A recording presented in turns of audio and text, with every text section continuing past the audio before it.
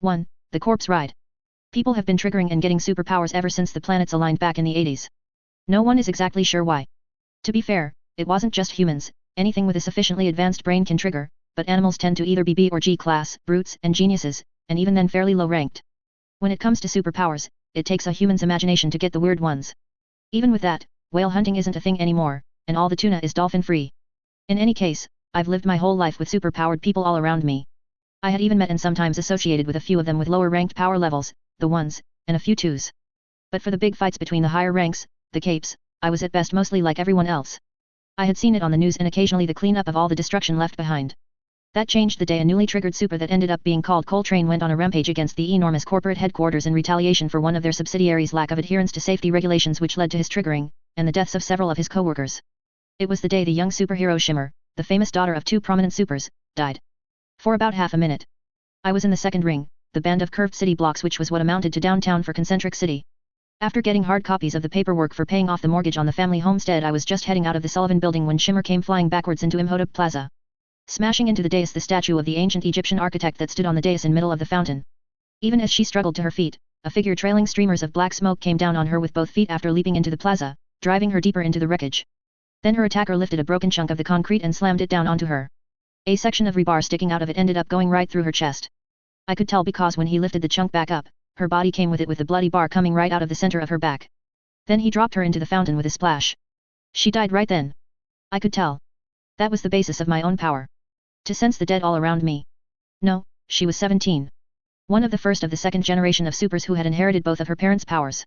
A perky, good-natured teenager who talked about wanting to help people when she had been interviewed. And now she was just another corpse, lying there underneath the water of the fountain. Her blood slowly spreading out in a cloud of red.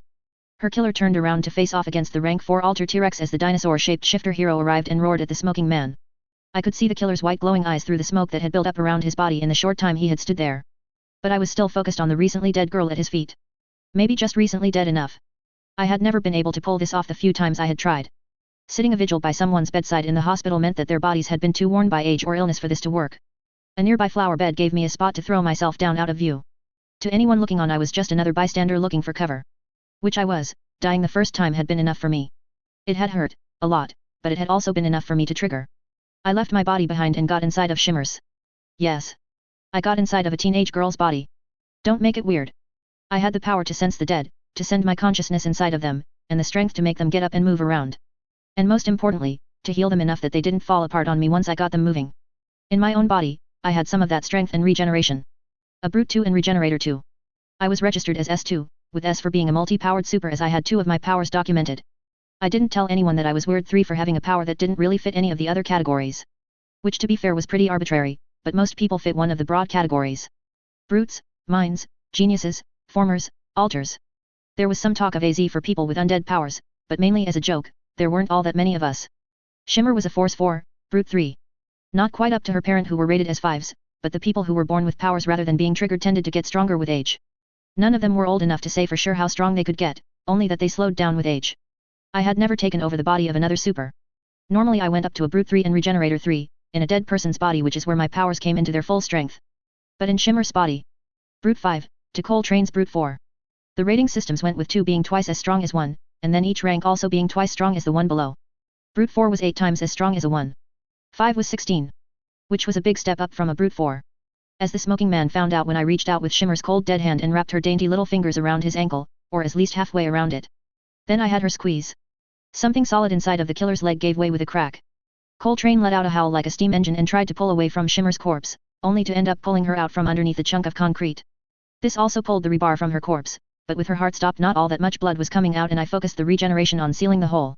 But now that she was free, I had her sit up from out of the water, then reach up to grab a hold of the front of Coltrane's pants. Getting a good grip onto his belt let me start pulling Shimmer's corpse up the front of his body. In trying to get away from her, all he accomplished was to fall over backwards with a yell and Shimmer's body sprawled over his legs. No, you're dead. As I had Shimmer pull herself up his body, I locked eyes with him and let the water flow out of her lungs enough to gurgle out, brains. Those freaky white eyes went wide, and a voice called out hesitantly, Emma. Looking to the side I saw the skinny redhead T-Rex in his human form standing by the fountain with a horrified look. At the same time, I felt a heartbeat and a murky stirring in my thoughts as someone occupying the same brain as me began to wake up. Oh good, it worked. As long as the brain isn't too far gone, I can regenerate a recently dead person enough to get them back to life. The only problem was keeping them from kicking me out before they regenerated enough to stay alive. Which is how I failed the first 2 times I tried this. Waking up in the middle of a fight with someone else in your head doesn't normally put people in the right kind of mood to listen to explanations. Shimmer's hands under my control yanked the smoking man up to his knees before beginning to smash his face into the edge of the fountain repeatedly as the cement cracked and crumbled underneath his face. Meanwhile, inside Shimmer's mind, I noticed a sense of alarm. With my inside voice I tried to keep her from giving me the boot. Calm down, girl, I can only heal you while I'm inside you and you still got a hole in your heart right now. Just take it easy and let me stay in the driver's seat. At first, she seemed confused, but it rapidly turned to concern. What? Inside? Not in a weird way. I just had to take control of your body to share my regeneration power with you. But I have to stay in control for it to keep working. I can only help you if you can trust me.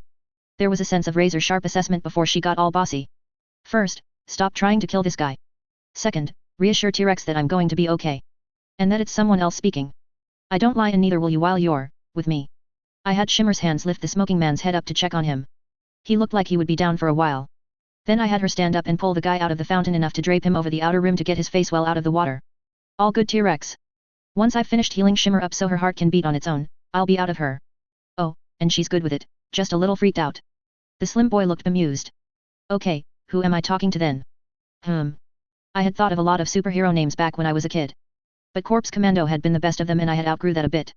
Mort, just call me Mort. Shimmer is going to be pretty hungry after her body gets healed up, and it's harder to do if I keep moving her around. So I'm going to go sit her down for a while. Take care of this guy, okay? He gave me a narrow-eyed look. You stay where I can see you.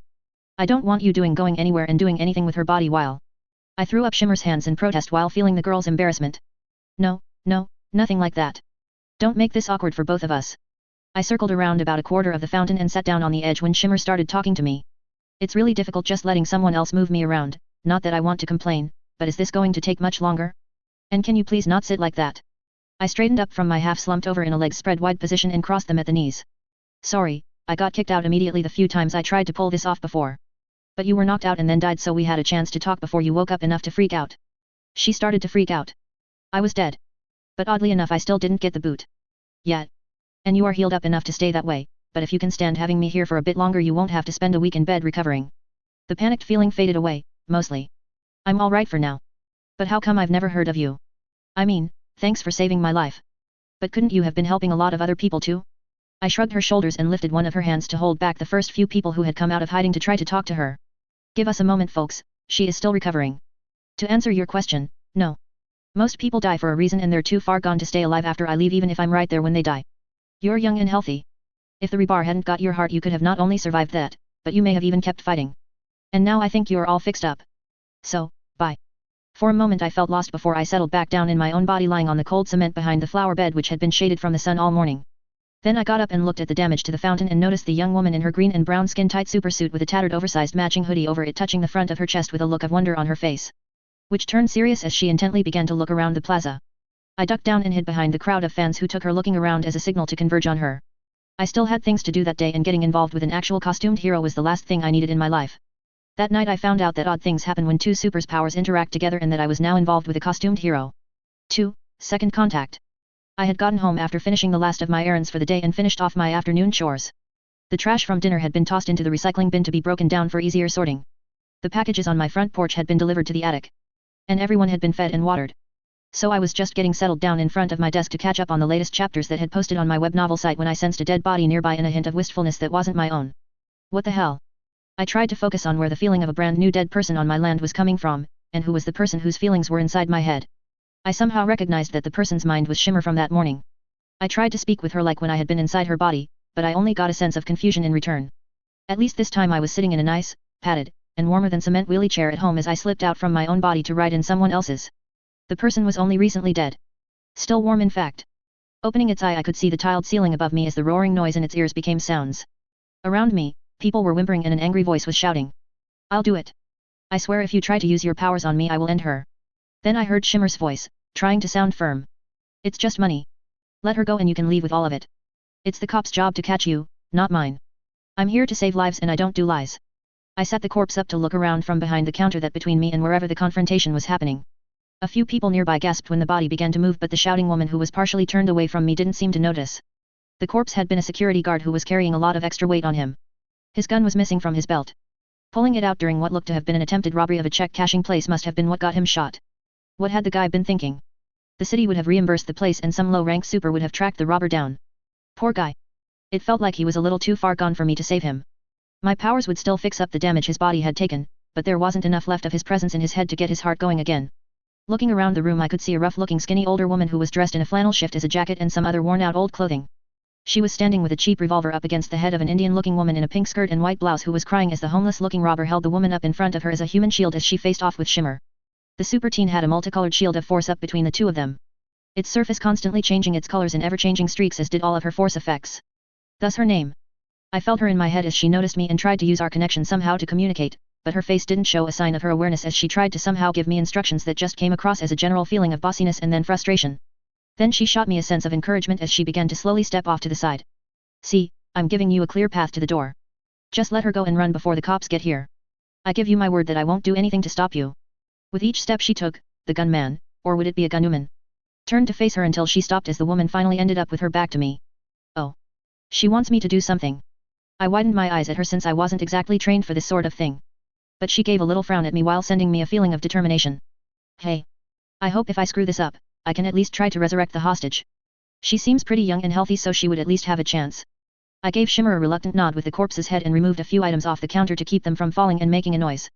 Then it was just a matter of rolling the fat man's body over the counter to land on its feet, take 2 steps, and wrap its hand over the revolver with its thumb between the hammer and the rest of the gun.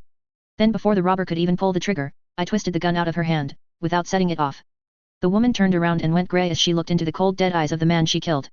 I had it grin, wheezed at her in an attempt to say brains in a longing tone, then I had it give her a solid headbutt to middle of her face instead. The robber went down with a yelp, blood running out of her nose. Then I got 2 kicks into her ribs before Shimmer reached out to stop me. She quickly pulled her hand back as I turned the dead man's eyes to her. Then she asked, Mort? Is that you in there? I nodded and held up one finger as the lungs finished sealing up. Yeah, any clue how I was able to sense a dead body near you from halfway across town? She looked confused and shook her head. The man, were you able to? The slow shake of my head made her glare down at the whimpering woman on the floor. I'm still not going to do anything to stop you from running. But the person inside the man you killed may do something about it. The robber looked up at me fearfully. I'm sorry. But you shouldn't have pulled out a gun. I spit out a bloody wad of something that had come loose in the dead man's lungs. Got it right into her face too. She squealed and clawed at her face as she tried to get it out of her eyes. It was a nice shot, but I did feel a little bad as I felt Shimmer get grossed out a bit. Speaking of which, did anyone see where the other gun went? I need to secure it. An older guy in work clothes pointed over to the corner where a bright yellow and black taser sat. I can see through you. I glanced down. The guy had been shot at least 3 times. It would take quite a while to finish off healing this body and it wasn't really needed since the coroner would just cut him open again. Heck, if healed it too much, a lawyer might even get the idiot now crying on the floor off of a murder charge. Yeah, he got shot. You think you and a few other guys can sit on this jerk until the cops get here? I hooked a thumb over my shoulder at the robber. I glanced over to Simmer who was looking at the holes in the guy's belly with a faintly horrified look. Okay, so being in a dead body isn't that pleasant? It's all numb and cold which means I want to get out of here.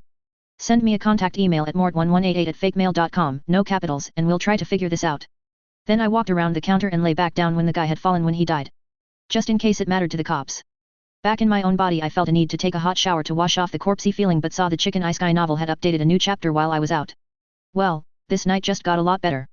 That night I dreamed of the accident again. It had been your classic hero-villain fight, where the good guy wanted to be a hero so badly he was willing to have a super-powered fight right in the middle of downtown Chicago during rush hour. The good guy. Captain Gaines, a former gym rat that had pushed himself into triggering as a brute for. The bad gal. Sleek. A professional snatch and grab bandit who had used her weird 3 slipperiness power to steal a courier's briefcase off his wrist, handcuff and all, as she drove past him on a motorcycle. Gaines was close enough to catch up to her, but it was a bad combination. A smarter man could have caught her even with only a brute's power. He was not a smart man, just a determined one. Sleek slipped underneath my school bus, motorcycle and all. Gaines' attempt to launch himself at her just before she dropped sideways to slide and so Gaines ended up going into the side of my bus. And then through it. I got back up after a bit. My friends didn't. Sleek evaded arrest for years until Light Knight caught her while his wife Bravada dealt with the rest of the thief's crew when they came to Concentric City. Gaines did 6 months in jail before he vanished into some secret government program in return for a shorter sentence.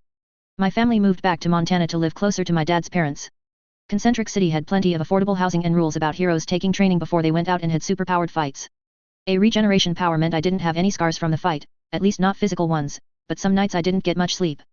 3. Wanted man. The next morning I got up to feed my chickens and set up Chester with some feed so he wouldn't bother me while I cleaned out his stable. The old horse that had belonged to my grandma before she gave me the ranch was the last remaining one of my grandparents' original animals. The rest of them had passed on over time after my grandparents had gone on their world tour and then retired to be close to my parents down in Florida. They still came up to visit several times a year. And Chester was always here to greet them. The old horse had triggered when he broke his leg, only a rigged one, but it was enough for him to heal his leg and live well into his 27th year. I had high hopes he had quite a few more years in him even though his muzzle had gone white with age. He still moved pretty well, and he may have gotten a little bit of powered strength as well. Maybe a brute .5 which was at least enough to deal with the geese. It had been 4 generations of brute 1 birds with foul tempers hogging the pond. I made some regular cash with the eggs. Geese made good guard dogs, and a goose that could bite down on a coyote and toss them over a fence were a very good guard dog. Just remember to feed them by hand so they want to protect you. The city had paid my grandparents to deal with them after the growing city reached the family ranch, along with the sentient group mined mice in the attic, and the talking crows. All of which except the mice got fed the same vitamin-enriched feed as the chickens. It was some genetically engineered super soybean that I got at cost from Core Values, the chain store created by the rank 5 stone and metal former that had established and built Concentric City without bothering to buy the land it stood on first. Not that you could buy land in a national park, my family was only here because we predated the park. He did in fact pay afterwards. Rather generously since it was pretty easy to become rich when you can find and pull gold and other precious materials right out of the ground. The government passed a special bill to allow it in return for him agreeing to not to build any further into the park, which also allowed them to save face by not having the very existence of the city continue to be a show of defiance. It wasn't until noon before I pulled out a brand new burner phone and went to fakemail.com to see if Mort1188 had gotten any mail. From, dead girl walking at fakemail.com. Header, psychic entanglement. So I've been told that, unlike telepathy, we weren't communicating mentally directly because of a superpower. It was because we were 2 people in the same body once I came back to life. I need to know how much of my thoughts you could pick up. And how much of a connection we have now. I'm sorry I have to press this on you after you saved my life, but I'm freaking out over the fact that a guy I don't even know may have access to everything that goes on in my head. From, Mort1188 at fakemail.com. Psychic entanglement. I wasn't aware of you or your mind until I detected a dead body near you, then I could feel your emotions. I tried to talk to you but the connection wasn't there anymore. At least not on that level. I think I may have only detected that body because it made you think of me, which opened the connection to let my powers extend to an area around you. From, dead girl walking at fakemail.com. Psychic entanglement. That sounds about right. Let me try something this afternoon after I get out of school. Mid-afternoon my senses were suddenly flooded with the presence of dozens of dead bodies. Oh God, what happened? My dogs, Fafner and Muffin, stopped suddenly in their play fighting to stare at me as I half sat, half fell into my rocking chair on the front porch, and reached out to one of the dead. Opening its eyes I found myself in a body that was wearing only a sheet inside of a dark, silent, and cold chamber just large enough for a corpse to fit into. I took the time to sigh. Of course. The morgue. Taking a guess on feet and first, I reached over my head to knock 3 times on what I hoped was the door. Even through the steel panels, I could hear a definite pause in some conversation before I gave an additional shave and a haircut knock. After another significant pause, and no 2 bits knock, the door opened. Looking up, I could see Shimmer and 2 other super teens. Manifest, an Asian kid with orange hair shaved on the sides and a bulky uniform in dark blue with a white trim. Transporter 4. Fable, a thin black girl in a rather plain-looking set of normal clothes. Illusion 4 bordering on a 5 since her illusions crossed over into reality manipulation and seemed to act independently. The illusionist jumped back with a squeal when I tilted the old dead woman's head back to get a better look at them. Manifest looked fascinated while Shimmer just seemed pleased that I had shown up. See, I told you it would work. She nodded to herself. I want you to join my team. I had the body croak out Awaha. The young woman nodded to herself again, like my response had been expected. She pulled out the sliding drawer fully out, while I rolled the corpse's eyes. Fable took another few steps back to where T-Rex was dressed in street clothes and leaning against a wall with his arms crossed, looking like he definitely didn't want to be here. That makes 2 of us, buddy. Manifest stepped up. Do you want me to help you down? I shook the corpse's head.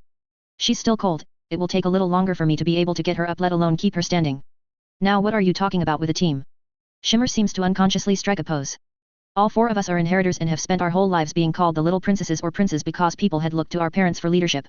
Now it's our turn to step up and become the leader of our generation. I even got a name picked out for our team. The Royals. That got some groans and eye rolling from the other 3 and a wry grin from Shimmer. We're still workshopping the name. But you can contribute so much. Manifest can get wounded people to medical help in time to help the injured. But with our mental link, I can get you to people that can't be saved in time or with regular medical help. Together we can save lives. Her eyes got big as she clutched her hand together. What do you say? I sat up, clutching the sheet in front of the dead woman's chest out of respect. Then I stared at the young woman with the dead one's eyes. I am 37 years old. I am not joining a teenage super team. Ignoring her disappointed look, I laid the corpse back down and snapped its finger at Manifest before pointing at the interior of the corpse cabinets. Shove her back in, please. Then I opened my eyes back on my porch and straightened up enough to tumble Jenny the cat out of my lap. She vanished off somewhere else before I could apologize. Transporter 2. The mice keep feeding her to keep her from stalking them, and it kept her coming back. A moment later I sensed a bunch of corpses. Then their presence faded away. Then they were back and gone, and back again. I closed my eyes and leaned back in the rocking chair and opened the old woman's back in the morgue. Manifest grinned down at me. She doesn't take no for an answer. I stared back at him. Team Royal Pains more like. I sat the corpse up again and turned it to glare at the young Supergirl who glared right back at me and showed me the stick. Are you going to do the right thing willingly? Or am I going to tell my parents about the creepy middle-aged guy who was inside my body? She grinned halfway through that. HRMF. I saved your life, little girl. And 37 isn't middle-aged, especially for a regenerator. She gave me a serious look. That's why I know you are going to agree to join the Royals. You're a good guy and you want the chance to save more lives. Fable spoke up. Can you do anything other than heal dead people? Then she flinched when I looked over at her. I triggered by dying. I got Bruiser 2 and Regeneration 2 while I'm in my own body. But I think it's only because it's just another body I can be in, the same as the dead. T-Rex spoke up again, almost confrontational, but not all that hostile. No one in the registry has powers like you. Lazuri is the closest and he's just in Regen 5, he can regenerate from being dead. This is a lot more than that. And you can't be him since he was in New Orleans when Coltrane went on his rampage. I stared at him for a moment before I put the name together with the smoking guy. Black smoke hits and screams like a steam train. Makes sense. I'm not all that trusting of the government. After all, I do live in Concentric. That got some understanding nods. The super-called core had just plunked himself down on the corner edge of Yellowstone Park and built himself a thermal core tap for energy as well as a arcology called the Palace for himself and anyone else with powers who wanted a safe place to live. It soon grew to take over more of the national park as well as 2 nearby states, and it was only after 2 generations of government attempts to do something about it that an agreement was reached for him to do a few hundred hours of community service each year, repairing and updating national infrastructure on a massive scale, that the city was granted official status as a federal district. Most people thought that had been his plan all along. The city grew pretty fast in the early days due to it being a refuge for people getting targeted by intolerance and harassment for having powers, not to mention government-sanctioned kidnapping. When Light Knight and Bravada, Shimmer's parents, moved here, it pretty much solidified the city as a refuge for rebels, iconoclasts, and all-around independents. Including a lot of G+s, the geniuses whose inventions had made the modern world. Core's determination to lay out his city in every broadening circles eventually reached my family ranch. So to be fair, I never choose to live here. Here choose me. But it did suit me. And so did saving lives. I'm not wearing a costume. Shimmer has a very annoying smirk. 4. Taking flight. Manifest's power allowed him to fold space, which gave him a way to move himself and others around, and store things in what he called his inventory. This included hundreds of pounds of water, sand, rocks, compressed air, and something he called slime to use offensively. As well as things like an ambulance worth of medical gear, cement barriers for cover, and even parachutes. Since my inclusion in his team, it also now included corpses. Just not human corpses. I glared at him as best I could with the corpse's body as he explained, I'm sorry Mort. But it's illegal to just carry a corpse around, and I don't often have access to a dead body that's up for grabs. This is the best I could find and afford to replace every day. I made the corpse quack to show my displease. And then tilted its head at Shimmer. She shrugged. He thought you could go in and scout for us. Then email me what you saw when you went back to your body. The transporter 4 grinned at me as he nodded. No one expects a duck. I had the corpse look down at the ground and sigh. It was a stupid plan. But a duck was more expendable than a teenage superhero, and I had a half hour before my friends showed up for board game night. Once I got this done, I was so going to settle Caden. As it turned out, as awkward as it was with no hands and weighing in at 3 pounds, a Brute 3 duck was more than capable of opening a door that very may well have been locked. I knew how super strong waterfowl got things done. The super teens had observed an independent illusion of fables called Mary Sue getting kidnapped around where another girl had fought off an attempt at kidnapping her. Inside the old church the kidnappers had taken the summons. I found a full-on black mass complete with a goat skull mounted in the middle of a red spray-painted pentagram behind an altar surrounded by a few dozen people in black robes. All looking at a bald tweaker-looking guy with a filthy beard who was begging the Dark Lord to accept their sacrifice before stabbing the empty altar. Well, that was a bit more than I expected. The crowd gasped at the empty altar, so I made my way down the central aisle to see what the fuss was about. The eyes of the cultists slowly began to turn towards me before someone asked. Why is there a duck here? Don't tell me he's the messenger from the Dark Lord. Well, why not? It took a bit out of me, but I was able to flap up on top of the altar. Quack at the completely confused high priest guy. Then let loose with what was left in the duck's bowels. Right on their altar, before letting out one of those mocking-sounding duck laughs. They didn't take it well. I had to take to the air and I managed to take 1.5 circuits of the room before someone took me down in a flying tackle off of a folding chair, and then I opened my eyes in my kitchen a little too late to get my pizza rolls out of the oven. They weren't burned, but they had split open on the edges and half the filling had spilled out. They would still taste great, but I would have to gather up the gooey bits with a fork when I moved them onto a plate. They would just stick to a spatula. With the oven still open I sent Shimmer a report. 2. Dead girl walking at fakemail.com. We need you tonight. Cultists. They sacrificed Fable's illusion to the Dark Lord and took down Peking. I couldn't save him. Also, I couldn't see the illusion. Either the dead or ducks are immune to Fable's illusions. I finished my dinner off and greeted Matt before I sensed another corpse and left him in charge while I hit the can. Working with Team Royal while on my throne. The new body's heart had failed him. Most of the cultists were cowering in the corner while a cramped-looking T-Rex in dinosaur form glared down at them. Baldy, the cult leader, was zip-tied in off to one side with a horrified look on his face as I stood the cultist's corpse up and looked around for some context as to why Shimmer had called me here again. Fable bowed to me. Your humble servant welcomes you as Geralt. I plead with you to punish this foul one who falsely claimed to serve your eternal darkness. Shimmer rolled her eyes and crossed her arms while projecting a feeling of displeasure. I guess I should play along. Turning to the bald guy, I had the corpse glare at him as it spoke in a gurgling voice. Pretender. I paused while something spilled out of the dead man's mouth and down the chin. Your soul is forfeit for your false teaching. Confess, and you may yet live out the rest of your worthless life before you fall into the pit. Then I gave Fable a questioning look, but the guy lost it before she could come up with anything else to say. I'm sorry, I'm just a mind one, I needed to keep upping the stakes to keep these idiots giving me money. It wasn't even a real girl, she just vanished when I stabbed her. Please, I didn't know any of this was real. I resisted the urge to quack at him. Instead, I raised the corpse's brow as I turned to Shimmer. Is that it? I got people over. And this guy is starting to revive, you might want Manifest to get him to a hospital when he kicks me out. Fable raised her hands up as she bowed again. Praises Geralt.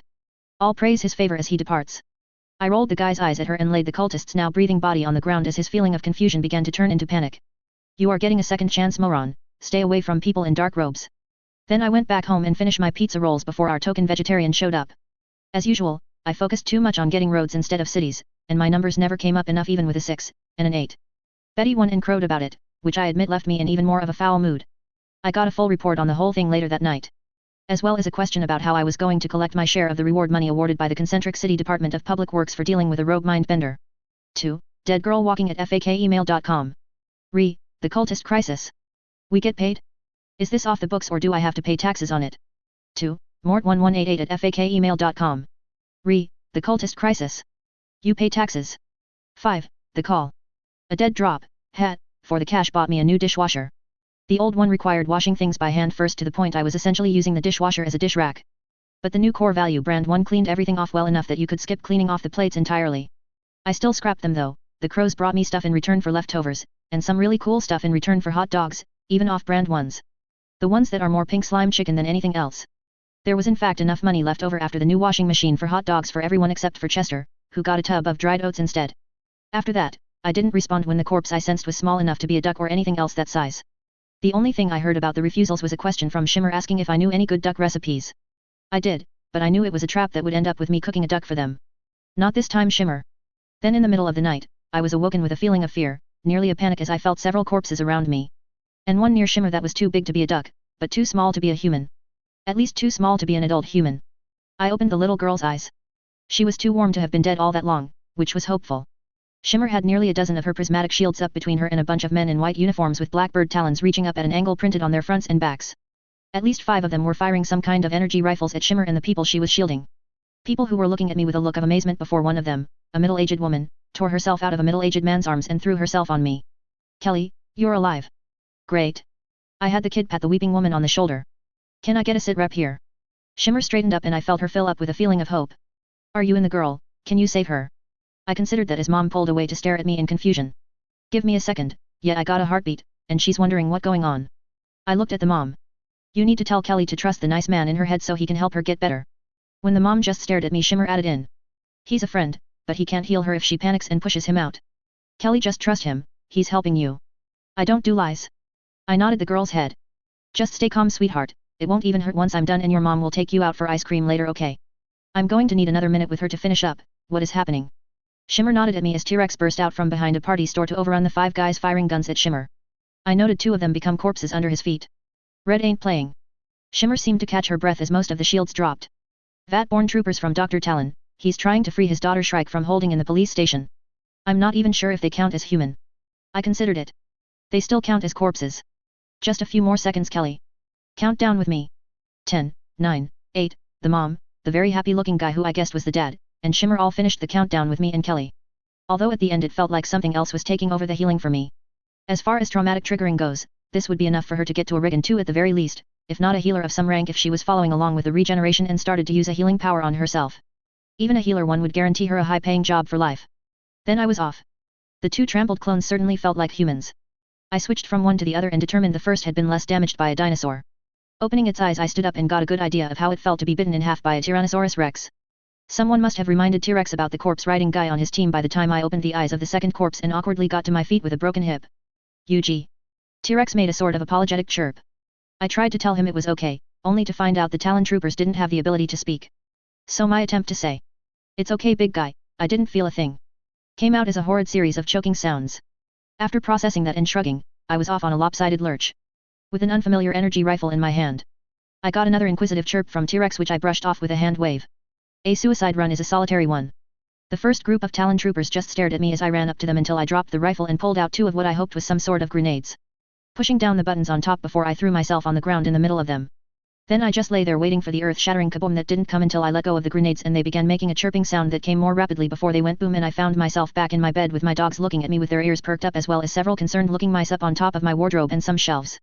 Good boys, I let you outside in a bit, and the rest of you know you aren't supposed to be in my room. A few minutes later I could feel more corpses. This time I went for the one that was the farthest away. I found myself sitting in a hallway with a woman in a yellow onesie suit who had red feathers for hair stomping down the corridor towards me. I stood the corpse of the officer who was still clutching his gun in his hand. Let me guess, Shrike right. Then I opened up on her with what I was guessing was a Glock. Sorry, I never owned a handgun in real life so I'm unfamiliar with them. The bird woman pulled a Talon trooper in front of her to take the shots then threw the corpse at me before ripping most of the officer's head off with a set of 2-inch claws on her fingertips.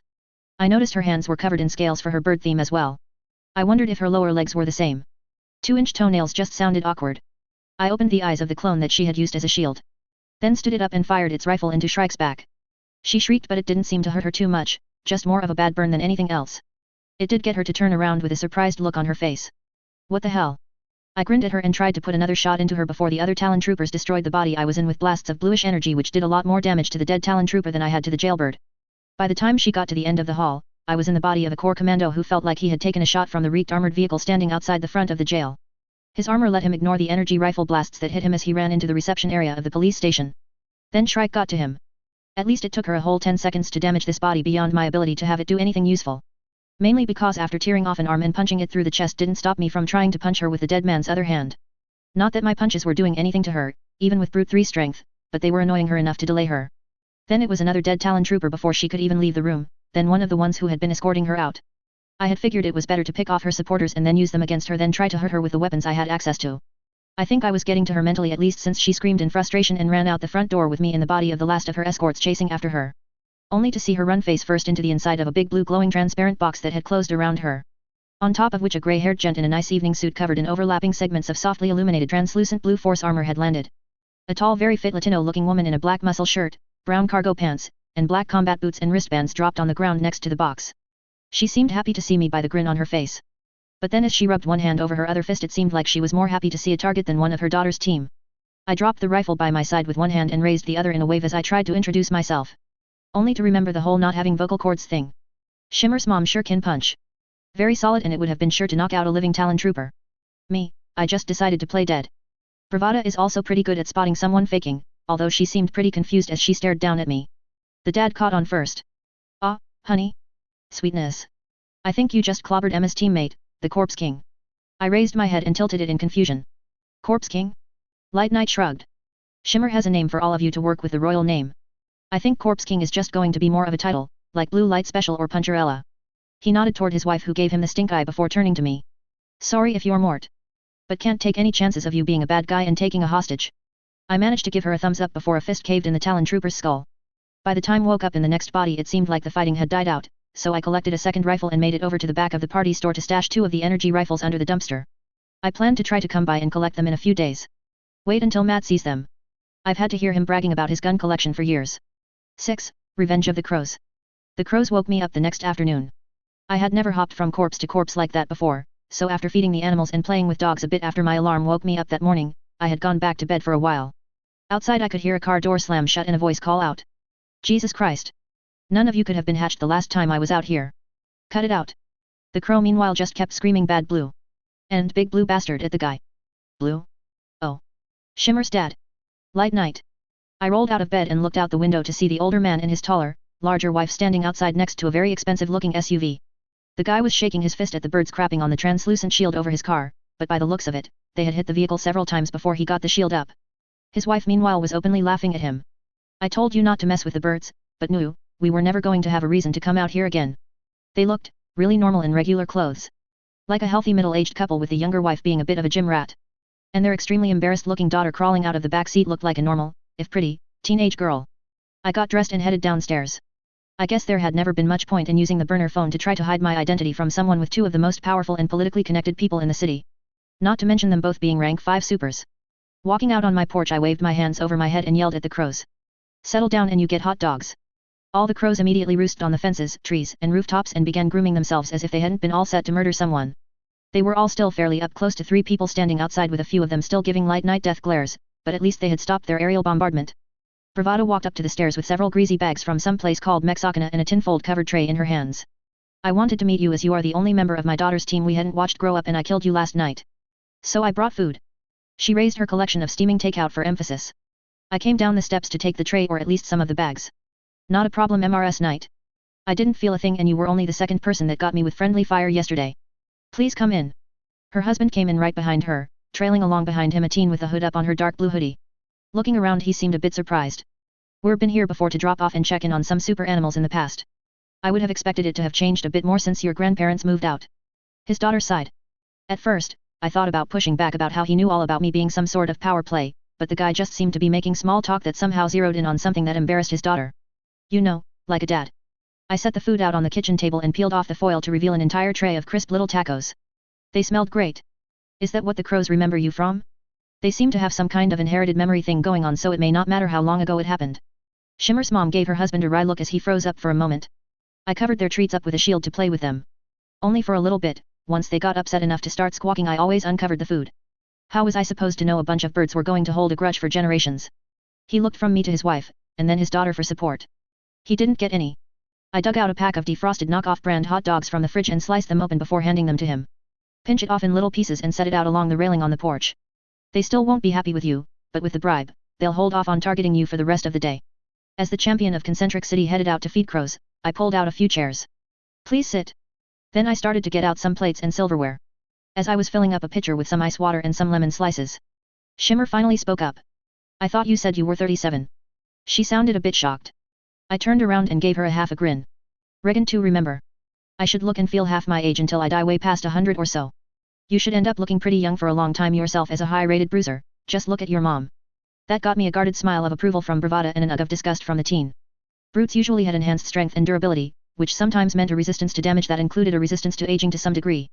Bravada looked like a 20-something woman who dressed older, but could still pass for the same age as when she had triggered. At a rank of 5, she might look like that, well, for the rest of her life however long that lasted. Then the normal aging grey-haired dad came back in and the luncheon/interrogation began. No, I didn't want to register my power due to a fear of getting kidnapped and forced to resurrect old rich people whose flunkies would kill me when their boss just died again from being that old. No, I only had access to their daughter's mind when she was thinking at me near a corpse, and while I was in the corpse she was aware of. And anyway I didn't get her thoughts, only any emotions she was directing toward me or feeling really strongly. At least going from past experiences, we hadn't tried to push the limits of it. I had in fact lost track of her mind once I switched to a corpse out of her sight. Yes, I did feel awkward working with a bunch of people that much younger than me, but since I had looked like I was about 20-something since I was 20 it was something that I was used to by now. At least I didn't have to worry about someone 20 years younger than me hitting on me since I was always in a corpse around them.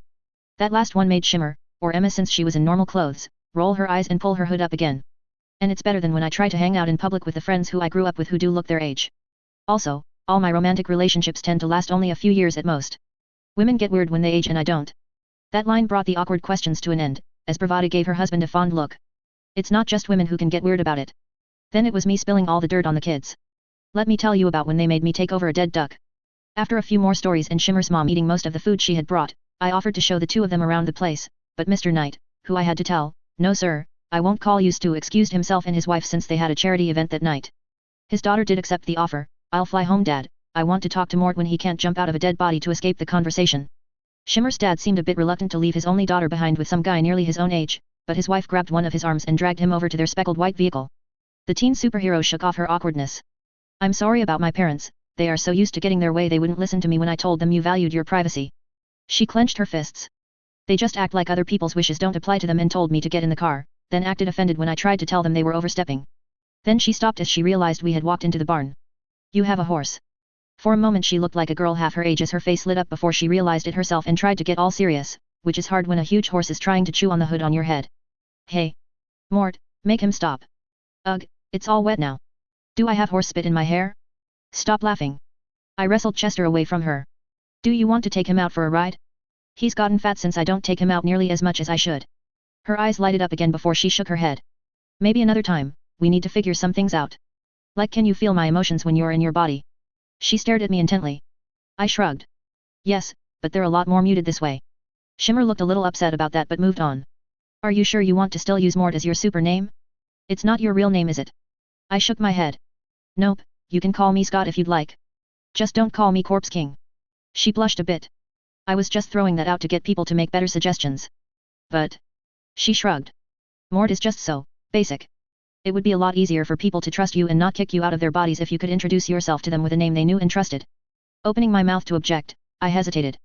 Okay, you have a point there. But nothing with the word corpse or dead in for a name if you want me to have one that people will trust. I started to think, and an idea popped into my head.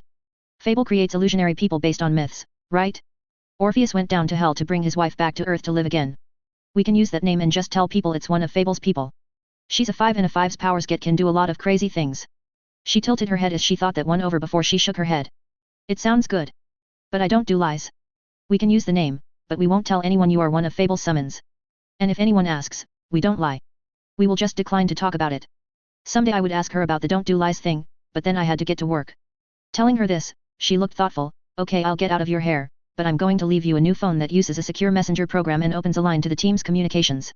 Then she gave me a wave, surrounded herself with a shimmering box of force, and then flew off in it. The box even had a seat in it. She had the foresight to keep it low to the ground and head off in the direction of the national park land so none of the neighbors would see flying people coming from my home. I appreciated that at least someone in their family had a sense of discretion. 7. Killing time. Most people with powers at a rank of 1 lived pretty normal lives. The type of jobs that you could get with your power at that level seldom paid all that much more than any other job you could get with no degree or experience. A rank 2 on the other hand, tended to either look for jobs that their power favored or gradually drifted into one, especially people who inherited their powers from a parent and grew up with the idea of using those powers to make a living. For a rank 3, you get recruited. Me, since I was officially an S2, I did the normal teenager jobs. Then I went to community college and took a few concentric university courses. But no career path really appealed to me. So like a lot of people with powers at a 2, I drifted into a job that my powers could help me with. Collecting roadkill. I didn't try to ride the flattened corpses. But I could find them a lot easier and the city paid out in bounties for cleaning things up.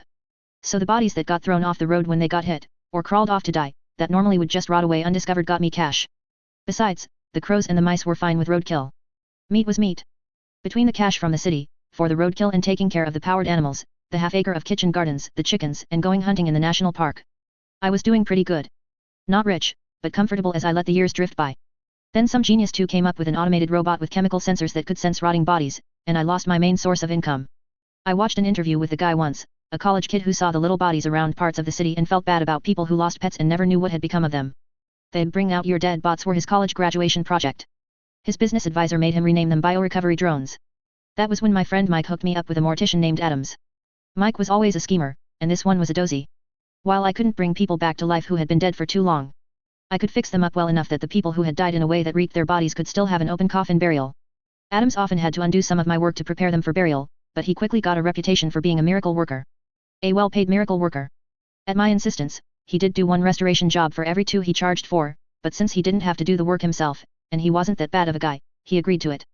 I got paid, he got a lot of work, and we both got to help some grieving people say goodbye to a face instead of a lid every now and then. It sometimes took a few hours to fix up a body since I wasn't pushing the regeneration to get as much work done as I could before somebody woke up. So when I drove out to the Adams funeral home I always brought a tablet along to watch or read while I did my work. While my body was stretched out on a bed in the guest room in the apartment above the funeral home I was getting paid to watch tube videos or read free novels on my favorite web novel site. Now when someone is buried with jewelry or other valuables, they usually get brought over on the day of the funeral and then put on the remains while a member of the family watched to make sure nothing went missing. But the 3 idiots who decided to rob the corpse of one Mrs. Suki Sumter decided to force their way into the funeral home the night before. Really, if you wanted to rob her corpse, the Sumters have a private crypt. I knew that because graveyards had been my training grounds when I was a kid. A crowbar could have gotten them access with no witnesses if they had waited for 2 days. Mrs. Sumter had been sitting in her bathtub overnight before she was found, and she had kind of saturated. So my tablet was sealed up in a plastic bag, as one was needed rather than being largely symbolic, and I had set it up on top of the sheet-covered corpse's chest rather than hold it up and have it pull things loose from her hands with its weight. Which is how the three thugs, Mr. Adams, and his wife who worked as the funeral home secretary found me when the Adams were led in at gunpoint. "Where's her stuff, old man?" I turned the corpse's eyes over to see the three idiots with one gun between them. The other two had a baseball bat and a machete. The one with the baseball was staring at me with a horrified look. At first, I thought he had seen me move the eyes, but then he asked, "Why is the dead lady watching tube?" The guy with the gun looked over and then frowned at Adams. "Man, that's disrespectful. Don't be leaving stuff on a dead body. Goddamn man." Then I opened my eyes back upstairs. Yet, even in an elderly, waterlogged body I could have taken care of three idiots as a brute three. Out of terror if nothing else. But they would talk and people would ask questions. Besides, I had spent over an hour firming up Mrs. Sumter, and throwing someone's grandma into a fight felt a little wrong. The smart thing to do would have been to call the cops and let the professionals handle it. But I was worried that the idiots might get violent when Adams was unable to hand over jewelry which he didn't have. Adams and his wife didn't have powers, or at least none that either of them had ever mentioned, while nothing short of a shot to the head would kill me. At least as far as I know. And if the thugs did somehow kill me, well, that had only been a temporary problem the last time that had happened. I still called the cops and assured them I would be a good boy and find a place to hide. Sorry Shimmer, I do lies. The funeral home had an elevator, an old slow one, to which I pressed the button to send it down to the basement, but I sent it down empty. The reason? It dinged when it arrived at a floor. While it was slowly going down 2 stories, I took the steps down to the basement and got there in time to find a confused guy with a bat looking around for the mysterious elevator passenger that he had heard from the sound of the elevator arriving. I had wanted to take some martial arts classes at a strip mall when I had delusions of being some sort of superhero as a teen. Instead, my grandpa had set me up with an instructor who taught brute 1s and 2s since I would have hurt someone in a normal class. From Mr. Turlow, I learned how to fight normal people without hurting them. Before we learned how to do a chokehold, the coach let us experience one, so I had some sympathy for the baseball guy when I stepped up behind him and wrapped my arms around his neck and my hand over his mouth. "Shhhh, just go to sleep and you'll be fine. We won't bury you alive in a coffin with a dead body and a box of matches." And sure, saying that just made him struggle even more. But screw him. You threaten people, try to rob them, scare the crap out of them. You deserve to have a scare put into you, along with some bruises. Then karma reared its ugly head as Bat Boy dropped his bat as he passed out. It clattered back and forth from handle to tip a few times before it began to audibly roll away. "Pete, you okay?" I looked into the eyes of the machete guy from over the head of an unconscious Pete who was still in my chokehold. "Well, he's still alive. Trust me, I know." The machete guy just had to start yelling. "Arnie, we got trouble out here. Some guy took out Pete." "Hey." The last part was from me dropping Pete and running away. Yes, I have superpowers. He had a machete. With a B2's toughness, he wasn't going to chop off my arm or anything, and I could easily heal from what he could do. But my real body, unlike a corpse, can feel pain. No thanks, maybe if it was a choice of someone without powers getting hurt or me, I would take the hit. But I just wanted everyone to get out of this alive. I already called the cops. Grab your buddy and go before they get here. From around the corner, I could hear them yelling at the Adams about staying where they were, and then I heard the elevator door open as I looked across the hall at the circuit breaker. As I heard the door close, I pulled open the little door of the metal power box and saw that all of the circuits were neatly labeled. Including the one saying elevator. I was glad they were being reasonable and leaving without hurting anyone, but why give the chance to come back, or just go after someone else? Later on, I got scolded by a young blonde police officer who was unamused when I asked for her phone number in case I remembered anything else about the case. I wasn't sure if she was annoyed due to me hitting on her while she was trying to do her job, or for hitting on her while looking like I was several years younger than her. I got Mrs. Sumter solidified after another hour of reading forum posts. I did not get paid for dealing with the 3 criminals since I was not a licensed superhero under my real name or even a registered support member of a team with a licensed superhero on it. I can see the reasoning, but it still seemed cheap. 8. Tina. The next morning I already had an email to go pick up my new phone at the Dead Drop, which turned out to be a 24-hour automated storage facility with my prepaid unit, D4, having 1188 as the passcode. Which had been quickly set up, and it was rather nice that Shimmer was still trying to respect my privacy. There wasn't really much point. She knew where I lived, my real name, and I had met her parents. I've had girlfriends who hadn't gotten that far. The phone was sleek, black, thin, and had a discreet little white liar symbol on the back of it. No case, but it felt like something that bullets would bounce off of, so I wasn't too worried about dropping it. The featureless white box it had come in has 6 earplugs. Shimmer had explained that she and the rest of the team had nano implants that they could break up using an app on their phones if they needed or wanted to get rid of them. But regenerates tended to reject implants. Or body piercing. I had heard tattoos required some pretty pricey ink to be permanent as well. But I wasn't ever going to get sick again in my life. Sort of made it worth it not being able to have youthful regrets permanently on my skin. There was no charging cord. So I had to wonder if I was supposed to toss it in the microwave or something to recharge it. Instead, I tapped the screen and saw the startup screen showing the side view of a brain over a mechanical gear logo of Cortex, the genius-run tech company started by the city's founder, Core. I think Shimmer just gave me a fission-powered device to carry around in my pocket. Oh, it's got free internet and long-distance calls. Sold. The regeneration should take care of any sterility issues. 2 days of playing with the Genius Tech phone, which had linked up with every electronic device in my house, other than up in the attic, and had begun using my desktop, laptop, and tablet as dumb terminals. I decided that I never wanted to go back to 21st century electronics. I think the thing could even power my whole house. Then I got a text from Shimmer saying she needed to talk to me. So I called her. No, I meant in person. I wanted to ask a favor. Look, I'll be out there in a few minutes. She came in from the tree line, sitting in her iridescent box dressed in a rather somber set of casual clothes. After she landed on her feet as the box vanished a few feet up in the air, I asked what's up. She seemed to take a moment before she began to speak. A girl went missing over in Idaho. She's been missing long enough. I think you can find her long before anyone else can. Oh. I had done this sort of thing before. Another one of Mike's ideas, but he lost interest when I said I wouldn't take money for it. Some of the times the person who had gone missing had already been discovered by the time I got there, or would be found still alive while I was still searching. Some of the time. Most of the time. Well, there had been a reason I kept a burner phone around. A discreet message at least let people know what had happened to their loved ones. And sometimes it led the police to who had happened to them and was stupid enough to keep the remains on their property. Or, parts. I explained most of this to the young woman who was hoping to help someone, but I got the feeling she already knew how seldom anyone could be helped when things like this happened. I skipped the bit about finding parts. It wasn't pertinent, and she was already pretty somber. No need to pile more onto a teenager who could get upset and start crying. Or get upset and start smashing things, like my house. Or me. Neither situation was one I was ready to deal with. Normally it would have been a 7-hour drive. But we got there a bit quicker even though we took my car. She lifted the old rusty truck I had inherited from my grandfather up into the air on a sort of tray of shimmering force. She was able to carry it along at very high speeds. It's quicker than flying, well, flying in a plane. But having car seats is a lot more conferable than sitting on a rock-hard plane of force. I nodded at her from the driver's seat. I had insisted on sitting there since it was my car even if she was driving. What was upsetting to me was that she had taken over the radio and was listening to AI pop. I complained she gave me an OK boomer and still didn't change the station. I refused to even look at her for an hour. I guess refusing to apologize is part of her don't do lies bit. Once in the area where the girl had gone missing, she made a simple box for both of us to sit in while she flew us around since the car would be a bit too visible. I can wrap myself in armor like outer layers to fly around and enhance my strength like my dad does, and you know, protect me. But my curved force constructs give off so much light I can't see through them. Flat planes are much less glowy. We were also using a box since it didn't block out the ground directly beneath us like my truck would. But I did make her make the box wider than she wanted it since I didn't want to end up in cuddling distance of a 17-year-old girl. I also grabbed a blanket out of my truck to fold up for both of us to sit on. I could normally sense the dead within 100 feet or so. Further, if I concentrated. But we could move at a faster speed since I was only trying to sense human-sized bodies. Or child-sized ones. We didn't find anything the first night, other than some long-dead larger animals and graves that were so old there was barely anything left for me to sense. Shimmer paid for both our hotel rooms as well as meals. She didn't offer me anything for my time, and I didn't ask. The next night I found the bodies. All of them child-sized and all together. I got something, but we should call in the police. She went pale and spoke in a whisper. We're too late. I slowly shook my head. Maybe, maybe not. She isn't his first. It may be just the others I'm sensing. There was only one house in my range.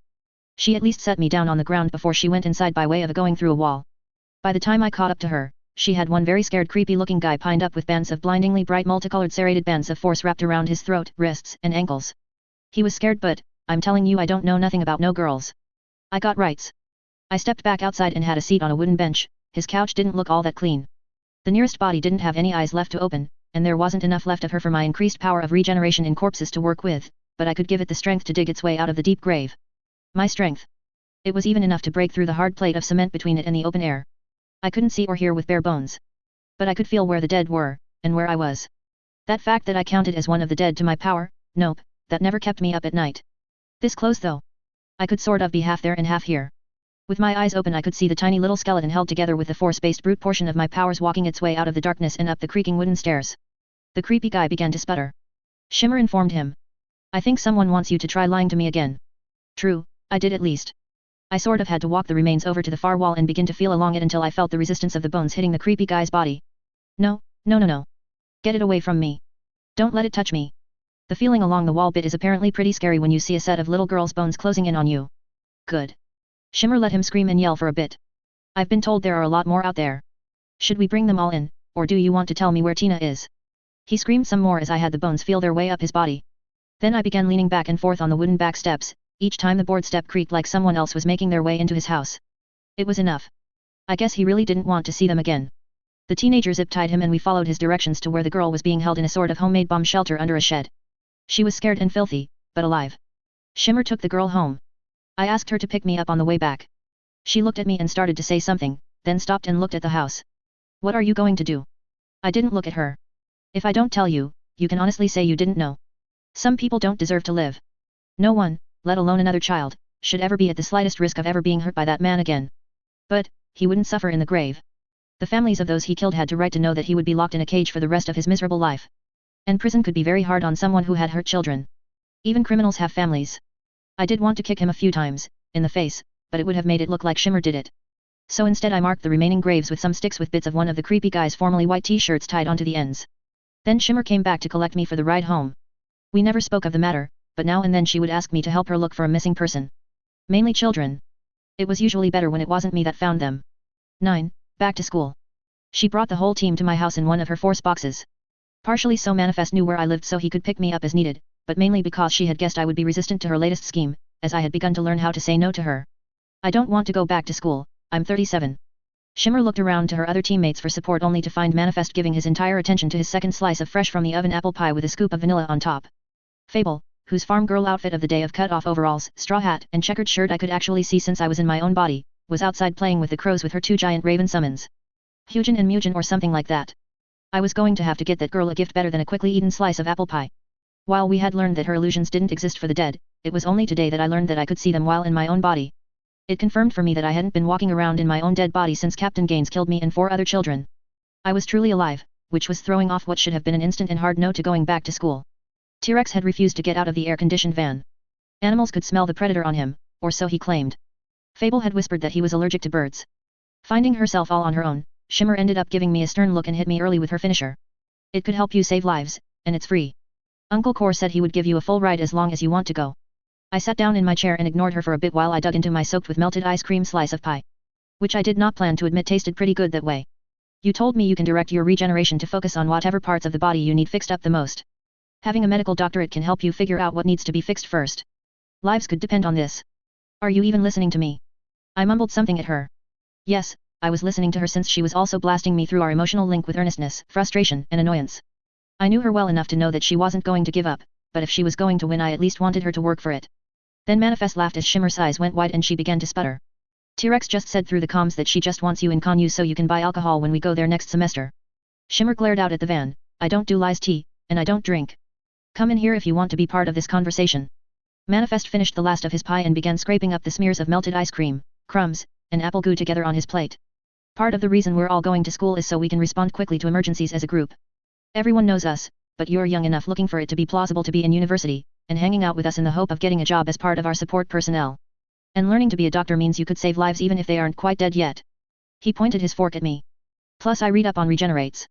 You're going to be around for something like another 100-some years even at a rank 2. You got to keep learning new things if you don't want to fossilize in your middle age. I stared at him for a moment. Did you just good cop me to her bad cop? I pointed at Shimmer who began to protest there had been no such plan. The Asian man just grinned. More like reasoning cop to bully cop. We both grinned. The girl got upset and we had to apologize. Which somehow led to me agreeing to go to Concentric University for a pre-med program. There really wasn't a need for it. I had audited the anatomy classes online and knew what bits and pieces the body needed to have working to keep someone alive. Anything below the level of gross anatomy was below the threshold of what I could sense about what was happening to a dead body. But what Shimmer wants, Shimmer gets. Plus, Manifest was right. I was probably going to be around for a long time, and I had been sitting around the ranch doing the same old daily routine for years. I needed to shake things up a bit. While Con U wasn't that far away, and the express tubes could get me there from near my house in about 20 minutes while I fiddled with my phone. Classes would keep me away from the ranch most of the day. I needed a ranch hand.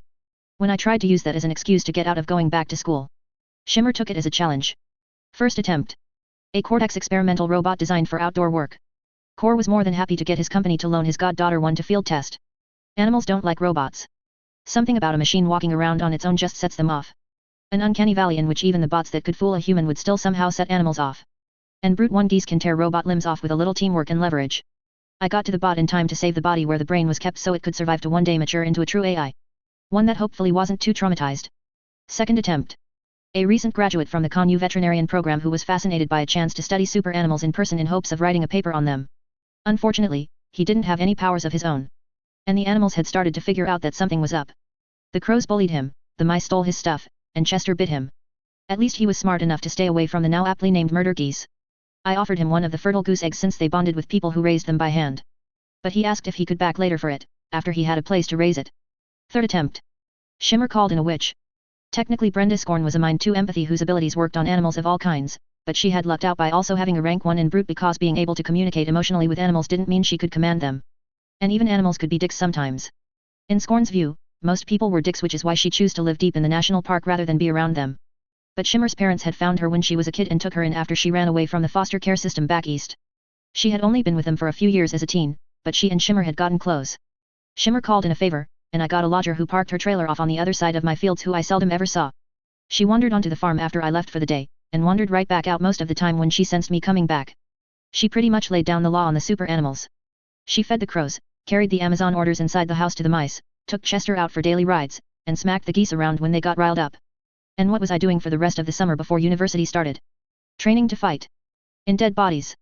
Manifest had been thoughtful enough to collect a bunch of dead Talon troopers' corpses, which he got away with because they weren't technically human and he didn't bother to ask. They ended up in cold storage at the academy, the headquarters and training facility for most of the powered in Concentric City. Apparently, from watching the footage from the police station, Shimmer's mom was of the opinion that I fought like a sleepwalking coma patient. And that I could do better. So 5 days a week I got to be smacked around by Shimmer, a dinosaur, and several figures from mythology supplied by Fable and wearing karate GIs so I could mostly see them. At first, Bravado was showing up for a chance to really cut loose on targets that could fight back and she didn't have to feel guilty about going full out on. But her daughter made her stop since I ended up spending most of the next day fixing the bodies back up to mobility. At least for a while, I got to show a lady a good time. 10. Training montage. So what do you train someone to do when they have an expendable body? Fighting, yes.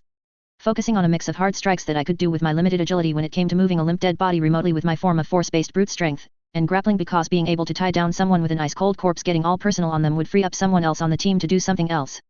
Manifest came up with the idea of bomb disposal, but then he also suggested putting bombs in some of the corpses. His teleportation powers weren't all that useful for direct combat so his mind tended to focus on how he could use other things to take out the bad guys. A walking bomb seemed like a great idea to him. Working with bombs was a little tricky. I could manipulate my fingers pretty well as long as I could see them. But I didn't have much of a sense of touch, I just felt the resistance. Besides, Manifest, or Manny, could just teleport bombs away rather than risk messing with them. He nodded at the suggestion. Unless it has a GPS to set it off if it gets moved around. I got several spots I can send it to all over the city, but if I'm not available, it's still better for you to risk a leftover Talon rather than risk somebody from the bomb squad. I pointed out that the bomb squad had robots that could do the job, and he pointed out that they cost money while a dead Talon trooper was free. Okay, he had me there. Marksmanship training went pretty quick, my aim in a corpse sucked. Just hook the dead guys up with cattle prods and let me wade into people. If nothing else I can draw fire. I got a sort of taser called a shock stick instead. It was shorter than a cattle prod but looked more dangerous since it let out a jolt of visible electricity and made an ominous humming noise as long as my finger was on the trigger. T-Rex explained. It's more scary that way. Intimidating someone is always better than hurting them. They got me a uniform. A bunch of repurposed Talon trooper uniforms were painted and dyed all black with a white lyre on the right front and one on the opposite shoulder. Originally a few people who could not be getting paid enough were supposed to get the bodies redressed. Instead, I took them over long enough to play dress up with them myself.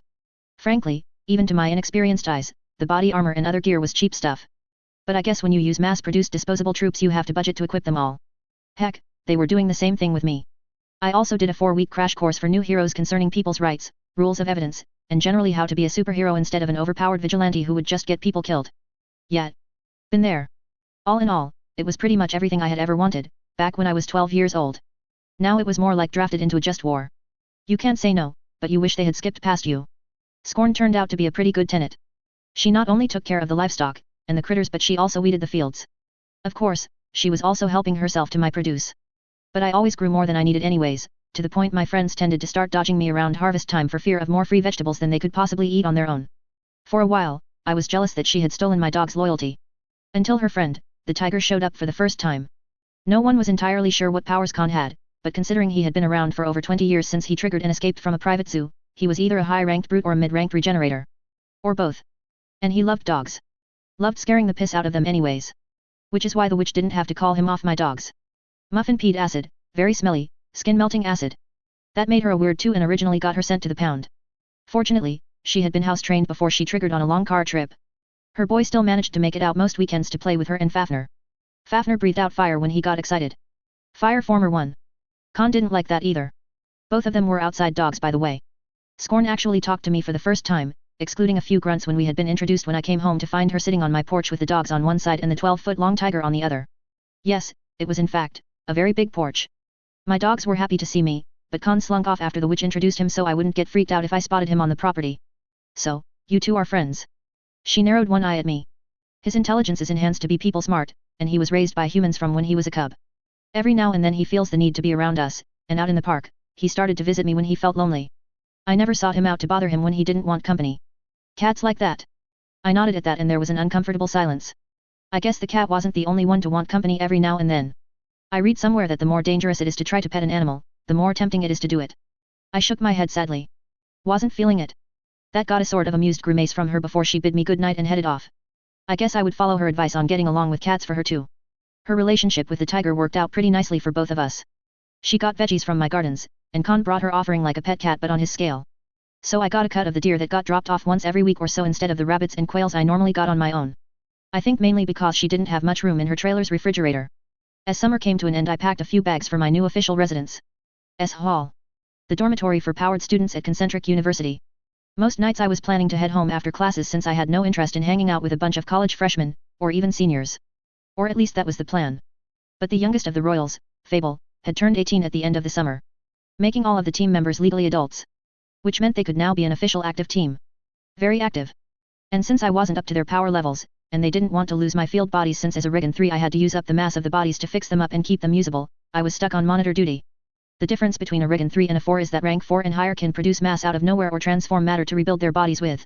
As a 2 I can starve to death healing my own body, or use up so much muscle mass from a corpse I don't have anything to work as far as getting them up and moving them around unless the body is within a few dozen feet or so from my own. So for 4 hours a night, 5 days a week, I got to spend my evening listening to a group of hormonal 18-year-old playing superheroes on the official patrol shift they had been assigned in the safest part of the city. Because they demanded to be treated like adults, and that was the compromise they had reached with their parents. I could have done it from home, at my desk, in my own chair. Or I could have done this in the basement clubhouse at the academy they had for their training program which was right next door to a 24-hour cafeteria with free food. But the kids wanted a real base all of their own. So we had a former secret base underneath an old gas station that had belonged to Dr. Talon when he was still a working genius for at Cortex in good standing before he got into an argument with Core over human augmentation and went rogue. It once had a set of luxury suites for Talon and his children, which had gotten destroyed when the base was found and raided. What was left was the utility room, the support rooms, and the vast room that had once held the vats for his troopers. In which I got to sit at a budget refurbished communications console. To be fair, the equipment was pretty cutting edge. Last year's cutting edge, what we had was pass-me-downs from the Royals' parents, but with all the updates for the best games. Which I couldn't play while on monitor duty. T-Rex, Manifest, and Fable hogged all the controllers between them when they got back from their patrols. But late nights and still growing bodies meant I had a good hour to game between feeding the animals in the morning so they didn't forget about me and the start of classes. While I couldn't play around while on monitor duty, I could at least study. The computer intelligence, Clovis, was nearly sentient and felt underutilized. Chloe made a good study buddy as well as doing my job. Orpheus, I have a 911 alert of a police officer being found in a closet wearing only his underwear at the Tarquin Arena. I believe you should contact the team. This sounds like a job for everyone other than me, Clovis. Exactly the kind of mission I love. Unfortunately for me, Shimmer decided she needed every warm body she could call in to search the arena, as well as one cold one. So instead of memorizing more medical terminology, I stretched out on a futon that was at least new and opened my eyes to a freshly decanted and still ice-cold Orpheus body. 11. Code Blue. After gearing up I walked the corpse through one of Manifest's portals to see him standing in the middle of a waiting room of some kind. With dozens of monitor-sized warped circles of air all around him, each one giving him a different view from up above the arena. Stepping out of the portal, I immediately fell over as the floor on this side of the portal was a good foot lower than from the other side. Rise and shine, Orpheus. The officer's name is John Ortega, and we're on the lookout for any cop with that name tag or wandering around without one. T-Rex is trying to pick up the guy's scent, and Fable has her entire pantheon out on lower power levels.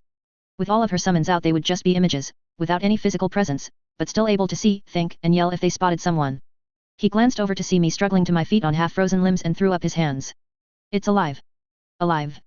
Even though he had been learning sign language along with me and the rest of the team he wasn't picking it up that quickly, but the sign I used for a 2-word combo was well known, and only needed one finger. He grinned and looked back at his peepholes. We got some more people coming in, but we are on our own for the moment. The Circle is prepping to guard a transfer from the city lockup to the plane that will be taking some people to the vault. The Circle was the senior team of Concentric City and had a lot of the Royals' parents on their team, as well as a lot of auxiliary members including Core himself. I had been surprised to learn that Manifest's mom, Emergent, Transporter 4, didn't just push prisoners directly to the vault. But some serious genius work had been done to stop any transporter-type powers from getting past the prison's defenses. I took a quick glance around to make sure me and Manifest were alone before reaching up to the device taped to the front of the voiceless Talon's corpse and pressed down. In the shrill electronic sounding voice which the electrolarynx allowed me to speak with, I asked the transporter. Is there a target worth hitting here, or did they just need a police uniform for somewhere else? Manifest jumped around and stared at me with wide eyes. What they? I have to work with the Walking Dead, and now you got a robot voice. I threw my head back as if looking to the heavens before looking back at him and making a get on with it wave of my hand. In response, the now blue-haired super pressed his finger along the back of his ear to open a comm line. Royal Court. Orpheus thinks our target may have just wanted the uniform for somewhere else. Shimmer's voice sounded off from the earbud stuck inside the dead man's left ear. If it's Mockingbird, he might be trying to get to his sister. Ortega is a sergeant, that won't get him as far as Shrike, but it could get him pretty deep inside lockup. Fable spoke up next. Mockingbird isn't a shapeshifter, he's an illusionist. He just dresses up as who he's imitating in case he slips up. Orpheus can see through my summons, he might see through other illusions as well. Okay, game plan, Shimmer explained in case anyone else had any better ideas. We can spare Orpheus from the search, so Manifest gets him to the Central Station maximum security cells. Then Manny comes back. We still might be dealing with something here, and if Orpheus spots the mimic, the core commandos can deal with him. Comments. I pressed the artificial larynx again. Make him explain instead of just dumping me off. It's not like they're going to know my face, and it isn't impossible for Raptor's people to spray paint one of their troopers. Manifest called out, on it. And opened a portal of force, twisting the air in a hole in front of him before stepping through it, with me a few steps behind. I had learned to step over the swirly part on the bottom of his portals. It tended to grab a hold of you and start spinning you around as well. And now I also checked the height to the ground as well. The two of us found ourselves standing on a bulky 7-story tall building decorated with a lot of statues of blindfolded women. Core liked having a lot of statues around, they were easier to have walk around and hit people than tearing a human-shaped section of wall out of the side of a building. Instead of making our way up the classical stairs leading up one story to the columned main entrance, I followed Manifest as he ran up to a security door on the side of the steps and held up his hero ID. I got out one of my copies as well. We got a possible infiltration heading for the heavy security cell block. Orpheus here might be able to see through Mockingbird's imitation of Sergeant Ortega. We figured he could do more good here than wandering around the arena. There was a buzz which the transporter took as an invitation to open the door, revealing a waiting room on the other side with a police officer standing behind some thick glass waving up through as she spoke into a headset. That's someone higher up's call, but you can wait in here. Manifest patted me on the shoulder and wished me good luck. Try to warn people first instead of jumping him on your own if he shows up. Then he was off into another portal. I waited. Then I waited some more. The woman behind the glass kept giving me confused looks as I stood there staring at her through the tinted goggles and standing there completely motionless and silent. Like a psychopath. People usually picked up on the lack of breathing, not consciously, but they still felt like something was off. I headed over to lean against the wall off to the side. Then a guy in a police uniform, but with extra bent things on the shoulders, walked in from the outside. He had little blue feathers sticking out from under his hat and from his chin. The police uniform hung from him like a sack, aside from where it didn't quite reach his ankles or wrists. It looked like Sergeant Ortega was a much wider but shorter man than Mockingbird. The villain froze for a moment as he came in the door, holding up Ortega's ID card, as he saw me standing there, before turning to show the card to the police officer behind the glass. I pointed at him and shouted. "C.H. Greg." "Oh yeah, no vocal cords." The supervillain looked a little freaked out, as did the police officer.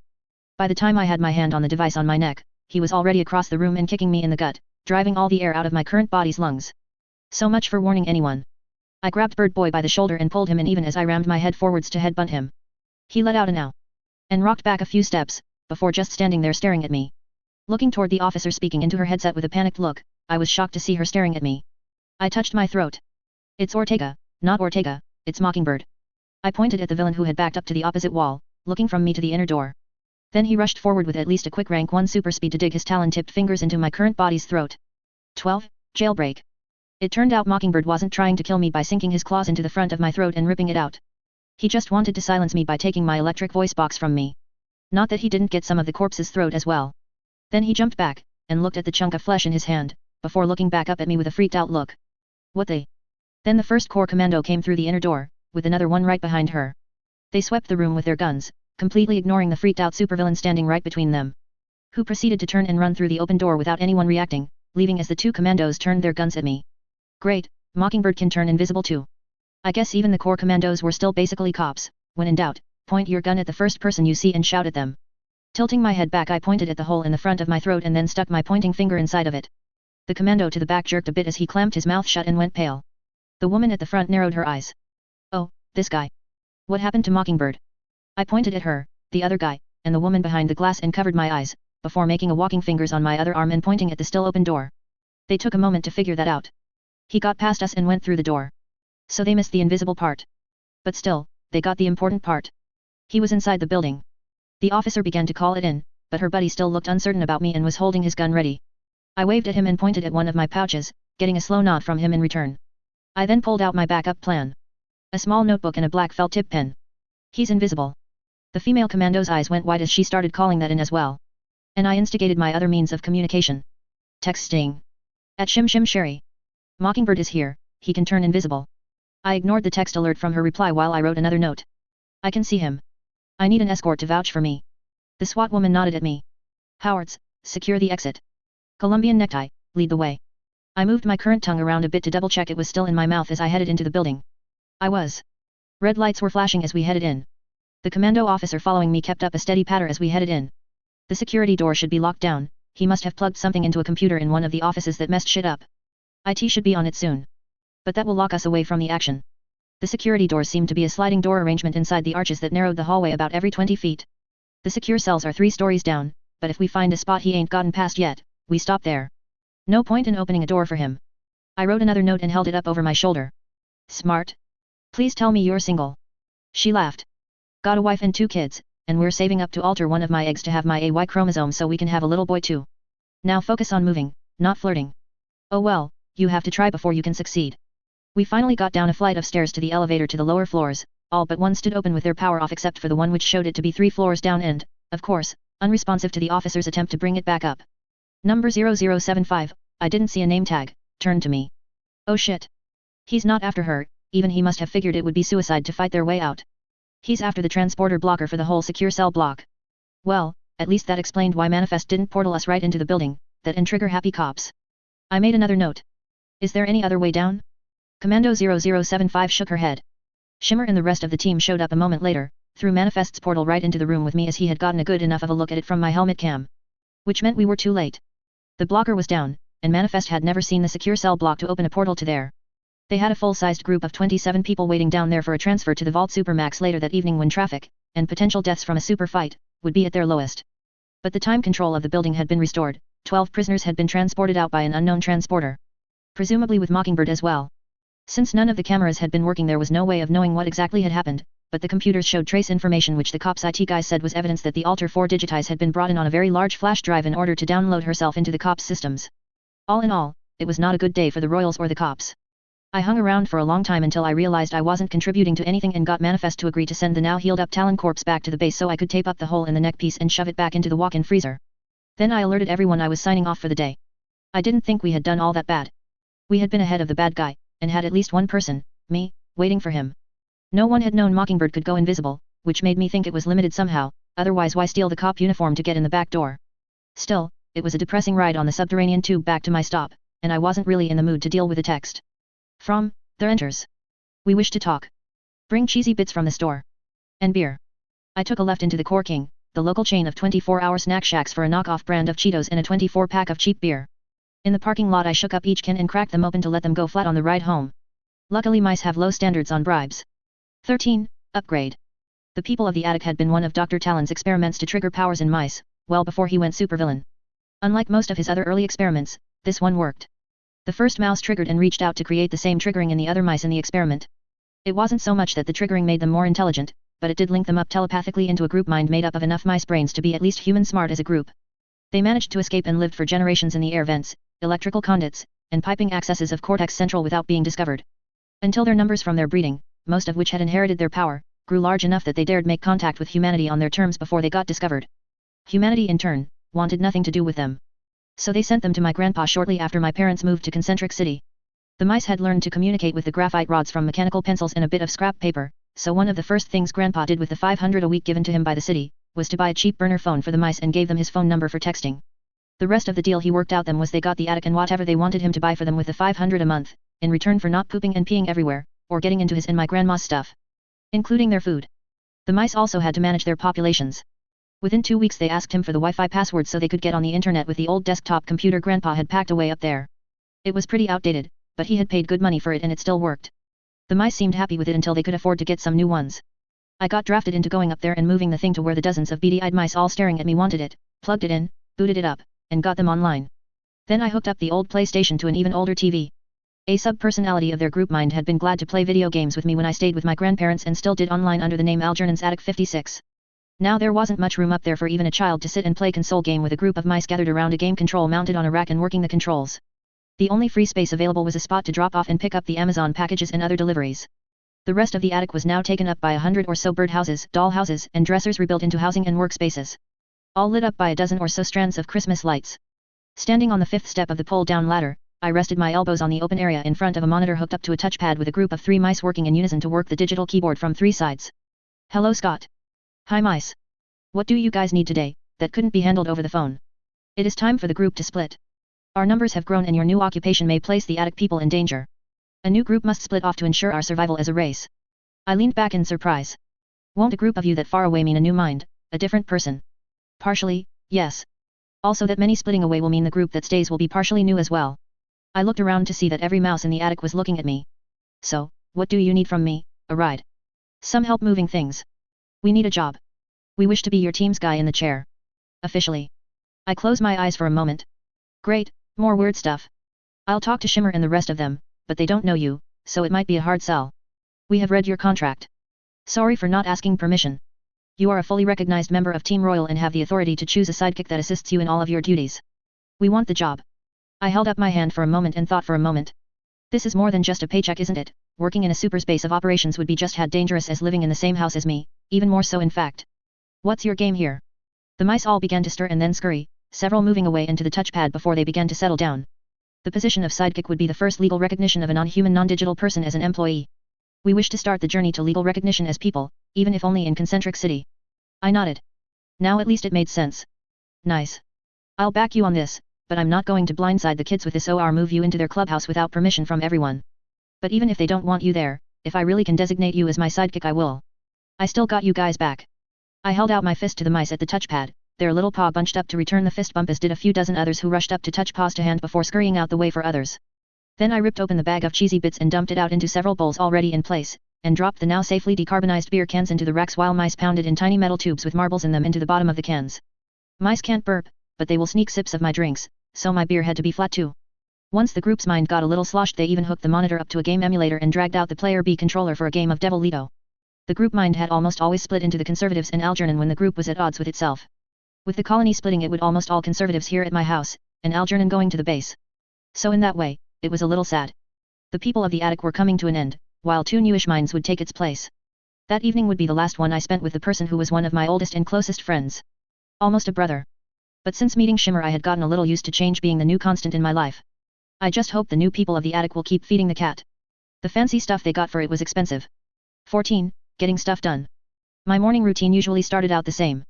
Wake up and open the back door to pet the dogs while giving them a scoop of fortified dog pellets each, then fill their water bowls. Scoop out nasty bits in the kitty litter and fill its water bowl up as well. The mice fed the cat what they called offering, so that was covered, but they weren't going near the kitty litter. Then it was outside where I went past the gathering horde of murder geese to pour out a morning allotment of enriched dried oats for Chester. And socialize with him for a bit. Outside again I waded through the damned geese who always got in my way and headed for the solid slab of cement that covered the cement canister. I kept the bags of dried corn for the geese and the crows which had gathered up around me on branches and rooftops crying out morning and grace. None of the birds needed to be fed, at least during the summers. Both kinds of birds picked off the bugs in my gardens and the surrounding grass as well as in the pond with the geese. Which during the summer was more than enough for them. Other than in the winter they didn't need me to feed them. Besides the dried corn wasn't more than a snack, the genius-designed soybeans in the barn are what kept them fed, but the corn was a treat which helped keep them around my farm rather than out terrorizing the countryside. After feeding the super animals it was time to give my chickens, safely secured in their chicken run around the coop, the cheaper soy brand feed that the crows and geese turned their beak up at after getting the good stuff first thing in the morning. Later on in the day, they had a tendency to raid the chicken feed. But Scorn had taken care of that. With her empathic abilities and a few smacks upside the heads of the geese they got the message when they were being bad birds. After that, I cleaned up Chester's stall while he was ambling out to inspect his pasture along with the 2 older mares, which Scorn had added to the stable because she said Chester was feeling lonely and the mares would have been killed otherwise. I didn't have the heart to tell her that he had always gotten depressed when he outlived the other horses that had once shared his stable. As a regenerator too he just kept outliving them. Maybe Scorn knew best though, she could deal with him on a level I couldn't. Depending on the time I had 10 to 20 minutes to play with the dogs before I had to head inside to eat, shower, dress, and head to the subterranean subway station, or just plain substation, to ride into the substation at Connew for my early morning classes. Regenerators normally don't need much sleep. Fatigue poisons get broken down which leaves us with only a need for the mental downtime which only takes a few hours. I mainly get by on 5 hours of rest, the first hour of which is mostly spent trying to get to sleep. The pre-med classes go by pretty quickly, a lot of them are things I already audited online years ago on the suggestion of the mice, while the rest of it was early enough in the semester I didn't need to cram for any tests yet. Which left me free to hit the super gym at the academy in the early afternoon, at the same time as Shimmer. Unlike me, Shimmer was younger, and not a regenerator, so she did need her sleep. She only took early classes since she was a chronic overachiever, and unless something happened at night, she would turn in early. Something had happened last night, but she had still gotten up early for her classes and had still made it to her daily workout. It took some heavy-duty exercise machines for a brute to keep in shape, while like most regenerators I was already at my best strength, and my body healed too well and too fast for the damage that exercising did to muscle tissue to make them stronger to work for me. Which is why I normally stick to yoga, for stress reduction as much as anything else. You would think super could just do yoga at a normal class, but brutes needed brutes to help them stretch and get into the poses. You didn't want to accidentally launch your teacher who was a regular human across a room and through a wall. So Shimmer was a little surprised when I showed up in the weight room and positioned myself to spot for her. Hey, I think I've seen you around school. What's your major? She gave me a tired grin. Funny. Can you take this much weight? I looked at the weights. Oh hell no. But I can help you with it well enough for you to use your force panels to brace it, or just get out from underneath the bar. But seriously, what is your major? I don't think you or any of the others ever mentioned it around me. She lowered the weight, then lifted it 5 times quickly before holding it in place for a moment. Force planes please, force panels sounds like I'm doing drywall. And I'm in political science. I rolled my eyes. Of course she is. I let her finish her set and gulped down some water as she switched from the massive barbells to taking a seat on a bench, and a big guy with blue skin took her spot. As she wiped off some of the sweat from her forehead and upper chest, she gave me a suspicious stare. Okay, why are you really here? I waved my hands around for a moment. I didn't even think about asking what you were doing in college until I got here, but I'm glad I asked. No, the reason I came here is to ask a question and give you a heads up. She waved at me to continue as she took another sip of water. At this point, I would like to mention that as a relatively young man, I was entirely aware of how attractive Shimmer was with her dark blonde hair, light-colored skin and a fit, well-formed body which was very healthy in the chest area. But I had watched this girl being held in her mother's arms on TV when I was already 18, and then I had seen her grow up. Even at 18 she very much looked like the teenage girl she still was, despite the fact she was now in college. Although I was physically and in appearance only a few years older looking than her, I had a lot more mileage on me. Her and me were like an older cousin who had watched a distant younger cousin grow up from a child into a nice young woman who I hoped would find someone decent to be in her life. Back to the confrontation. Shimmer finished her sip of water. The question. Can I start training my sidekick to take over monitor duty for the team? She tilted her head at me. I didn't even know you had a sidekick. It's the sidekick who you wanted to give me a heads up for. I nodded at her. The mice from my house want the job. Which would make it political since it would recognize them as people, rather than super animals, by giving them an official government-regulated position. I glanced over at the blue guy who had finished upping the weight on the barbell. So how do you want to handle this? Because while I hate putting you on the spot, I am making them my sidekick either way. 15. Never pass up a free meal. Shimmer held up one finger for me to wait and took a long sip of her drink before slowly snapping the top of her bottle back on. I think we should talk to my Uncle Core before you do this, not because we need his approval, but because he might see some implications or problems and can advise us about what we might up against. I tilted my head at her. So it is we on this. She glared a little at me. You are on my team. Even if I disagree with you, which I don't, I will try to support you as long as it isn't something truly bad. Trust me, I spoke along with her. Don't do lies. She gave an exasperated look. Shrugging, I finally got around to asking her. What is with the I don't do lies thing anyways? She seemed to perk up and took in a deep breath before she began to explain. Realizing that I might have let myself in for a lecture, I tried to backpedal, but she was already going. People see me as the first of my generation of superhumans. Some people even think I'm the first one born with powers, which isn't true. But, I'm still seen as a leader, and if I'm going to be involved in politics I want to be seen in the future as someone who was always upright and honest. She stood up and struck a deliberate pose with one hand held up clenched into a fist. So I'm going to keep saying that I don't do lies as many times as it takes for people to see it as a promise rather than some catchphrase. She turned her head to look down at me still sitting on the bench. Get it? I held my hands up as if in surrender. Okay, I get it. It's an investment. I can see and even appreciate it, but you do understand, I will lie, a lot. Lying and secrecy have always worked for me and I'm not going to start telling the truth all the time. If I can I'll try to avoid putting you in a position where you have to squeal on, but sometimes things go sideways. She shrugged. You do you, just don't lie to me. I don't want to end up looking like I'm an idiot either, to me that's worse than being seen as another self-serving liar. Then she frowned and grimaced. Sorry, that wasn't directed at you. Nodding grimly as I stood up and headed for the exit, I reassured her. I understand. Daddy issues. I nearly made it to the door before getting smacked in the back of the head with a damp towel from an angry young woman. That wasn't what I meant, you're a dead man, Mort. Pun intended. She caught up with me outside the exit from the XX locker room with her hair still damp. She grinned when she saw me being interrogated by the big blue guy from the gym about how I didn't lift while I tried to explain that since I was a passive regenerator and it didn't do me any good. After shooing away the blue-tinted teenage boy with an explanation of us having to get to lunch, Shimmer informed me with a barely suppressed grin that Carl had been hitting on me and she thought we would make a cute couple. He's a brute 4 already, so he should age slowly, the whole out-aging people won't be as much of an issue for you with him. I gave her a narrow-eyed glare. 1. He's like 17. 2. I don't think my Regen 2 would hold up to a brute 4, ouch. 3. Guy, I pointed back at the gym, then at myself. Me, hetero. She giggled. I looked around at the stairs we were taking to below the basement level of the gym. 4. Where the hell are we going? Shimmer grinned again. Twilight Rails. It's the semi-secret subway line for the firsts, their families, and emergencies. It won't get up any quicker to the palace, but it will get us past security a bit quicker. Instead of waiting for a subway car, a smaller set of streamlined rail cars with seats for 2, 4, or 10 people at a time sat in recessed alcoves. Shimmer jumped without hesitation into a 2-seater, but it was fairly roomy. Don't be shy, get in, I'm hungry. It was only about 4 minutes before we hit a station with multiple lines splitting off and we pulled into a section ending in a heavy metal door. Another door closed behind us, and I could see what looked like closed panels on the sides of the chamber. A voice spoke from a speaker at the same time I felt a brief touch on my mind, which suddenly returned for a moment before it faded away. You and your guest are cleared for entry, Emma, but I would like to talk to your friend at some point. His mind has a particular feel to it and I'm curious why. Shimmer leaned forward. That's a little creepy, Carol, but having confirmed that he's straight I'm sure he'll be glad to meet you.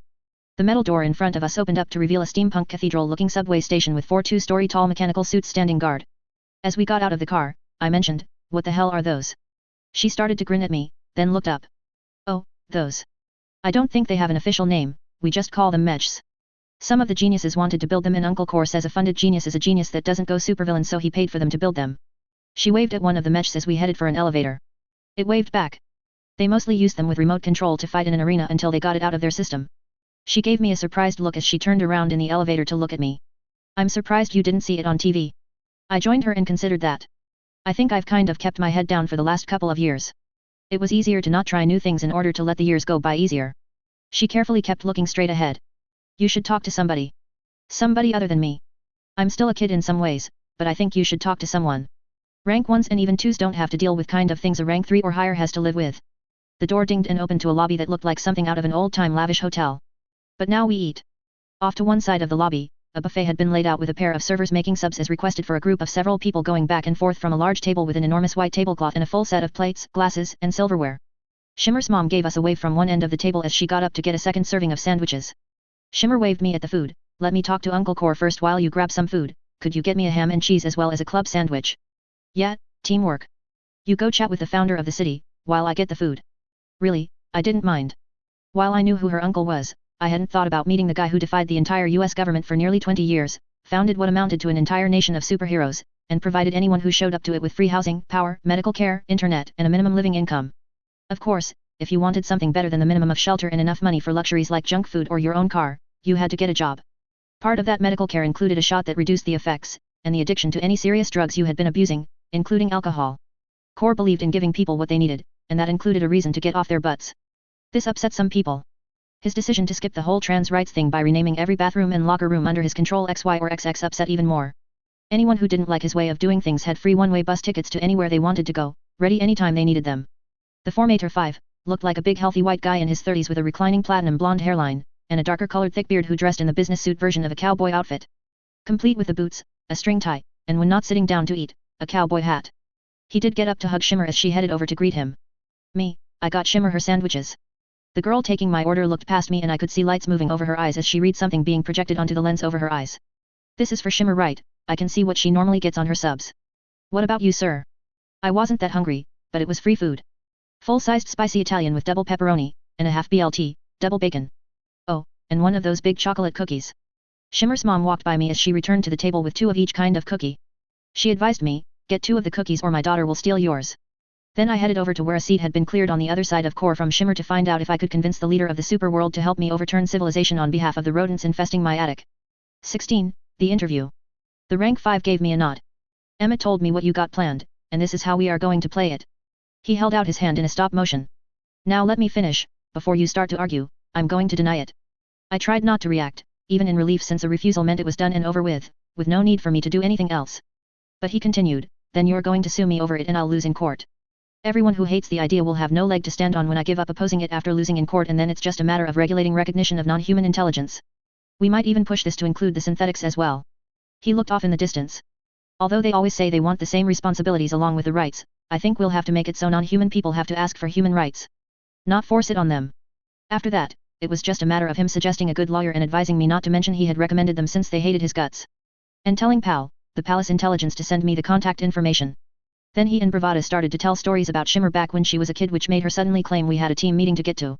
To my surprise, we did in fact have a meeting, but it wasn't with the entire team, just one of the support members, which was a surprise since I hadn't been aware of us having any. Which I mentioned. I wasn't aware we had support members. Shimmer grinned and nodded her head. Up until she got a hold of me last night, we didn't. We ended up at an almost entirely open and empty floor of part of the palace complex set aside for Team Royal, with a single glass-walled office standing in one corner with all white or glass furniture. Once inside it, Shimmer held her hands toward the sharply dressed woman who looked barely older than the 18-year-old Shimmer. This is Teresa Tien, she's going to handle all of our social media and public relations. Then she swept her hands towards me. He's all yours, Teresa. Then she walked over to the far end of the small all-glass office and sat down on the white sofa while our new team member held her hand out to the chairs on the opposite side of the clear glass table. She stood out in the white office with a cream short-sleeved pullover shirt under a black and yellow checkered skirt with an overall-like bib. She held out her hand. It's nice to meet you, Orpheus. Shimmer had informed me you prefer to keep out of the spotlight. But I'm afraid the cat is out of the bag. She began tapping the table as lights shone on her yellow-framed glasses that matched the images and silent videos appearing on the table showing the parents of the little girl, Kelly, whose life I had saved on the night Dr. Talon had raided Central Holding below the Rome Precinct House. Teresa pointed at images. No one told the Hausers to keep quiet, so your ability to raise the dead, if not exactly how you do it, is going viral and people want to know why you aren't doing more of it. Some headline hounds are trying to turn it into an issue, while the God-botherers are claiming all sorts of things. She turned her chair to face me directly as she set her hands flat on top of the table. We need to get ahead of this, sir. And the best way to do this is with an interview. I sighed. All right, but not in person. The Lane Report. By Laverne Cheney. So I was given the chance for an exclusive interview with the elusive Orpheus, a possible healer rank 5 with the ability to raise the dead. I guess I lucked out having been one of the college roommates of the Royals' new media and public relations person. Teresa Tien. At least I thought so until I found out the interview would be in a morgue. Teresa refused to explain why, since she claimed it would ruin the surprise. So that's how I found myself in a small unused office with a dead woman on a gurney with a white sheet pulled up over her head. Her body even had a toe tag with the name and personal information which I agreed not to share with my readers. Miss Tane explained. She donated her body to science, but we don't want anyone stealing her remains or otherwise disrespecting them just because it's confirmed that Orpheus wrote it. She held up her hand. Ask him, he might even explain. Then she made a call on her phone. We're all ready. Please don't say brains, or slowly sit up with the sheet still over your head. Yes, Shimmer warned me. Then Miss Tien folded the sheet down, revealing the pale face of the dead woman. The corpse's eyes opened, then its chest rose as it took a deep breath. And began coughing. Deep rapid cough as it covered its mouth with a jerky motion of its arm. It spoke. Ack. I hate smokers. Its voice was harsh and sounded like it was coming from far further away than the inside of the tiny woman's corpse. The body sat up, revealing that it was wearing a hospital gown under the sheet as it gave Miss Tane a hard stare. It's not a big issue, but there wasn't a male body around. Miss Tien shrugged. I thought a small woman would be less scary. The corpse turned its dry eyes to me, its eyelids stretching with them as the skin stuck to the dry surface of its eyes. Well, is it? I shook my head no. Honestly, it was all I could do not to run out of the room. I had seen clips of Orpheus all dressed up in black military gear with his white harp symbol spray painted on it. But in this room, dressed only in a hospital gown and looking at me with dead eyes. This was terrifying. You had questions? I stammered a bit as I asked him, about his ability to raise the dead. It held up a hand. Let me be clear, I have the ability to regenerate the body I'm in. If the body has only been dead a few moments, I can heal it back to life. But it's no more than a good trauma team or even a paramedic could do to someone who only just died. Even with the hollow raspy voice, I could pick a sense that Orpheus himself felt disappointed about that. If the body is damaged enough, by the time I got it fixed up enough to function, it's like, whoever should be taking over the controls just isn't there anymore. I don't want to imply it's something spiritual. I think it's more like they believe how trigger events work. The people have to have the drive to live badly enough to push past their own deaths. It shrugged. Or maybe I'm not trying hard enough. I never thought I would see a depressed corpse, so I changed the subject quick. Were you aware Miss Kelly Hauser triggered due to your resurrection of her? The cop seemed to perk up. Good for her, I thought I felt something like she was taking over her own healing before I jumped out. What did she get? I grinned. She was producing new material while she replaced a severed finger at the hospital, so she's at least a rank 4 healer, and by the speed she healed up from a blood draw, also a regenerator of rank 2 or higher. The corpse winced. That's great, but also a lot of responsibility for a little girl or anyone. She's going to get a lot of pressure to be a cape and go out and fight bad guys since she can heal and survive getting hit. I leaned forward. Does everyone you bring back from death trigger? The corpse narrowed its eyes at me. No. Absolutely not. Most people panic when they come back to life and push me out. I can't stay inside someone else's body against their will, and then they die because I wasn't able to finish healing them. And I don't appreciate you suggesting something that will make me even more of a target for those who come after people like me. This interview is over. The corpse settled itself back down on the table as I tried to apologize, and then it went still as whoever had animated it left it. Let me take this opportunity to apologize to Orpheus. I didn't think my question would upset you so much, if at all. I hope I get another opportunity to apologize in person and continue our interview, maybe with a pre-approved list of questions this time? 17. Team building. Well, that was a disaster, I said to myself as I started up my truck parked in the underground parking complex underneath the stretch of greenway between the larger building and the Rome quarter of the city. It was about a 20-minute ride home even with the underground express streets that got me halfway home without stopping. Shimmer was on my front porch waiting for me, with her foster sister Scorn already walking away to her trailer before I turned down the driveway. The teenage superhero gave me a grim smile as she sat on the glider with her legs folded up, projecting an apologetic feeling at me as I slumped down in the rocking chair and gave my dogs some attention after Scorn sent them back from following her. Shimmer coughed into her fist. I don't think the reporter meant any trouble. I'm guessing she may have just been excited at the idea of a way for her to trigger a power. Or she may have been trying to give you a chance to deny it before the rumors went too far. I shot her a glare.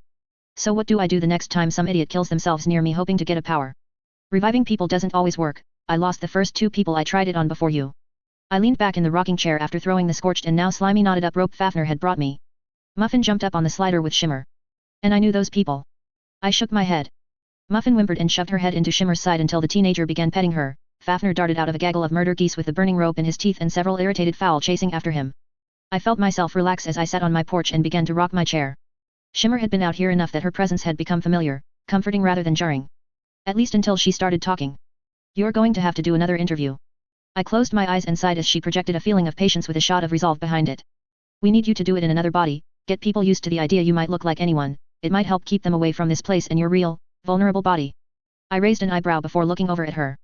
I think your judgment of what counts as vulnerable might be a bit biased, Miss Brute 3 going on 4. Shimmer blushed while rolling her eyes. I checked the time. You got dinner plans? She gave me a questing look. Ah. Nothing solid, I was just going to grab a bite at the cafeteria and go study until it was time to patrol. Good, I'm going to saddle up Chester so you can take him out for a ride. You can catch your sister and tell her I'm roasting some quail with veggies and potatoes and invite her over. She might even come if you're joining me. Her eyes went wide for a moment. You know we should do more team building exercises, can I invite the rest of the team over? I thought that over, and nodded. I got leftover roast venison, I think. I reached out with my powers to detect any leftovers in the fridge, at least if it was leftover meat, and found that Scorn hadn't decided it had been sitting around too long and fed it to the dogs. Yep, I got plenty. I can boil up some corn as well. Shimmer stared at me. Did you just use your powers on cooked meat? I blinked and shrugged. I can be versatile, it won't work on processed meat. Or the vat-grown stuff, it has to be something that had a nervous system. Same rules as for things to trigger, which raises some questions I don't want to go down the rabbit hole trying to figure out. Chester was more than happy to take the simultaneously nervous and overjoyed teen out for a ride. He had been my grandmother's horse, and while he liked me well enough, he hated having guys climb on top of him. He was more than happy to let me groom him, and clean his stall, or even to go for a run with me, but he was a girl's horse. I set the stove to preheat and settled the 2 plucked and gutted birds in the roasting pan along with carrots, potatoes, and some shallots I had tried growing that year, along with 2 spoonfuls of my savory chicken mix sprinkled on top. Which consisted of a full set of herbs and spices, 12 of them. This ain't Kentucky. Then I pulled the dough I had mixed up the night before and split it up into 2 bread pans to go in later. And I checked my mail. The Algernon mice hive mind was now registered as my sidekick, and they had already chosen the name Smintheus as their official hero name. A message from them explained that it was a name of Apollo as the Lord of Mice, which had become associated with him since mice live both above and below the ground, and it symbolized Apollo's status as a psychopomp being of both the living world above and the world of the dead below. They also admitted they got it from their first hit on a search for mice and Greek myths that led them to a Wikipedia article, but they still liked it. My next message was a rejection letter from the city government for my sidekick doing monitor duty due to them not being registered supers. I took a deep breath and attached a copy to the email I had already written to the law firm of Engler and Alder asking for their assistance in suing one of the most powerful people in the world, and for all intents, the owner of the city I lived in. It had to be taken as a given that I wasn't getting invited to the palace for lunch again anytime soon. Scorn actually followed her sister back to the house as Shimmer led Charlie in by the reins. My farmhand waved at me as she took the reins to put Charlie into the barn and waved for her sister to follow her in. It looked like Shimmer was going to learn how to brush down a horse. Manifest brought Fable in with him, and she stalked me down in the kitchen to ambush me with a hug. Thanks for the fruit basket, Shim told me. What the thanks for letting me know I'm alive meant. Then she punched me lightly in the shoulder. You had to know how much I was going to freak out over that without any context. I grinned and rubbed at my arm. I've slept a bit better knowing for sure I'm really alive, so I wanted to thank you since I can see your illusions in my body, but not in a corpse's. Thanks. She squirmed a bit and then volunteered to set the table, nearly dancing at the news Scorn would be joining us. All the royals seemed pleased to see her again since it had been years for some of them, and the empathy seemed almost comfortable around them. So dinner was nice, but I didn't make it to monitor duty that night. Several buildings had collapsed during an earthquake in Syria. Kor was going into the field, and he had tapped the royals as his escort. 18. Meet the press. For the first time, I was heading out with the team in person rather than in a person. Alright, the former Talon troopers were never actually people, more like biological robots, but I thought it was a great line. So, to appear as the same type of person people had gotten used to seeing with the team, I had to put on the black and layered version of the standard trooper gear I wore on a corpse in the field. I think I mentioned once it was the cheapest stuff Dr. Talon could find, part of that was also being the most uncomfortable stuff around. Normally the corpse I wore who was wearing the stuff was so numb I didn't notice. But since I wanted to keep up the illusion that putting a large hole in Orpheus was only an inconvenience for me, I had to wear the same stuff I normally did. It smelled pretty bad too, another thing I didn't notice from inside a corpse. T-Rex gave me an offended look. Stop twitching, this is our big debut. We were waiting in a lobby area for Kor to arrive. There was also a news team from the local channel Korat and a few national ones. Shimmer of course was up front talking to them while they waited for the big guy. With Manifest and Fable standing side by side with her. I pointed at them, is that deliberate? T-Rex raised an eyebrow at me. Is what? I counted off the three of them in front of the camera: Latina, Asian, Black. Then at him and me, standing off by ourselves. White, and white. He seemed confused, as he counted them off as well. Ambitious, wannabe, flamboyant. Then he pointed at himself, don't care, then at me, grumpy. After thinking that over, I nodded. The young redhead shrugged, we talked about that once when we were younger, but it was not like it was planned. The circle was mostly formed because Kor wanted to project an image of people being welcomed here only based on them having powers, so he never tried to play up what race people were. He also told the few gay people who showed up that it was up to them to make their nature public or not. I think he wanted to make a show of being welcoming, but not pandering. But Shim doesn't think that way. She wants to be inclusive, without pushing anyone out of the way to do so. I turned my head awkwardly to give the young man a long look. That's pretty insightful for your age. He didn't bother to look back at me. That's because I know when to shut up and listen. Well, message received. Kor came out of the door to his public office wearing a similar Western-style suit he had been wearing at the lunch I had attended, this time in a darker, more somber color. Ladies and gentlemen. I have just now secured permission from the Syrian government to cross their borders by means of transposition in order to conduct a humanitarian mission. So we do need to get a move on. One question each, then you can catch up with me when we get back. He grinned. You all know I love any opportunity to talk about how amazing I am. The local station, which Kor owned but was notable about staying hands-off as far as how they ran things, got the cue to speak up first. Kor, why the junior team? Why not bring members of the circle? He stepped over and behind Manifest in order to lay one of his hands on Shimmer's shoulders. I'm going to let Shimmer answer this one since this is the kind of mission she suggested her team might be best at. For a moment Shimmer's eyes went wide as her godfather put her on the spot, but what must have been years of preparation kicked in. Thank you, sir. Kor's powers allow him to locate the presence of bodies in the wreckage, but not the difference between anyone who is trapped and unable to move around and someone who didn't survive. She swept her hand over at me. Orpheus can make that determination which will allow Kor, the rest of my team, and other disaster relief volunteers as well as the professionals focus on recovering those who can be saved first. It's the sort of thankfully rare occasions that Orpheus's powers were made for. Kor gave Shimmer an affectionate smile and nod to me, before waving a hand at one of the national reporters. The woman raised her microphone and asked. So Orpheus won't be creating any new supers today? One of the other reporters winced as Kor held up one hand. That's one. You got invited up here today to get a chance to report on the international mission we're off to deal with today. Not to bother a young man who happened to be helping a little girl when she triggered. He made a dismissive gesture at her. You can go now, and won't be invited back here for a week. If you pull something like this again, it's a year before anyone from your station will be invited again and gets any of their questions answered, not just you. A few people in dark blue suits escorted her out, but with a nod from Kor, her camera woman was allowed to stay in record. Kor looked at his watch. Sorry folks, but that made us run late. One last question. He pointed at a taller man who blinked in surprise. Everyone shouts over you most of the time. So you. The tall man hesitated, then asked. At the risk of getting kicked out, do you think Orpheus will be able to resurrect anyone today? Kor pursed his lips, then looked over at me. You want to take that? I sighed. I had hoped to be the strong silent type by making the Talon's troopers' lack of vocal cords work for me. But my workaround would get out sooner or later. I reached up and pressed against the front of my throat. The chances of jumping into someone who had died recently enough for me to help them are unlikely, but I will try with anyone that it has the slightest chance of working on. Kor clapped his hands. That's it for the moment, folks. Manifest. He looked at the young Asian man who was focusing on a live feed from Syria on his tablet showing people working at massive piles of rubble. After a moment the air in front of him began to swirl and opened up to show the same viewpoint in the hole he had created.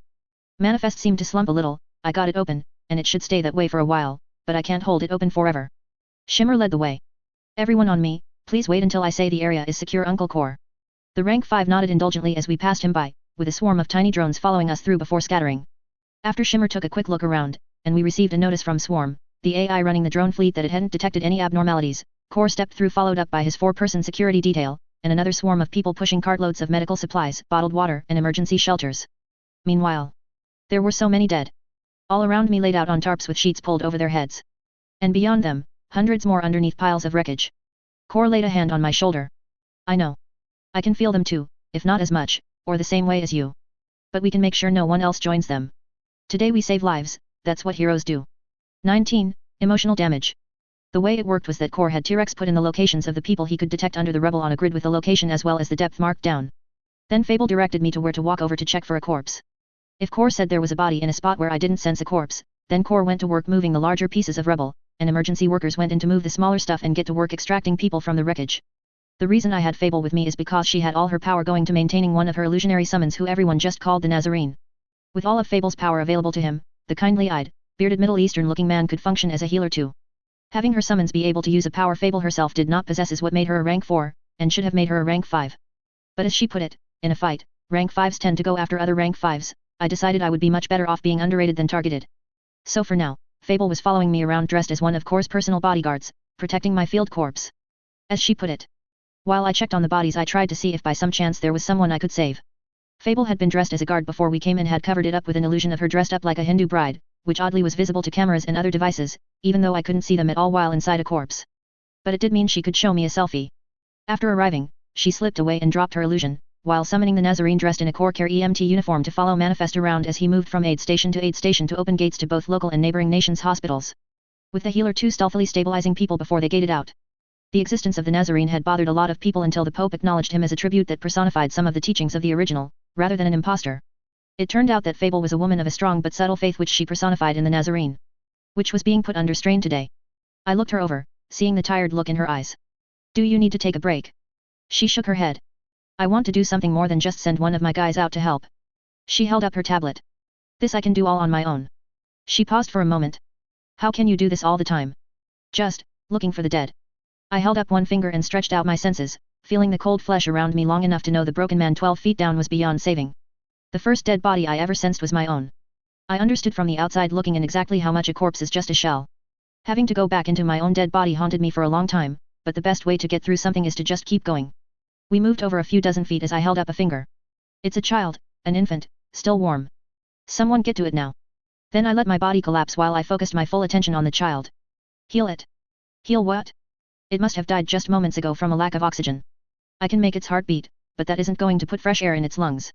The damage from oxygen deprivation on its brain may be a little too subtle for my abilities. I opened its eyes, but even if there had been any light, it was a baby, its eyes don't work that well. I couldn't see anything. Then it was alive again, trying to breathe, it could feel me and it tried to scream, to push me out, but its sense of self was too weak. I can keep it here, just on the edge of dying again, hurting. A brute 3 even as an infant is as strong as at least 6 full-grown men. I drove its little fingers into the wreckage around me, its tiny little nails tore out of its fingertips as I gripped something large and solid, and shifted it, pushing away the rubble that dropped down on me, pulling and kicking like mad to get the little form past concrete and rebar. Feeling every moment of their terror and pain. Then there was a light as the weight lifted up in the air above the child, then there were voices and warm hands.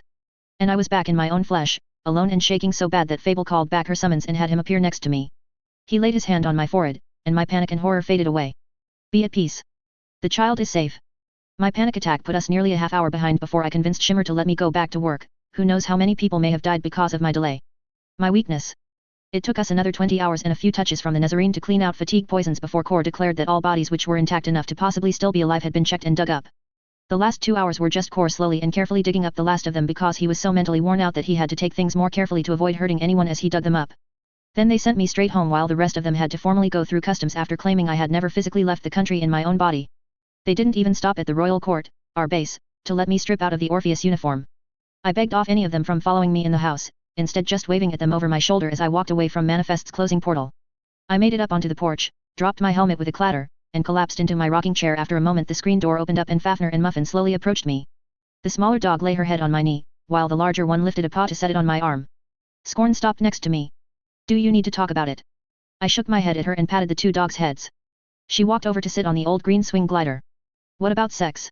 I slowly turned my head toward her with a look of shock. She shrugged. It would help. And I have a need myself every now and then. It started with some shaking, then a few stuttering laughs before I began hooping and giggling for the next 10 minutes. Getting a hold of myself now and then before breaking into a new barrage of laughter. The dogs barked and ran back and forth while Chester stuck his head out of the barn to check on me. Eventually, the pizza the mice had ordered for me arrived. Scorn paid for me. Eat, shower, and go to bed. Alone tonight. We can talk about my needs some other time. I ate until I was full, and then almost brought it up again as I remembered what I had put the child through. Then I drank a small mason jar full of hard cider that was ice cold from sitting at the back of my fridge and then took a quick shower before I crawled into bed.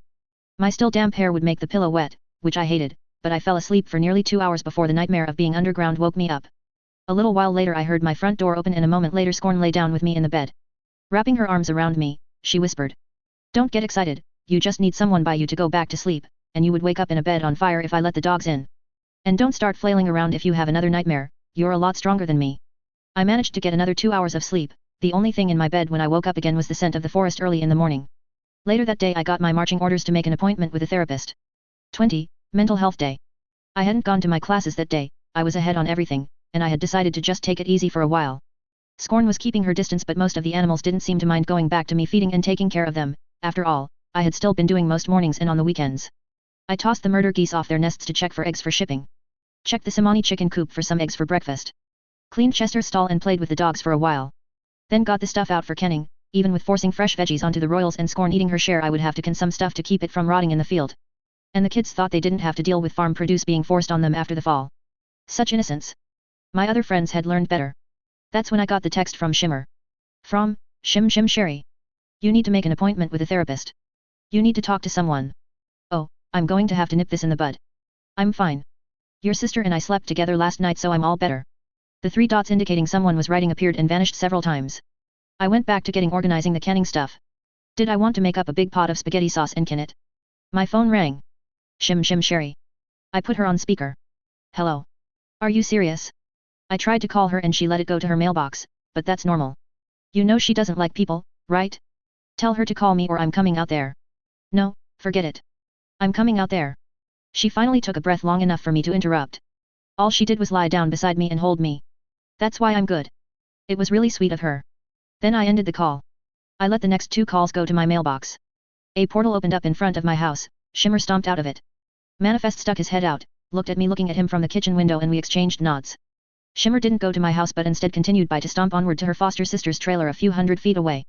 I could hear her knocking on its door from my house. 20 minutes later she walked in my front door and sat down at the kitchen table with a stunned look on her face. It would be so weird if you two got together, I feel like I should be threatening you. Either that or warning you. I nodded, you had a great chance of saying I was a dead man if I hurt her. She gave me a dirty look and carefully kept her feelings from projecting at me. That was new. Do you have some kind of mental blocker on or something? She blushed. I've been training with Carol. It's a good idea for more than just you. Then she seemed to make some kind of connection. You could try talking with her, she at least can tell when you are trying to throw her off. You need to talk to someone. Your medical records show that you went to a children's therapist for 8 weeks after you triggered and nothing since then. She stood up as if to block me from running. Being a hero is stressful, and your powers aren't fun. You have been dealing with things I can't even imagine. Please, I'm worried about you. Stop being a guy when I know you have to be hurting. Shimmer looked to the side. I saw some things when you were in my head, with all the feelings associated with them. I didn't have the context to understand them at the time. But I know just using your power to save me made you remember other times it didn't work and how much that hurt you. You need help. She looked me in the eye as she crossed her arms. I'll make it an order if I have to. I sighed. You had me at the caring and concerned part. You want to learn how to can. She looked at the jars, is that? Some feelings of surprise and shame leaked through our connection. Wait, what did you think they were for? The teenager blushed. I'm sorry, I thought it was for some kind of home brewing. Shaking my head at her I pulled the 5-gallon jug from the pantry I used to refill the pitcher for the fridge. You do brews in big jugs, using little jars like that would be too much work. I'll show you the fermentation cellar later on. She called Fable, because the summoner liked handicrafts, and Scorn because it was something she thought her foster sister should learn how if she insisted on living on her own in the wilderness. Fable came in on the subway ready to record with her phone to record everything. Scorn came in with a faint blush and refused to look me in the eye. I decided not to bring up the previous night since it would piss her off more than it would amuse me. I did do up several jars of heavily spiced and herbed spaghetti sauce and sent a jar back home with each of the girls. They also seemed interested in an afternoon in the future making fruit preserves, or at least Scorn and Fable did. I think Shimmer just wanted to get to spend some more time with her foster sister. Shortly after they left I also made an appointment with one of the recommended therapists from the list the mice sent me on the phone. An actual doctor of psychology who specializes in supers, mainly children. Kelly, the second person I had managed to bring back from the dead, was seeing him. He also saw adults as well, and most importantly, the mice sent me the information that my official Concentric City licensed superhero contract would cover the cost of the therapy session even though he didn't work at an affiliated hospital. The mice even filled out the forms for me to get the billing covered. Thanks, guys, you could have left me an excuse to put it off for a little longer. They weren't allowed to be in the rooms of the house below the attic, but I knew they had taken over the hollow spaces inside the walls. I had long since realized that anything I said out loud would be heard and noted by them. But they were animals, people smart animals, but they just didn't care about most of the things I said. Other than being concerned about my health and well-being. Which is why my mom called me that afternoon to check in on me. The mice had contacted her. Still, it was nice to talk to my parents for a bit. It gave a sense of normalcy for a bit. I rang the dinner triangle later that night. Scorn showed up a little later for a spaghetti and venison sausage dinner. We sat on the front porch after dinner and I opened up a bottle of the mead I had made from the hives I used to have before a bus-sized bear got to them. There was not enough money in the world for me to take it in on the farm. Gus the bear was at the zoo waving for donuts tossed by the dozens. Scorn went back to her trailer after the drink. I knew better than to press, and I think she was socialized out for the day. Truth was, so was I. 21, Therapeutic. Hello, I would like to make an appointment with Dr. Harrisburg. The voice on the other end of the line sounded like a limited intelligence with a faint British accent. It asked me when was a good time for me. Next week, late next week. How about Friday, late Friday? It's almost like I didn't want to go. The voice explained that there was an opening on Friday of that week and if that would be a good time for me I should lock it down by starting this week. Which, made sense. I sent it an email with my coverage information, medical background, and personal information. Well, that's done. And who knows, maybe some mediocre supervillain beneath the attention of the circle will do something Friday and get me out of this. In a non-lethal sort of way of course. I had almost made it through my normal day of classes before I became aware of the Day of the Dead. While I had been freaking out trying to force what I had learned was 8-month-year-old child out of the wreckage of the building that had collapsed on her, every corpse for several thousand feet around me had started twitching, then flopping around as my efforts to move that one body leaked out to the dead in the surrounding area. Oops. It had only lasted a minute or two, and I was so out of it and focused on finishing my work that I didn't hear anyone talking about it. Plus I was looking so bad, that no one brought it up around the person who had obviously, and obliviously, been responsible for it. I had been aware that I could, let's say, activate more than one corpse at a time. Visions of leading a horde of the undead was the sort of thing teenage me had dreamed of. But the problem was trying to move more than one corpse at the same time was beyond my ability to coordinate that many limbs, let alone all the muscles involved in keeping a body even just standing upright. When I moved the remains of that girl to mess with her killer, I could barely open my own eyes to watch her make her way up the steps. But hundreds of bodies, all at once? It was too bad my powers were from being triggered. If I were a second gen whose powers kept increasing with age, maybe I would develop the ability to control so many corpses. But I'm not the overpowered main character of some power-tripping fantasy. Shimmer and the other second gens on the team were. I'm destined to be the helper guy who gets left behind as the rest of them get so powerful that I eventually become dead weight. Oh good, I have something to tell my therapist so he doesn't just focus on my traumatic trigger event.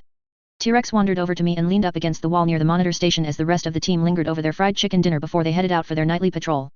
After a moment he started to talk while still looking across the room. You know, I was a little bit happy not to be the weakest person on the team for once. I gave him a questioning grunt. I can turn into a dinosaur. An alter rank 3 due to my other shape having more mass than me. My mom Chimera can turn into hundreds of different animals, and that's just the ones she's tried. She can mix and match features from all of them along with her human features. As well as altering her size by combining her shapes. Which is why she's a rank 5. I only got a super rank 4 as a regenerator 4 since my body repairs all damage when I shift forms, even if it requires generating new mass. I looked over at him. I thought you had a brute ranking from your dad. He nodded. A3, so I had you beat. But after Syria, there's talk about pushing you up to a word 4. So I'm tied with you at best. We paused for a moment as the other 3 started to clean up their mess, tossing it all in the trash which I would have to take out with me later so the whole base didn't smell like rotting chicken remains. At least I always knew where the smell was coming from. I gave T-Rex a side glosse. Somehow I didn't think you cared about any of that. He grunted at me, then took a moment to think about what he wanted to say. I don't. Just wanted to bring up the whole making hundreds of dead bodies start to twist and shake as a side note rather than an issue. Walking off to join the rest of the team heading out through Manifest's port he muttered, should be a way to use that somehow, I wonder if you can make all of them talk at the same time. I made a stop by the morgue later that night, using the plain white credit card-like device I had been given with my Concentric City hero code printed on it to enter. I could hardly test the ability to make multiple corpses talk with our voiceless Talon troops after all. So. Talk, no. Howl like tormented souls in hell while thrashing around with near brute 3 strength with all 17 people in storage wrecking the refrigerated wall units they were stored in, yes. So to note. Just like Fable, the more bodies I tried to control, due to my limited ability to do so, the weaker they became. More than roughly 3 dozen seemed like they would be below brute 2, and beyond several dozen all I would be able to do is make them twitch a little. I did more than that in Syria, but I think that was only from the adrenaline-fueled panic. Also, I could only do this a few seconds at a time as getting feedback from all those corpses was intensely confusing and nauseating. I did get to the waste paper basket in time, saving the morgue staff from a little extra mess to clean up besides the trashed, battered, and torn up morgue. At least the corpses hadn't been damaged since brutes usually can't hit anything hard enough to hurt themselves. I guess my power is actually a lot stronger than I thought, I just lack the ability to use it at that level. Super world problem I guess. But it does explain how I can see through Fable's rank 4 illusions when my power is active. I might be a rank 5. Rank 5 powers don't always seem to follow any rules of logic. Like why would a sense, control, and repair the dead superpower link me up to Shimmer with a permanent long-ranged emphatic link? Because rank 5, that's why. Of course, Shimmer was definitely going to be rank 5 at some point in Indiana some ways, she may already be that powerful. So I'm still going to blame permanently linking my brain to an underage girl on her. 22. Shopping trip. Thursday afternoon, I was watching my afternoon lecture online on my laptop upstairs in the old gas station while I accepted deliveries for Algernon. Most of the delivery people thought I was fixing up the building to be some sort of scale model store. The splinter group of mice were going with some fanciful hamster habitats around the monitor console so they could interact with people, while Core's 14-year-old daughter May had been commissioned to help them make an underground city out of some of the collapsed portions of Dr. Talon's old base. She had picked out the cape name Matrix for when she was older, but she was still going by May for now. Some of the mice were making and would be wearing cosplay outfits from various versions of the Wizard of Oz films and taking up temporary occupation of May's scale model of the Emerald City for her 9th grade art contest. I had seen the designs, both for the contest, which looked amazing, and for the mice's new digs, which were very post-apocalyptic underground city looking. Cricket farms, recycled junk, and scale models from various movies. The last of which I fully expected to get drafted into helping to put together, not that I was opposed to getting to put together geeky models. Manifest had seen their Amazon order and had called dibs on putting the Emperor's Death Star throne room together. The mice's tiny little paws with a human level of intelligence had given them a profitable side gig making dollhouse and scaled model items for years. Mr. Ioli's crafting emporium was selling out monthly on Etsy. But then, the bad guys just had to do it on a Thursday. If they had waited one more day I could have gotten out of therapy. From, Shim Shim Sherry. Flash mob hitting the Shen Quarter Core Values store. We're on deck. Suit up. I turned the sign on the door to closed and slid my white access card along the old pop machine in the back hallway with the out of order sign on it to get it to slide to the side and reveal the short narrow door at the top of the stairs. The Royal Court, our secret base, or as I thought of it, the clubhouse, was 2 stories down. As a brute too, my knees could take jumping down to the landing. Of course, I also ended up slamming into the opposite walls on the landings. I had enhanced strength and toughness as a brute too, not agility. I was outvoted on the name by the way. I wanted to call it Throne 1, to imply we had more than one base, but Shimmer had convinced everyone it would be an even better name for our own transport, like Air Force 1. Like we would ever need any kind of vehicle with Manifest on the team. Another slide of my card got me in the command chamber where I sprung into action by stretching out on my padded hammock off in one corner of the room. Corpse Core number 7, Lucky, was up on deck. T-Rex surprisingly had gotten the Genius Tech quick heater built into the locker room outside of the walk-in freezer by a friend of his. The heater could warm up a frozen corpse to room temperature evenly in 20 seconds without cooking the edges like a microwave would. Since today we would just be dealing with a pack of shoplifters, I was using Lucky rather than one of the better bodies. Lucky had taken a few hits from when I was training with Bravada, and I had used up all of its body fat as well as some bone density and muscle mass fixing it up. I wasn't a Riggin 4, I was limited to what a body had available to fix it up with. When I got hurt that just meant I needed a few good meals to replace what I used. For a corpse, it meant a gradual weakening of its structure. A dead body just could not metabolize anything to add to its mass. Freezer burn had cost me a few pounds off of the Talon troopers before I brought Mr. Adam in as an associate member of the team to embalm the troopers with a chemical mix that included a type of ethylene glycol to help keep them in cold storage without further damage. He got a kick out of getting a code name, Count Teeps. Of course, it also turned the dead Talon troopers into a bruised-looking blue color, which as a long-time zombie film fan suited me just fine. It wasn't like I was going to strip down one of the troopers in public. I waited for the timer to ding before I moved myself into Lucky. The Genius Tech heater itched. By the time I walked out of the freezer and out into the main room, Manifest had assembled the team on Shimmer's order of, time to go. He opened the way to a scene of chaos. Like all the buildings in the Shen Quarter, the Core Values store had an Asian look to it with a prayer gate-like frame around the front entrance, large standing slabs of stone on each side with kanji ideograms with the store's name on them, and Fu Lion statues on top. Cheesy as heck, but Core had decided on a theme for each quarter of his city to give it a look, and every complaint and accusation of culture theft had only made him double down. Inside a mob of people were grabbing everything they could, relying on the fact that the Core Stone Cops, the concentric city's police force's nickname, either couldn't catch them all, or the ones they did, it would only be a charge of petty theft. As soon as we arrived, Fable, dressed down in a pair of distressed jeans, and a simple top, seemed to focus on the front of the stone for a second, then drifted off to the side to get out of the line of fire from anything that was going to happen. The shoplifters heading out of the store at a run, either because they had grabbed enough to satisfy them or had spotted a team of superheroes arriving outside, began to stumble to a stop, wide-eyed and staring forward. Each one of them either standing frozen in place or tumbling over stiff to the ground. I had never seen her in person, and as normal for me, I wasn't seeing her now. but Fable's summons of Medusa was literally and figuratively a stunner. From what I had seen in Fable's selfies, her version of Medusa was also a lot caviar than most depictions of her, to the point that getting men to look her in the eyes might have been a bit of an issue. But the motion of the writhing head full of serpents must have gotten guys to look up. Of course, she wasn't turning anyone to stone, just a mental mind control effect that paralyzed people for a good 20 minutes depending on how strong-willed they were. For anyone who managed to avoid eye contact, having T-Rex scream at them in his dinosaur form at the entrance was plan B. At least people didn't wet their pants facing off with Medusa. Shimmer snapped a visor made up of force in front of her eyes as she grabbed T-Rex and Manifest's hands and got them past the illusory summons with their eyes shut. Fable's friends had to work like the stories and Gorgons were definitely prone to friendly fire. The curved surface of the force plane Shimmer had put over her eyes put out a multicolored flares of light which meant she could barely see through the thing well enough to find her way to the front door let alone worry about making eye contact with the summons. I just followed them along, with a wave at where I thought the summons was standing as I resisted the urge to kick a few idiots in the ribs. The pain of a broken bone healing for a few weeks might remind them not to do things like this, but the boss frowned on things like that. Inside Shimmer dropped her visor, T-Rex went lizard and let out a growl that rumbled throughout the store, and Manifest began dropping cement barriers stacked 2 levels high to discourage people from trying to run past them. As Shimmer posed to give a speech, I looked up at the steel mesh security gate up in the ceiling and wondered why no one working in the store had dropped them. Then all 3 members of the team nearly collapsed as their faces twisted up in pain. Oh, that's why. 23, the horror show. I looked around wildly through my foggy corpse vision trying to figure out what was happening. Other than people either freezing in place or running away screaming because of T-Rex letting out a roar of pain as he pressed his larger than accurate but still undersized arms up to clutch at the sides of his head. Manifest was leaning up against a checkout impulse rack knocking candy bars and weird Asian snacks down as he moaned. Shimmer, well she was still on her feet, but not looking too happy. It's a mental attack. I'm glad I've been working on my mental defenses. I told you guys. Remedial training for everyone. I heard Fable's voice on the earplug every one of my trooper bodies had stuffed in their right ears. I'm good and I taking command. I'm dropping Medusa to rank 1 to keep the doors locked down, and I'm sending in the Sherwood gang to look for the mental. The door dinged behind me as Robin Hood, Little John, Friar Tuck, and a bunch of lesser-known characters to anyone whose father hadn't read the older but less commercial stories to his daughter every night when she was growing up, streamed past. All unseen by me. Arrow knocked, and quarterstaffs in hand.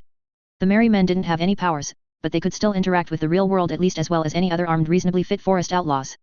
No one worth taking seriously criticizes getting medieval on a mind bender. I patted Shimmer on the shoulder and pressed the machine taped onto my ride's throat. Sorry boss, but what they're doing can burst blood vessels in your brain. Your lives are at risk. It's time for the horror show. Walking forward while ignoring the teens' protests, I hopped up on the greeter's podium while making the gargling sound that passed for a Talon trooper scream as loudly as I could. Then I pulled off the helmet and mask, fully revealing the blue skin and the gaunt, dry-rotted face of the clone's corpse in its full glory. Teeth were missing from leaching the calcium from them to repair structural bones. The flesh had gone to a thin film to show the skull below the pasty blue skin. The whites of the eyes had gone almost black from the preservation fluid bursting from the small veins on the surface of the eyeball.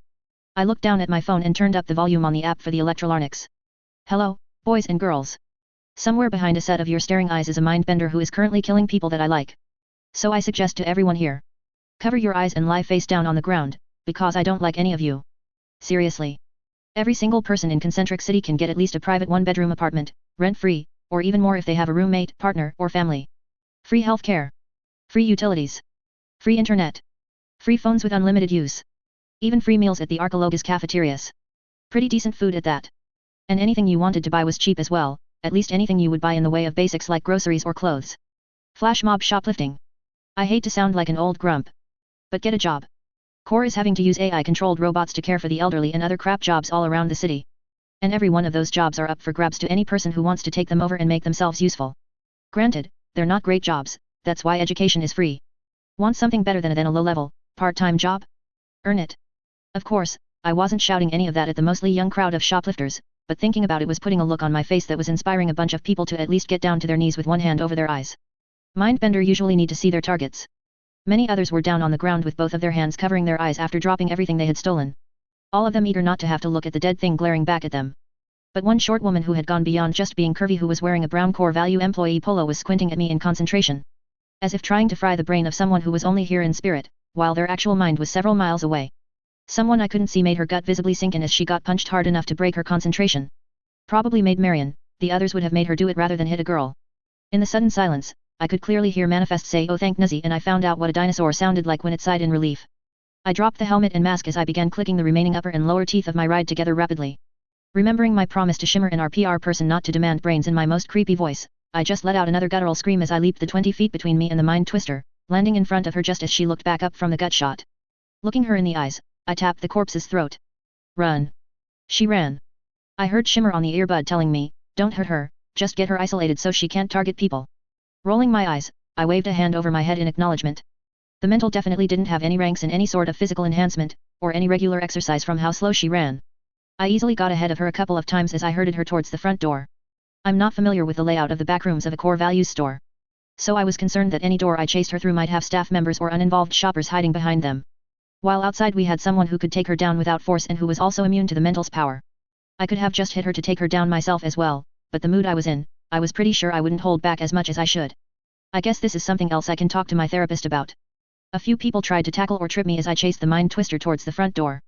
Either they were people involved in organizing the flash mob who were working with her, or possibly just people with good intentions trying to save her from the fast zombie chasing her around making horrible noises from laughing with no vocal cords. The cops could sort out who was which. Unseen merry men which had been pacing me unseen the entire time took care of them, fairly gently as well. Robin Hood was a pretty child-friendly story after all. The mental finally ran out the front door, came to a sudden stop, and then toppled face first onto the cement as Fable dismissed the Sherwood gang and focused all her power on Medusa. Mission accomplished. Except for the after-mission review watching the security cam recording of the chase. Manifest giggling, T-Rex's grunts of approval, and Fable's wide-eyed and earnest look of fake support severely undermining Shimmer's lecture about everything I had done wrong. She was letting me have both barrels of breaking down how my choices had gone way overboard and made the entire team look bad. As well as hurting the mice's chance of getting recognition as people by working in an official capacity as my sidekick. Ouch. That one stung. All of that with fully projected emotional feelings of her very real disappointment and a cold indifferent anger. Sorry. Shimmer folded her arms. No. Sorry is what you say after we see how the media is going to play this. Scorn didn't bother to drift over to sit and talk for a while when I got home that night, but she did send Fafnir and Muffin over for pets and ball throwing. Dealing with superpowered animals is so much easier than people. 24. The appointment. By early morning the major news channels and their websites had spoken and declared that we were now a bunch of untrained reckless juvenile fascists and a serious danger to others due to having superpowers and using them. I guess the fact I was nearly 40 hadn't leaked yet. And of course, there was no mention of the flash mob as having done anything wrong, as if the fact we knocked around a few people and scared most of the rest of them somehow meant they were beyond blame. It was almost like they were pushing an agenda instead of reporting the news. At least that is how it went with most of the major infotainment news sources. The smaller new reports from the independents involved in the Fourth Estate movement dedicated to actual impartial news reports barely mentioned us other than as a junior super team breaking up a mass robbery without any injuries by using a Halloween-like display of one member's powers. I like these guys, and I'm going to subscribe to their news channel. Shimmer shot me a dry look.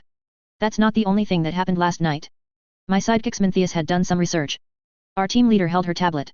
So the fast mob was organized by an actual gang, the Freak Show, which is made up of local second-generation supers. Mostly the children of rank 1s and 2s, who are only now reaching the upper level of their powers. She sighed. And no one hates or fears them. No one is trying to oppress them, while the government and corporations are showing no signs of kidnapping them for immoral experiments. Shimmer took a seat. Just like us they all grew up listening to their parents' stories of everything that happened when people started triggering, and they find themselves just like us having a safe, easy life with no one needing them to do anything with their powers. At least not at their power ranks. She looked around at the other young superheroes. Sound familiar? The other members of the team exchanged wry looks. Shimmer stood up and began to pace. They were bored and decided to cause trouble just so someone would care that they were more than everyday people, but instead that they mattered because they were special. She looked down at her tablet again. Worse. They arranged it online and Pal picked up on it and informed the circle. But the circle decided to let it happen just to let us feel like we were doing something useful. Flopping down in her chair she stared at the ground blank-faced. I looked around at the four of them. Did they say that? Shimmer murmured. No, but they might as well have. I snorted. This wasn't a play date. You were in real danger of getting brain damage. And none of your parents stepped in. This was a real field exercise, as in training in the field. And the circle trusted you with it.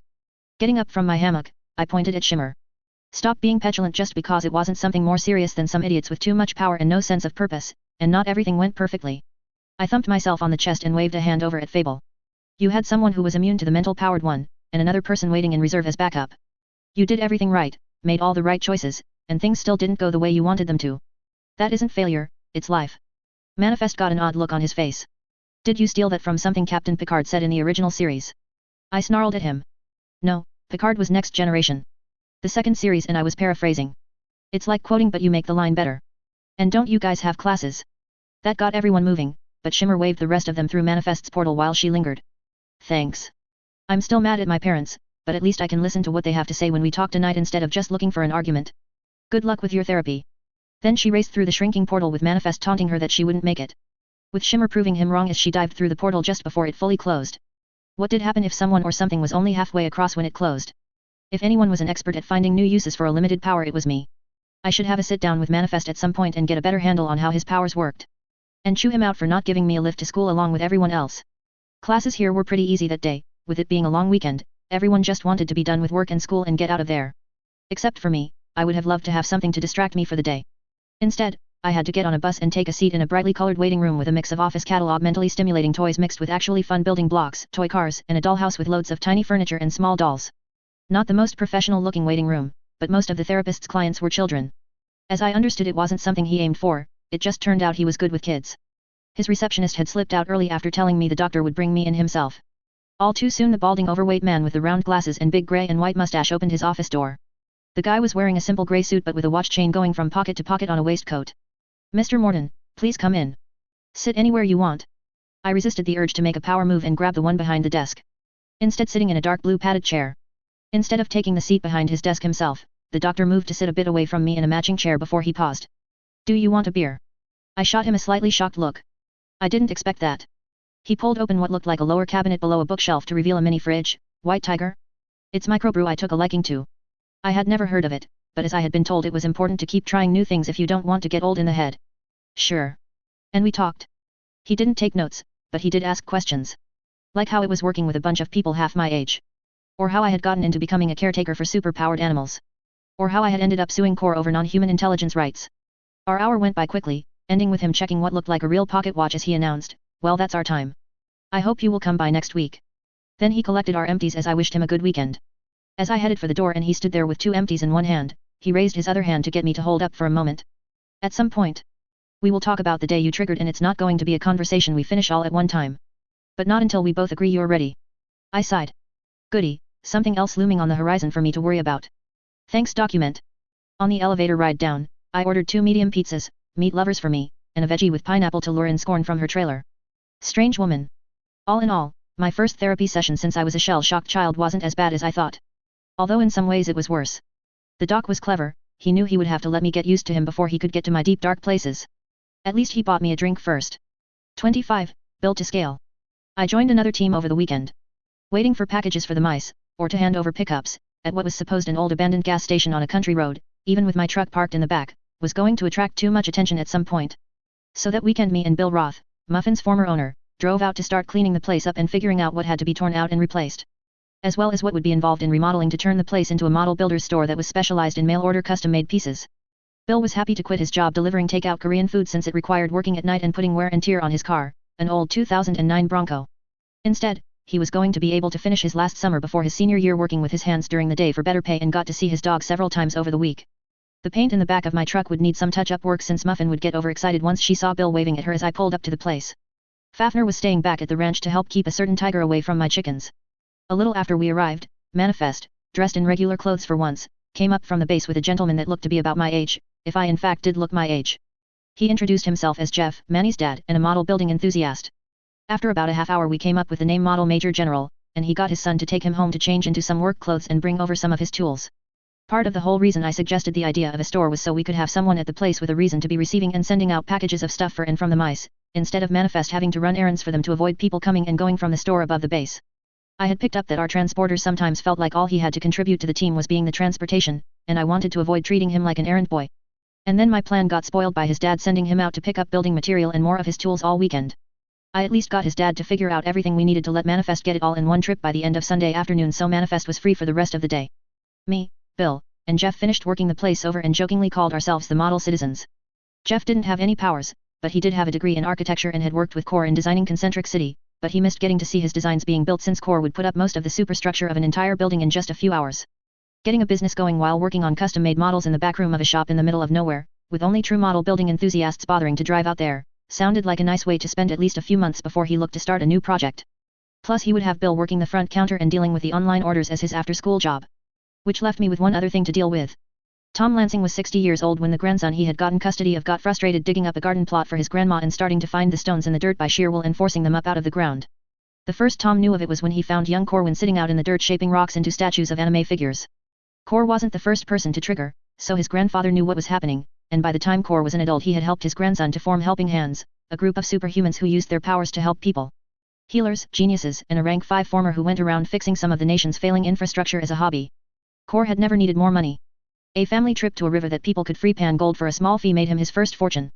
After that, his focus was being the guy who helped people. At least until he found out what his nation was doing to some of the people with powers and helped form the circle.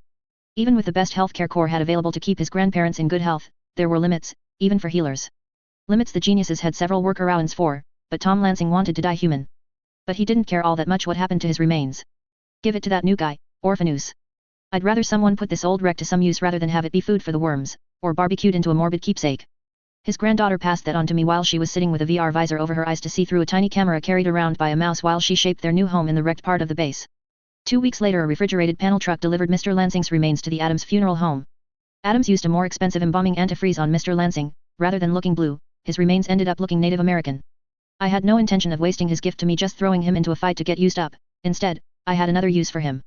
Driving up to the southeast corner of the Olmec Arcologi with a dealer plate on my truck, I had Mr. Lansing's remains take a swig from a cheap flask filled with water to wet his vocal cords, then grabbed the cardboard box with Raven written on the side as I headed toward Unit SW3-15. Only to hear the warning cries of the dozen or so crows sitting up in the tree and on the balcony railing of what I guess was the apartment I was heading for. Well, so this is where some of you go during the day. Wetting the corpse's lips, I let out the whistle my grandfather had taught the very first crow of their line to signal a visitor was a friend. One of the younger birds flapped his wings wildly as he nearly fell out of a tree in surprise. Most of the other birds went silent as they stared at me, confused by who was doing the whistle, and maybe the fact I had Adams dress Mr. Lansing in my grandfather's old clothes I had borrowed. Which I was guessing Grandpa wasn't going to want back. I'm just here to see the girl boys, you'll get some hot dogs as a treat tonight. That got a few approving chirps and a scream of approval. Which got a twitch from the apartment's window. My hero card would have let me bypass the punch code latch on the door to the Arcologi, but someone had left a pebble to keep it from catching so anyone could come and go freely. No one answered the door to the apartment when I pressed the buzzer, or when I knocked, but I saw the peephole go dark. Miss Raven. You might have heard of me. I'm going by the name Orpheus. I'm not here to harass you or anything. I just wanted to return some of your property. After a moment, the door opened to the limits of a sturdy-looking metal bar that kept the gap from being pushed further open. In a dim light or a fairly bright light in the Arcologi hallway with the eyes of a corpse, the young woman named Raven might have been mistaken for a goth girl. The black feathers covering her head could be mistaken for a deep black short haircut, and the black talons on her fingertips might have been dramatic fakes. She was also very pale-skinned and frowning. Are you dead right now? I mean, is that a dead body? I nodded the body's head. A donation actually, by the original owner. This is yours by the way. I held up the box. She frowned. What is it? I tipped my head over to one side for a second. Your childhood belonging from the secret base you lived in for a while. She stared at me for a moment, then slowly closed the door. A moment later I heard the lock bar being unlatched and she opened the door again. I let a friend know to expect a call in 10 minutes, you have that long to come in and explain. 26. Music appreciation. It had been a while since I had been in an Arcologi suite. The city in a single building concept tended to only be a single building below ground. Shops, subway entrances, storage, and fast food places, were all down below. Along with clubs, libraries, theaters, and places to do sports. Apartments fill the parts that were above ground along with some fancier places up on the top floor, restaurants, and the like. Those apartments were broken up into long narrow buildings so that people could have windows and balconies. Raven's rooms had been furnished with some of the cheaper core values furniture, which looked like it had had some previous owners. But there wasn't much of it since most of the room was set up with various musical instruments and recording devices. All of which looked pretty familiar since I had watched some of her videos she had recorded right here trying to find her sound by trying out hundreds of songs in various genres. I liked her bluegrass covers of rock ballets. And of course, with her sonic-based rank 3 forming superpowers she didn't need any sort of expensive studio editing. I had the corpse give the crows sitting out on the guardrails of the balcony a nod, then turned to face the frowning young woman glaring at me with her hands on her hips. 9 minutes. I grunted at her and set the cardboard box down on the couch. So some people wanted to buy the gas station you used to live below to set up a storefront for scale models. They wanted some place out far enough to not be bothered with the kind of customers you get with foot traffic, but only the people who were as into their hobby as they are. Raven nodded with a thoughtful look on her face. I'd have thought that the circle would have cleared the place out of anything dangerous. I nodded back at her, they did, mostly. No one dug up the parts of the base that got wrecked in the fighting, which turned out to be the personal quarters. Core gave it the once-over checking for survivors, or anyone that didn't survive, and any big machinery. But with people moving in above, they wanted to make sure there was nothing down there that would be a danger, or that Dr. Talon might come back for. She crossed her arms and began rubbing them. No, Heron got us all out. And father would have had anything important set up to destroy itself. She walked over and sat down beside the box giving the cardboard a haunted look before pulling on the lid. I took a step back to give her some space. Some friends of mine sewed up the rips on the stuffed animals, as well as cleaning them up. Everything electronic was scanned and recorded by the circle. But I got them to promise not to put any malware on them. Or any kind of tracking devices on any of it. She looked up at me after a moment and nodded absently before she began to hesitantly lift items out of the box. I wasn't sure if she was listening all that well, but some of what I had to say was for her family. The young woman was one of several of Dr. Talon's children. Each one an experiment in creating a person with powers rather than having them get powers from being triggered or inheriting them from a parent. And he made each one with bird-like features to ensure that they would never be able to live in normal society because of their looks. Keeping them all loyal to Talon no matter how badly he treated them. Except Raven, who surrendered herself at the age of 18 to get away from her family, and some of her siblings had defended her from Shrike when the eldest sister came around to collect her. My assumption was some of her family was still keeping an eye on her, as well as an ear. We filled in the base with dirt packed in enough to support further construction, which the model guys don't seem to be planning on. Which brings me to this. I pulled out the folded over index card I had stashed in my grandfather's shirt pocket. Raven reached out and took it from my hand. What is this? The combination of a storage locker I rented. The units are all freestanding rather than being in a building, and I have promises from several members of the circle that they will not be monitored and no one will be waiting to jump anyone that shows up to access it. I gestured at the cardboard box. There are similar boxes in there for all your siblings and Talon himself. And it's all paid up for the rest of the year. Anyone in your family can collect them at their leisure, either just their own or pick them up in one trip for the whole family. The dark feathered woman gave me a long look. Why are you doing this? I shrugged. It's a bunch of personal belongings. Children's mostly. Giving it back costs me nothing, and it's the decent thing to do.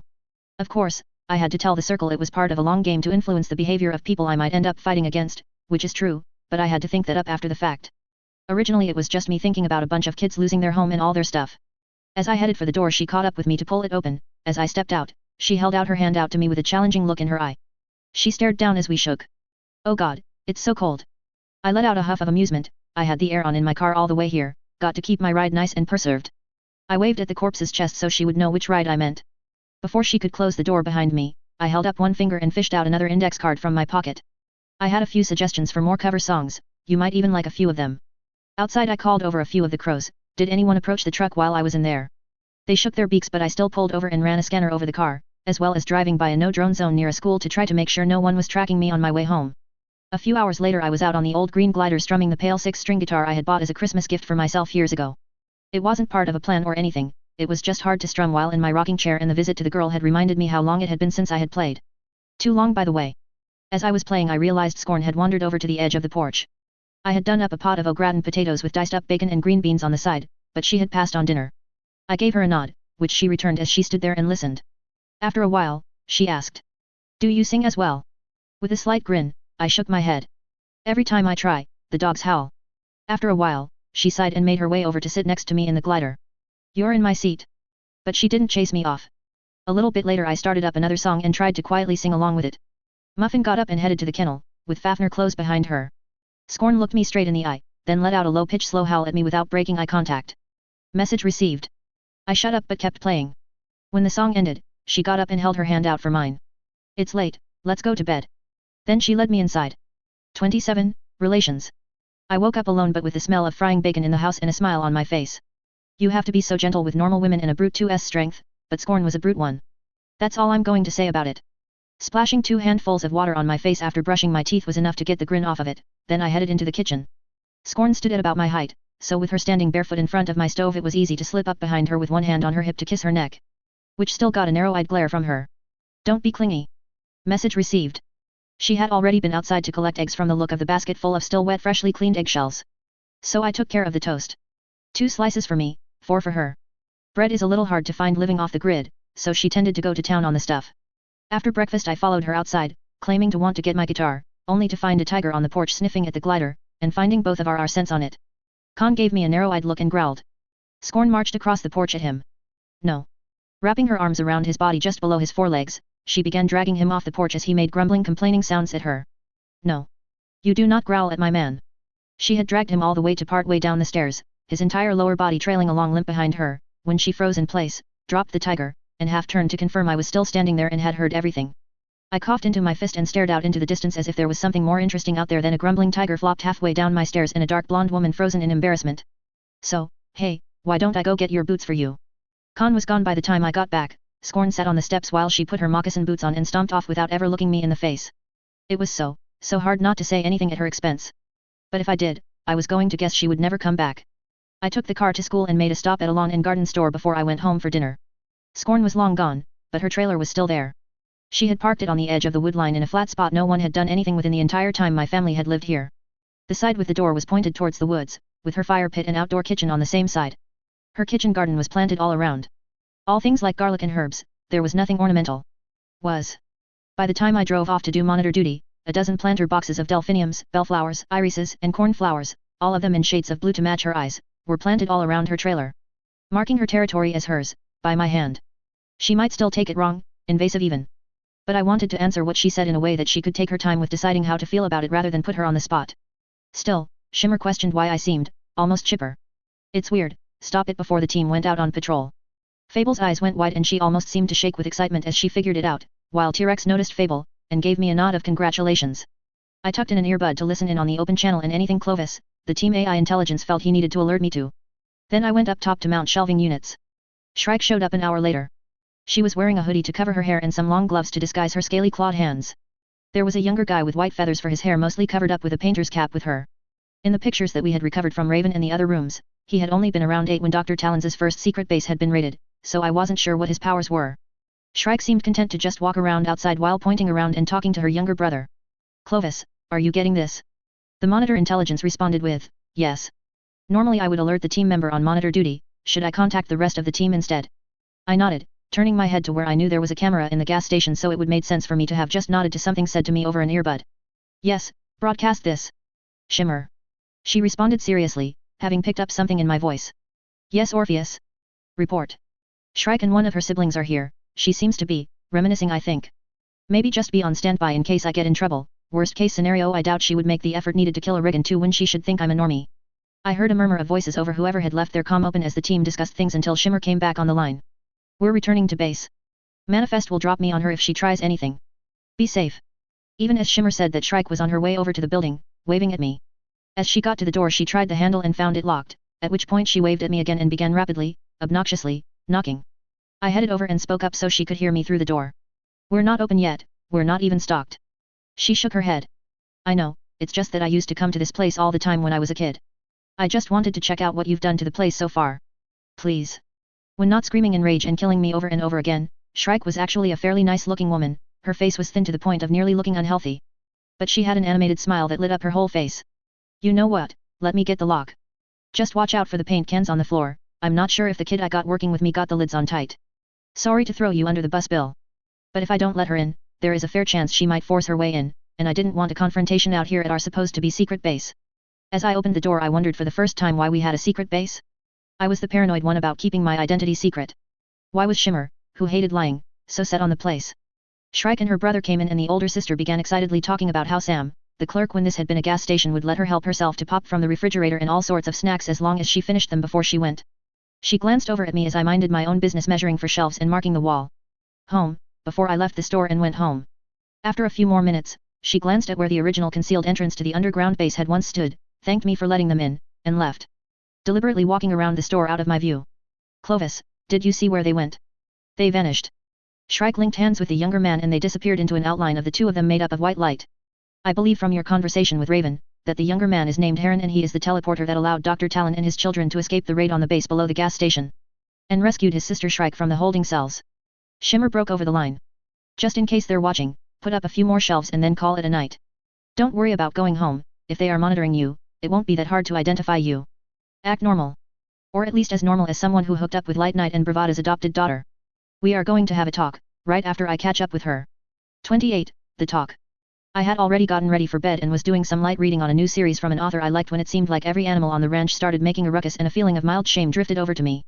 I pulled on a set of jeans and a pullover as I headed out to throw some grain to the murder geese, and set a few scoops out for the crows as well while giving Shimmer a mild look of annoyance. Go say hi to Chester, you're his favorite now. The teen superhero looked both happy and nervous about that, but she still took a scoop of grain in a force-constructed bowl to go feed and pet the old horse until he settled down to watch the two of us from the barn. I waited for her to finish up while sitting in my rocking chair. She sat down on the other side of the porch on one of the cast iron chairs next to the tea table that my grandmother had managed to paint white before anyone could stop her. Both the table and the chairs. After sitting there for a moment in silence and starting to relax, she huffed and straightened up. As a first generation, I don't know if anyone had the talk with you. I raised an eyebrow at her in response. She fiddled with her hands. To start with, everyone is a regenerator. Supers, that is. I leaned back in my chair. Go on. Crossing her arms, I could feel her embarrassment. The rule of thumb is, whatever power you have, take the rank and put a decimal point in front of it, and that is typically your regenerator ranking. That's why even rank 1 supers are healthy and attractive, they normally not only age well, but live longer. She looked down for a moment. And it's why people like my parents had me when they were so young. At a .5 rank of regeneration, normal doses of birth control aren't enough, and my dad's vasectomy healed up within 2 years of him getting his powers. But at least by then the first Jenners had a clue what was happening. I slowly nodded. Me and Scorn did use a condom. Shimmer leaned forward and covered her face with both hands while muttering something. I hesitated but still asked. What? She pulled her hands apart just enough for me to hear her while she was still looking down. It's a special brand, you can get them at the clinic at the palace for free. Or get them at any core values store. They have to be made extra strong for brutes. I had been aware of them, but buying them outed you as a brute. Double layering had been my solution. Shimmer got up and walked to the far end of the porch. Oh god, this is even worse explaining it than when both of my parents came into my room to talk to me about it. When I was 17. I blinked a few times. So. Scorn had some ready at my brute rating before she even came over that night. Even as I said it I realized I shouldn't have mentioned it, at least not with that tone of smugness. I could feel Shimmer's glare from across the porch. That's what you got from all of that? Then she hissed boys. Turning my head to look at her, I smiled. Why can't I be happy she chose me, not on the spur of the moment, but as something she decided in advance? Even if it's only a one-time thing. It's nice to know someone wanted me. The teen threw up her hands. It's just, weird. You're supposed to be this mysterious mentor guy who's on call to show up to help me out so if anyone dies when I fail to save them, I get a second shot, and they get a second chance. You're the adult who doesn't treat me like a kid they saw grow up running around their homes and playing with their kids. Now you're the guy who hooked up with my sister while she was working for him. She threw her hands out at me. Was that grooming? I want to be upset about this. I slowly shook my head. I think Scorn would know if someone was trying to mess with her head. I twisted my lips off to one side but finally asked. Is she okay? She was kind of upset herself this morning and I haven't seen her. I'm not asking where she is in case she needs some time to herself. I'm just, I waved a hand around in the air. Concerned. Shimmer leaned back against the porch railing. She's fine, just off in her cave, checking on her supplies for winter so can start hitting sales to stock up. She didn't want to talk to me. Or tell me if she was staying in her cave or over here in her trailer when the snows come. Or if she would be willing to stay in a house that had been built and expanded to hold 3 generations of a family at a time, which I hoped she knew was an option. Of course, if she was out living in the woods because she hated being around too many minds at a time as an empathy, having an attic full of mice with a group mind might be a problem for her. Actually I wonder if she had room to sleep too in her trailer? Could you let her know she's always welcome here? On whatever terms she wants. The teen nodded, then swiveled her legs over the railing to drop onto a brightly colored construct of light that resembled a motorcycle without wheels. I'll tell her if I see her first. Night. Then she was off, hunched low behind the handlebars in her hands.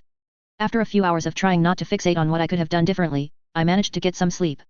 Manifest called me the next day to see if I needed a lift to school, which I thanked him for since my farmhand was still AWOL leaving me with all the morning chores. As for getting home, I didn't want to bother him and I took the tube back and walked the rest of the way. So I was pretty calm when I saw Scorn clearing out Chester's stall. Walking up behind her, I stopped before I got too close. Welcome back. She went stiff for a moment and then turned and stepped up close enough to set her head against my shoulder. I whispered. Stay for dinner. She leaned away and began throwing out more hay. Yes. Thanks for the flowers. Outside the barn, I allowed myself a fist pump and heard her snort from inside. I guess she knows how I feel, and she still came back. I got myself a woman. If she's still here next year I might even tell other people about it. About an hour later I got the email from the mice's lawyer. Orpheus vs Jones had a court date before a federal judge in 2 weeks. I was going to be required to appear in person, not riding a corpse, which meant I was going to have to get a hold of something formal to wear that was bearable for what could be most of a day in court. And also hadn't previously had a dead body stuffed into it. 29. Dress up time.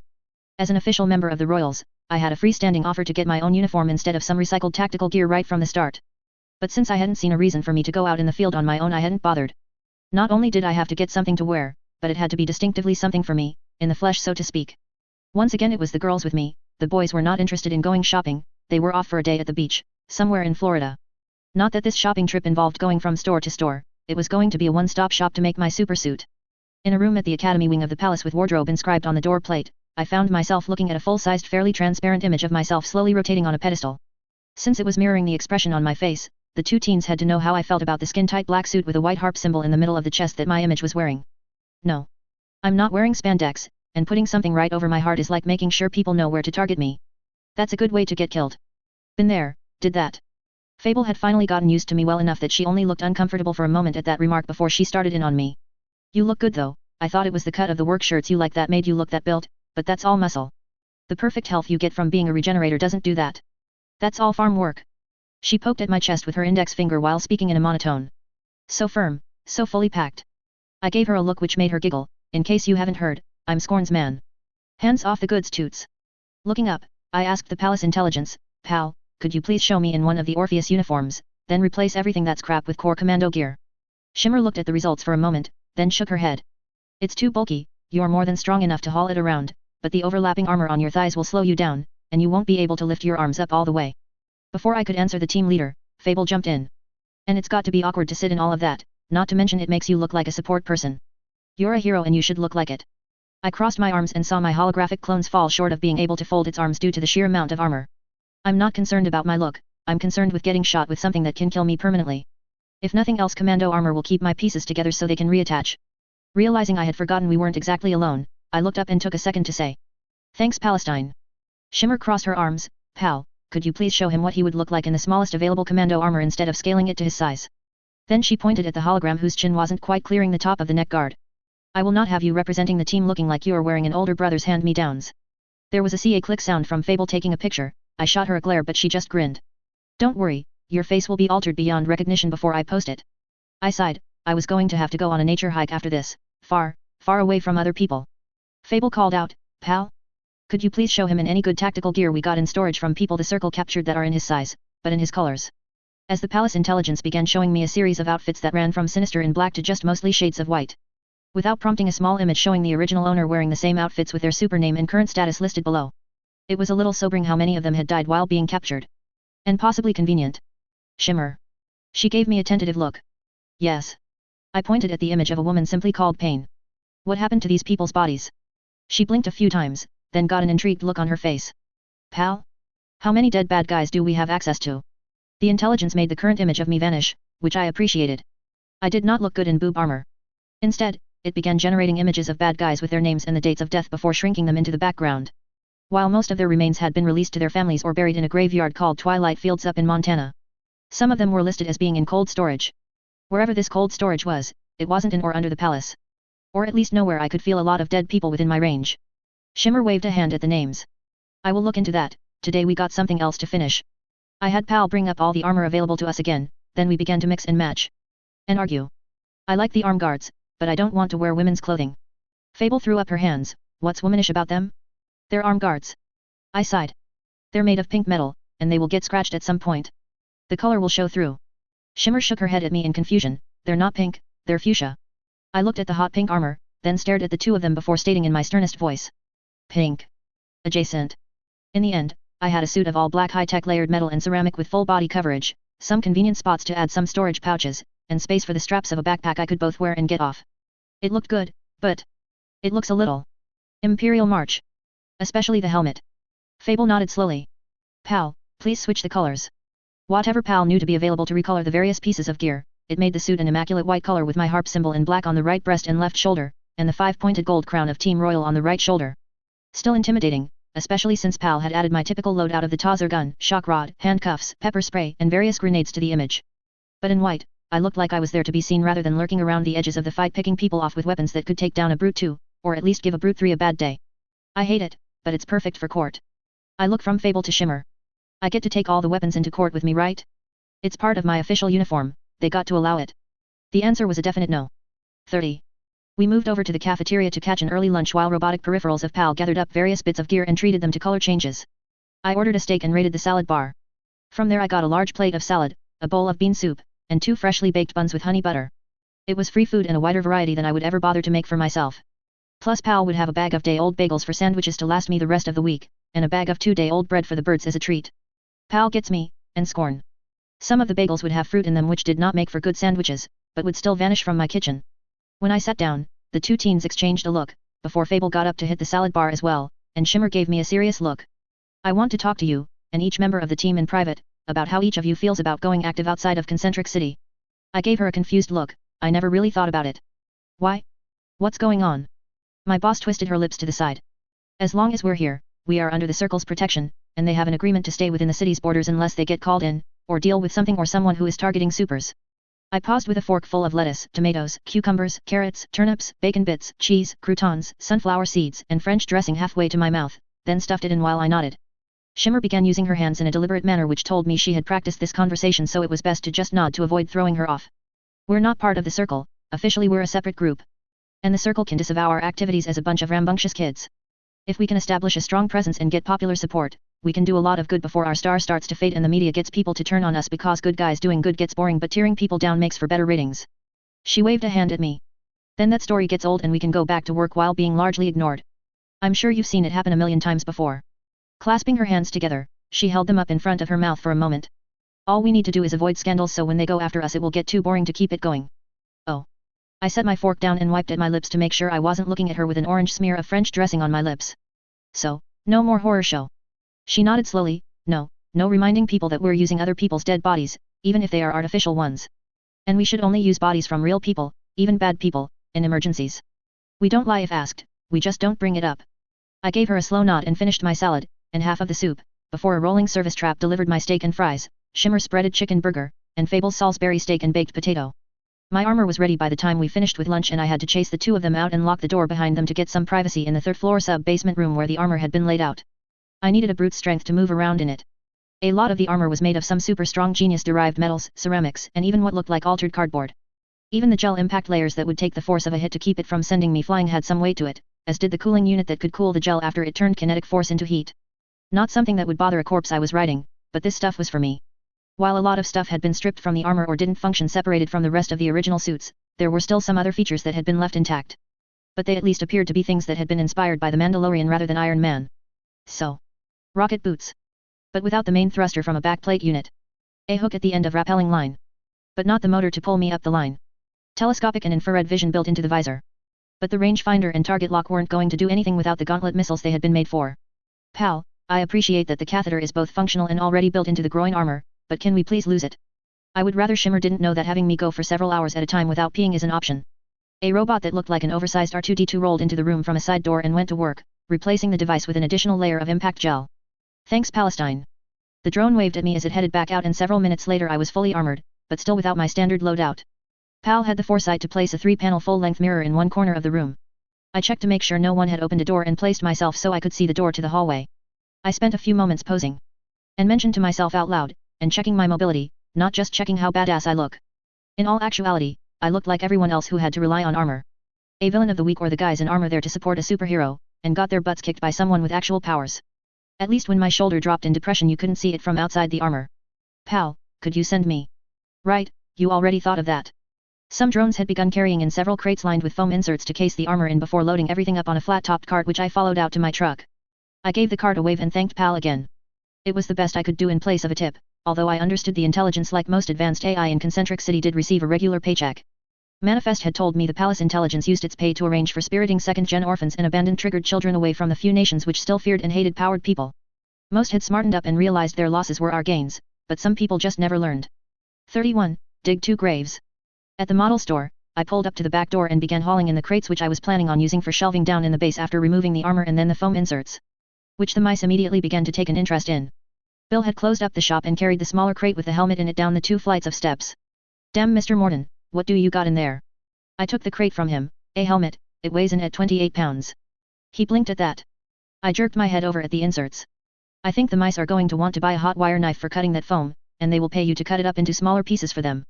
They will probably also pay to use the 3D printer to set up a rack to hold the hot knife for them so they can do the finer work on their own. Bill had at least temporarily been made a support member of Team Royal under the name Baron Gatekeeper since he had to know about the base below the store he was working in. He had stammered his way through his acceptance of the name while trying to maintain eye contact with Shimmer in her skin-tight suit. After locking the place up for the night I headed home and split the bread from the cafeteria between the chickens, the murder geese, and the crows. The crows managed to get some of the chickens' share of the bread by being faster than them, and from the geese as well from me standing on top of the cement feed container and whipping the stale bread I had balled up in my fists as far as I could throw it. Chester got the last 2 slices. The fresher fruit bagels were already gone by the time I got back from the stable with Scorn walking back from her trailer where she had stashed the goods. She nodded at me. Saw the pictures. You might want to put some lifts in your boots. I pressed my hand over my heart and gave her a hurt look, getting a thin little smile in return. The next day in therapy me and the doc talked about how I tended to be a little brutal on people even after they were done fighting. And how it might be a problem with Shimmer's hope for a happy shining American all-star super dream team. Of course, he had to reverse Uno me and we started talking about why I was angry with criminals. He didn't point out to me so much as to lead me into the realization it was people with powers who were reckless with them and murderers that set me off the most. Like Captain Gaines. Got it, Doc? I'd like to stop talking now. We called it an early afternoon. Scorn nodded at me as I got home but she was busy saddling up Chester to give him some exercise, and I have to assume she knew I was in a mood since she stayed out late. I poured myself a shot of the brandy my grandmother had bottled to start to age shortly after my birth. I would like to know where Captain Gaines is now. There was some squeaking from the ceiling above me that sounded like the mice were on the job. The ones at my home whose research would not immediately be noticed by the circle. Scorn settled Chester in for the night, and stood outside for a while before texting me a message saying she was heading out to her cave for the weekend. It was probably best. I wasn't feeling up for much company at the moment. Shimmer called the team together the next day. I've spoken to each of you, and everyone is on board to go national as a super team. She looked around the room as each of them gave the others a nod. She turned to the wall that we had covered with a layer of smart paint, and an image of a man in power-dampening cuffs with grey skin under his orange jumpsuit, a bald head, and solid white eyes stared back. This Adam Roth. Coltrane. He was one of the prisoners who escaped with Shrike but then seemed to have cut loose from them. Pal spotted images of him in a club in Miami along with a man called Falco, a quick 2 and possibly a genius one who considers himself an elite bank robber, even though he mainly relies on a rank 3 or better brute to force open the vault doors. Falco appeared to be a sketchy-looking guy with sunglasses, a gold chain, and his shoulder-length blonde hair slicked down with something. Shimmer gestured to go back a few screens back to Coltrane.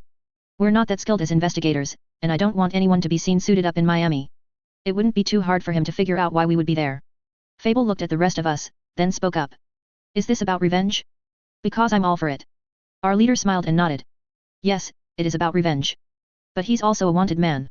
Someone should go after him, and he may know something about where Shrike and her family are operating out of. Or at least where the other escaped prisoners headed out to. Shimmer nodded at Fable.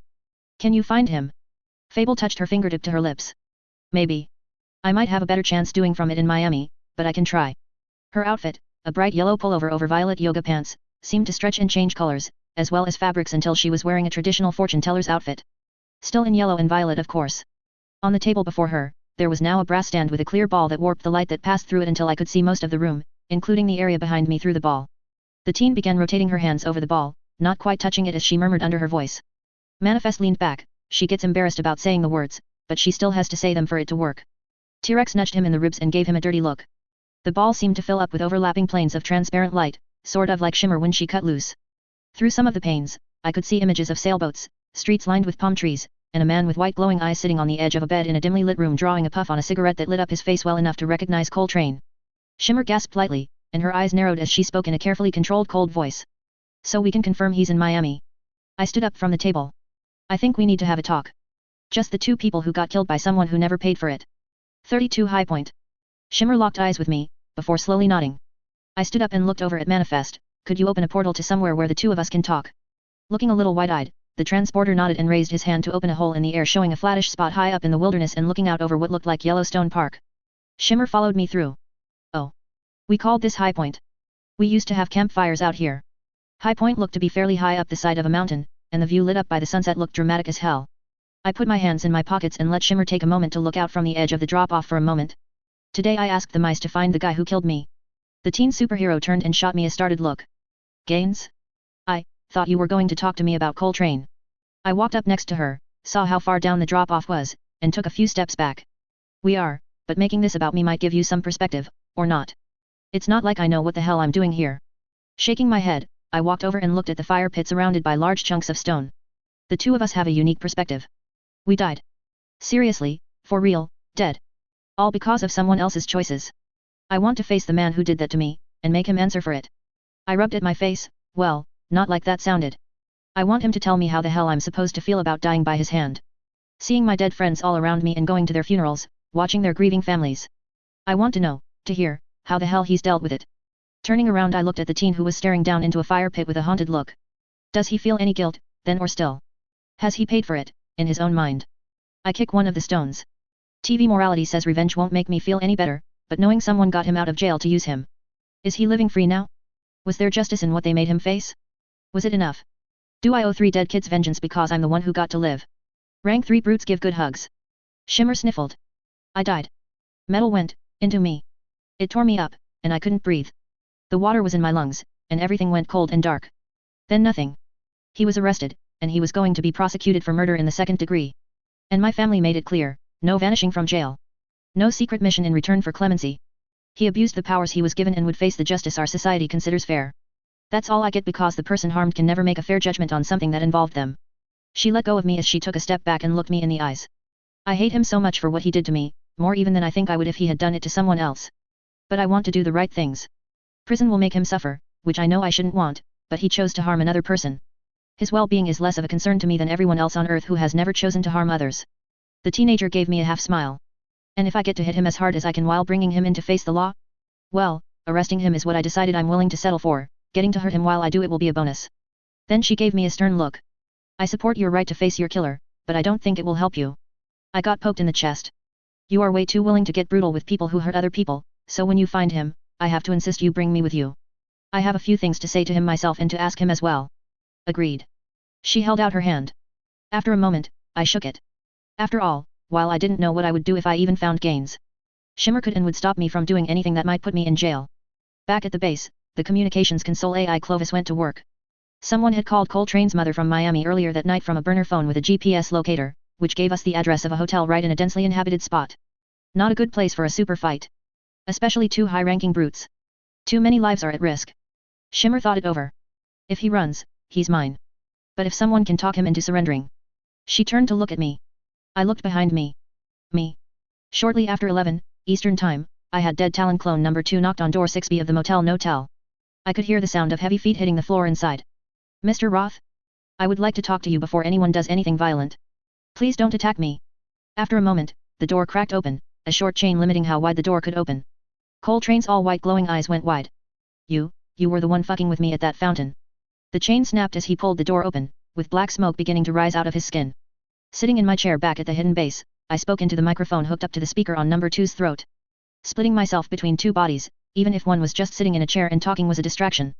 But it wasn't like I could fight a rank 4 on my own even with my full concentration. You had just killed a 17-year-old girl, can you honestly say you didn't deserve it? He glared at me as he tightened his fists. All she had to do was get out of my way. She didn't, instead she tried to talk you down. Now she is up above us waiting for you to throw a punch or try to run. At which point she will use her full powers to take you down, hard. Who knows, she might even shove your head underwater and let you drown to death. From what she's told me it's not a pleasant experience. The grey-skinned man raised a fist and black smoke began to choke the room, then he surprised me. He dropped his hand and stumbled backwards. Weeping. Full heaving of the shoulders, sobbing as he half sat, half fell onto the edge of his unmade bed. His steam whistle voice screamed out, I'm sorry. Well, this wasn't something we had planned for. Stepping into the room, I closed the door behind me and looked around. Seeing the many empty bottles of cheap liquor, I cleared a spot on the floor and pulled up a chair in the room before the gathering smoke completely blocked off all the light from the fixture above. So tell her that. She can hear you. Tell the girl who was trying to do the right thing how sorry you are that you shoved a length of rebar into her heart and let her lungs fill up with water as she died. 33, 3 options. He pressed his fist against his eyes. Fuck.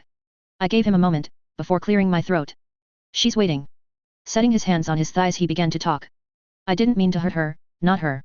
I was just so angry and she kept getting in front of me when I tried to get around her. To get at Strelly. That's who I wanted to kill. He looked at me with his white glowing eyes. That guy deserved it. Not some girl. Tell her I'm sorry, so, very sorry. I'm never going to forgive myself for doing the same thing as him, for making myself just as bad as him. I heard Shimmer's voice on the comm. Ask him about Strelly, they didn't let him say much in court. I nodded and winced at myself since she couldn't see me nodding. Tell me about the day, Mr. Roth. I'll listen. He slowly nodded. That core guy, he bleeds off the pressure from Yellowstone with controlled eruptions, the geology guy called them plumes. Then he tears out anything useful from them in big deposits and lets what's left cool down. Until he needs to make a new one.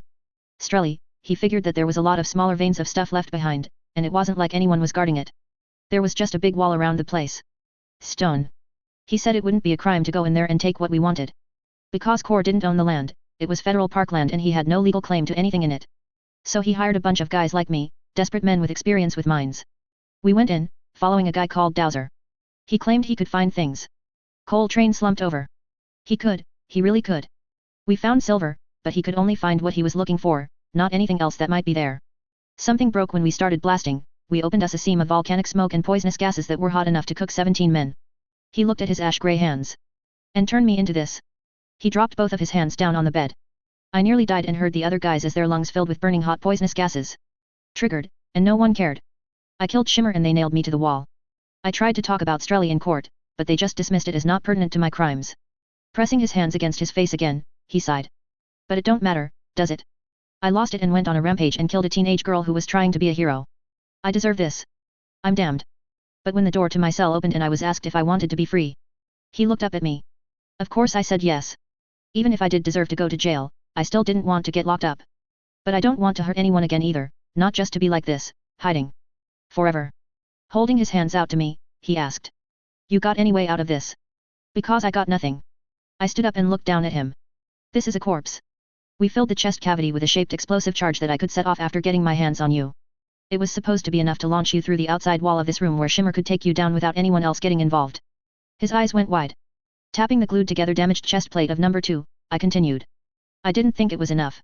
I added some broken bits and pieces of Genius Tech super dense metals and ceramics. Ones with lots of sharp points.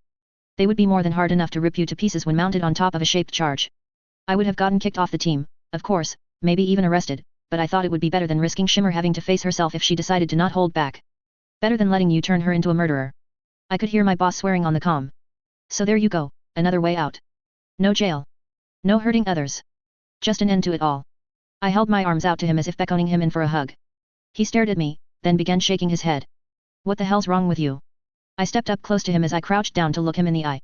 I know what it feels like to die, helpless, too weak to save yourself. I know how it feels to suffer that way, knowing it's the end. I know what it felt like for the girl you murdered. I want you, I really want you, to feel the same thing. Stepping back I looked down at the horrified man. Or, you could just give up. Try for an appeal. Bring a lawsuit against Strelly. Maybe get some money for the families of the other people that died in the plume. He sat there breathing hard for a moment, then stood up. I give up. Just, please. Don't make me face her. The camera on my helmet was enough for Manifest to open a portal right in the room. The other side opened up at a defunct rest stop off of a road in New Mexico where a prison transfer team from the federal marshals was waiting. I waved him through the portal and followed him through. I watched him get handcuffed and loaded up into the back of a super-grade prisoner transport. Another portal opened up on the roadside leading to the base where I unloaded my gear and walked number 2 into the freezer. When I opened my own eyes, Shimmer was standing in front of me with her arms crossed and a pissed-off look on her face. You turned the bomb into an IED. I gave her an offended look. No. Of course not. She narrowed her eyes at me. I raised my hands. No really. I didn't. Me and Monty talked about it, but we didn't do it. I was bluffing. I pressed my fingertips to my chest. Have no problems with lying. And it worked. No super fight in a hotel. No casualties, civilian or otherwise. And you didn't have to resist crossing a line you drew for yourself. Giving her a curious look, I tilted my head to the side. Or are you upset because you wanted to hit him a few times? She glared, turned around, and stomped off with a huff. Manifest opened a portal for her, then walked over to me. Should we tell her about number 7? I shook my head. I would rather keep it a secret, but that's a form of lying and she said she didn't want us to ever lie to her. And besides, she needs to know it's available if it's ever needed. But let's wait until she cools down. He nodded. That's why I sent her off into the middle of Yellowstone. Oh hey, she's calling me. Hi boss, stop yelling. When I got home, Scorn was nowhere to be seen, and the mice had sent me a message. They had found Gaines, and he was back in a cell. At a monastery. Well, I still wanted to confront him. But I was going to have to rethink my approach.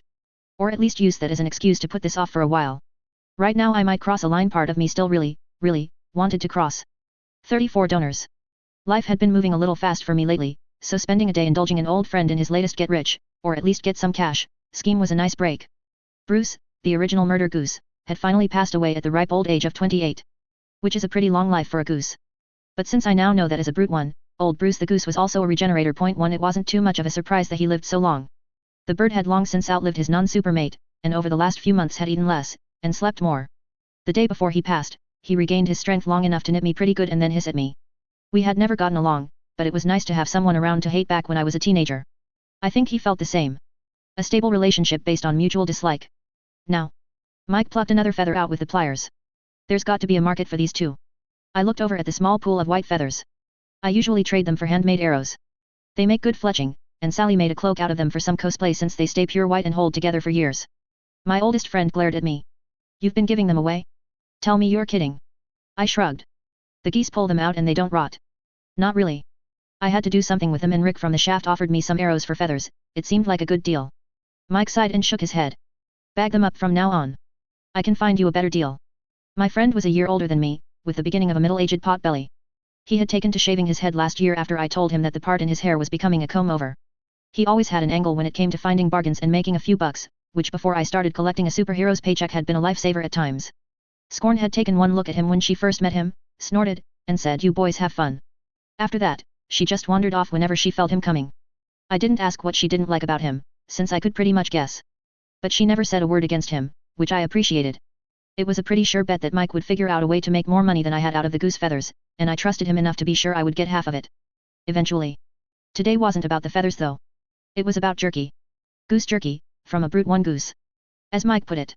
Part of the appeal of jerky is that it has a texture which requires chewing at it for a while, and getting the flavor the entire time. Brutes like you don't get the experience of that since you can just chew it up like candy. But jerky from a brute goose? There's got to be a market for it. With people who want the bragging rights even if they aren't brutes. Boiling Bruce's remains hadn't made him much easier to pluck, and we needed to get out the power tools out to dress him down to strips of meat. It felt a little odd doing old Bruce like this, but this has always been a farm. And it wasn't like I going to bury him. He was livestock, not a pet. As we worked, I had to wonder if it was safe to eat him. After all, he was made of something tougher than normal material. I mentioned that to Mike, who thought it over. You've been eating the eggs forever, and so did your family, and me. Other than being a little chewy, neither I, your parents, your sister, or your grandparents even seemed to have a problem. I nodded but still cleared some bits off the rotary saw to send off for testing. I used a small bottle and tied it to a crow to carry in return for the promise of a beef hot dog when it returned. The organs and other offal I put in some old Tupperware out in the barn fridge for the crows if it turned out to be safe for them. The bones I set it inside a stock pot to boil, both for some soup stock and because the mice had asked for the bones. They didn't say why, and I didn't ask. Mike shook his head at that. It's my people that are supposed to use every part of the animal, that's cultural appropriation, white man. I rolled my eyes at him. My friend was an eighth native at best, and besides as far as I know that was only ever said about buffalo. Mike took off after that, a bag of feathers in hand in order to get to work on time at the hospital.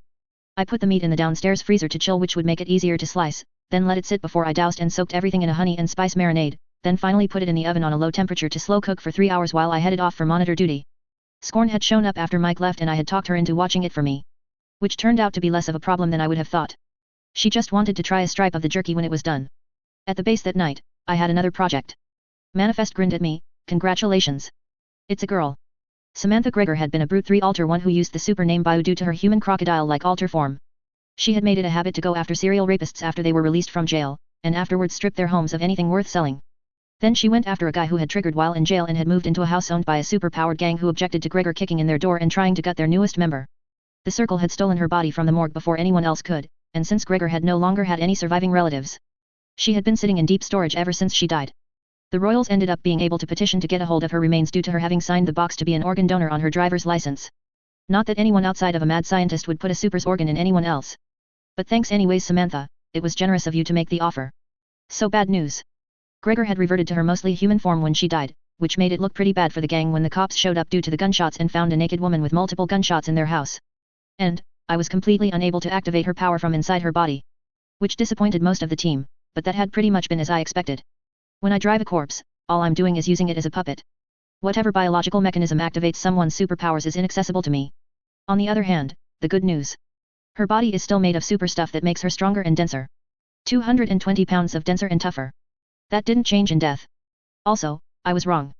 My force-based Brute 3 in a dead body, with the biological-based Brute 3 of Gregor did not add up to letting me be a Brute 6. Each rank of a superpower is about 4 times stronger than the rank below it. So, with our power combined, we add up to about a rank 4. Or about as strong as Shimmer without her using her force powers to supplement her biological Brute rank. Not that I'm complaining, but at Brute 4 I can actually throw down directly with the real bad guys instead of being doomed to picking off their minions, being a distraction, or a meat shield. Again. Thank you, Samantha. I'll set the mice on tracking down some wanted men with rape charges as a way to pay you back. But only to arrest them. With prejudice. 35 Orpheus vs. the Concentric City Charter Government. The relationship between Concentric City and the federal government had always been complex. Also contentious, bitter, and nearly violent at times. Core built the palace as a sanctuary for supers who were being victimized and as a challenge to the agents of the blackest of government operations trying to get back some of the people the Circle had rescued. But wiser heads on both sides prevailed. No one wanted to find out what a group of truly motivated and organized rank 5s could do if sufficiently pissed off. So there ended up being a lot of compromises, temporary agreements, and a lot of hand-waving solutions put in place to try to make things work. This included federal judge Quaim Dia, appointed as the top legal authority in Concentric City. Dia's family had come to this country as refugees, and Core was regarded as being anti-immigrant, despite 7% of the city being foreign nationals who had come to the US specifically for the chance to live and work at Concentric City. But if you publicly object to people illegally crossing US borders, like Core, then you're branded a racist and against all immigrants. Thus Judge Quaim Dia. Of course, Dia knows the rules of leadership.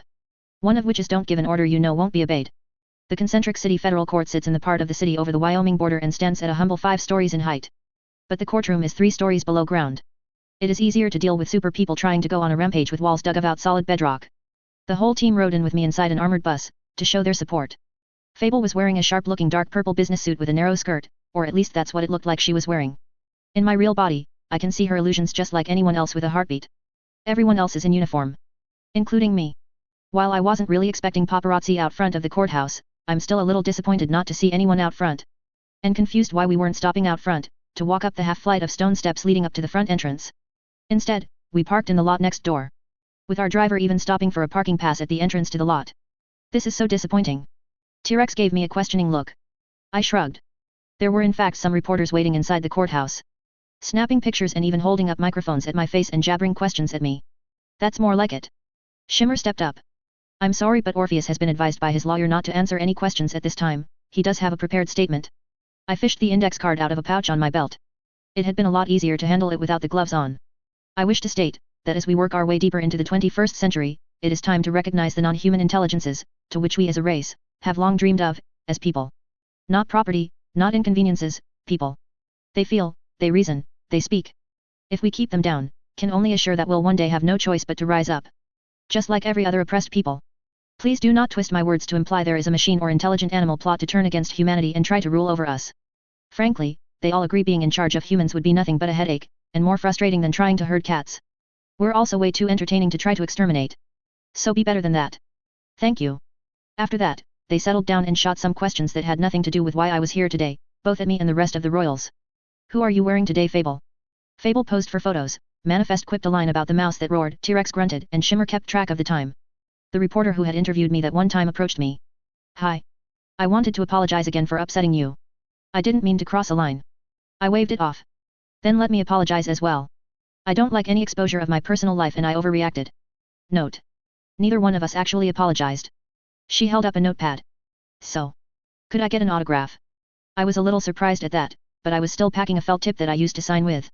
Between the thick felt tip line and the gloves, my handwriting for this should be sufficiently different from my regular handwriting to make it impossible to find my real identity from a computer comparison search. Besides, it wasn't like there were a lot of samples of my cursive writing out there. Shimmer began to wave people off. Sorry everyone, but Orpheus had a court appearance. My lawyer gave me a frustrated look as I entered the courtroom. What? I beat the judge here. Elisha Hallows was very passionate about people's rights, and very young. I had found those two often went together. I liked her drive for what she believed in but was exhausted by it. I also appreciated that she didn't tell me her pronouns, gender identification, dietary habits, or religious beliefs in the first 10 minutes of meeting her, or in fact during any of the times we had met or spoken. A professional. And working pro bono, although she did plan on trying to stick Core with legal costs. Core didn't bother to show up himself, not for a lawsuit. He would never leave the building if he showed up every time someone sued him. Instead, he had a group of lawyers, what I would call law minions, representing him from some law firm whose name escaped my memory faster than I heard it. Someone, something, and something else attorneys at law. Judge Dia came in and got things started, and from there went 6 hours of my life, with a break for lunch. My lawyer joined me and my team at a table in the cafeteria, other than Manifest who headed out to get me a smoothie. The federal court had teleport blockers, and I wasn't taking my helmet off to eat a sandwich. Hallows nodded at me. I think it's going well. Judge Dia takes his impartiality seriously, he had to if he expects the supers to obey his rulings. She glanced at the team, sorry, but the first gens had to become outlaws at times just to survive and we all know they have limits. She turned back to look at me sitting at the end of the table. The armor was just too bulky to sit next to anyone else. But I get the feeling Core's pet law firm didn't prepare all that well. Did Core tell them to softball this? She slowly turned her head to look at Shimmer. My boss sipped at her smoothie as she thought the question over. She had already demolished her salad and grilled cheese sandwich already, but Manifest had known to bring enough slushy fruit drinks for everyone. Getting legal recognition of sentient super animals will make it much harder to have superhumans abused by classifying them as other than human under the law. That's the only answer I'm going to give you, Miss Hallows. My lawyer grimaced as she narrowed her eyes and stared down at her half-finished salad. I'm willing to be played in a good cause. But... Orpheus. She turned her glare on me. I expect a full disclosure if you ever expect me to represent you again. Are we clear? I nodded. Wasn't my call. Won't happen again. Then I started working the flexible tube Manifest had gotten for me under my helmet and up to my mouth so I could get something to eat before I went back into court. 36. The mice got to do their testimony over the internet. What the hell? I had to come in for what could be weeks of sitting in this courtroom with recesses, continuances, legal jargon, cross-examinations, and they get to line up in front of a tablet to work a touch screen while a webcam films them. Dressed in their Wizard of Ounce outfits from Matrix's school project. Which she placed in. The geniuses that don't get disqualified for meddling in things man was not meant to mess with tend to win those kinds of things, so third place was pretty good. I guess they thought the brightly colored costumes might make them more appealing, or they thought it was funny. Algernon, the half of the mice group mind that wanted to be my official sidekick had gotten a little quirky since separating from the more conservative side of their group mind. While the group up in my attic had become less social. I think I should suggest an exchange program between the two colonies.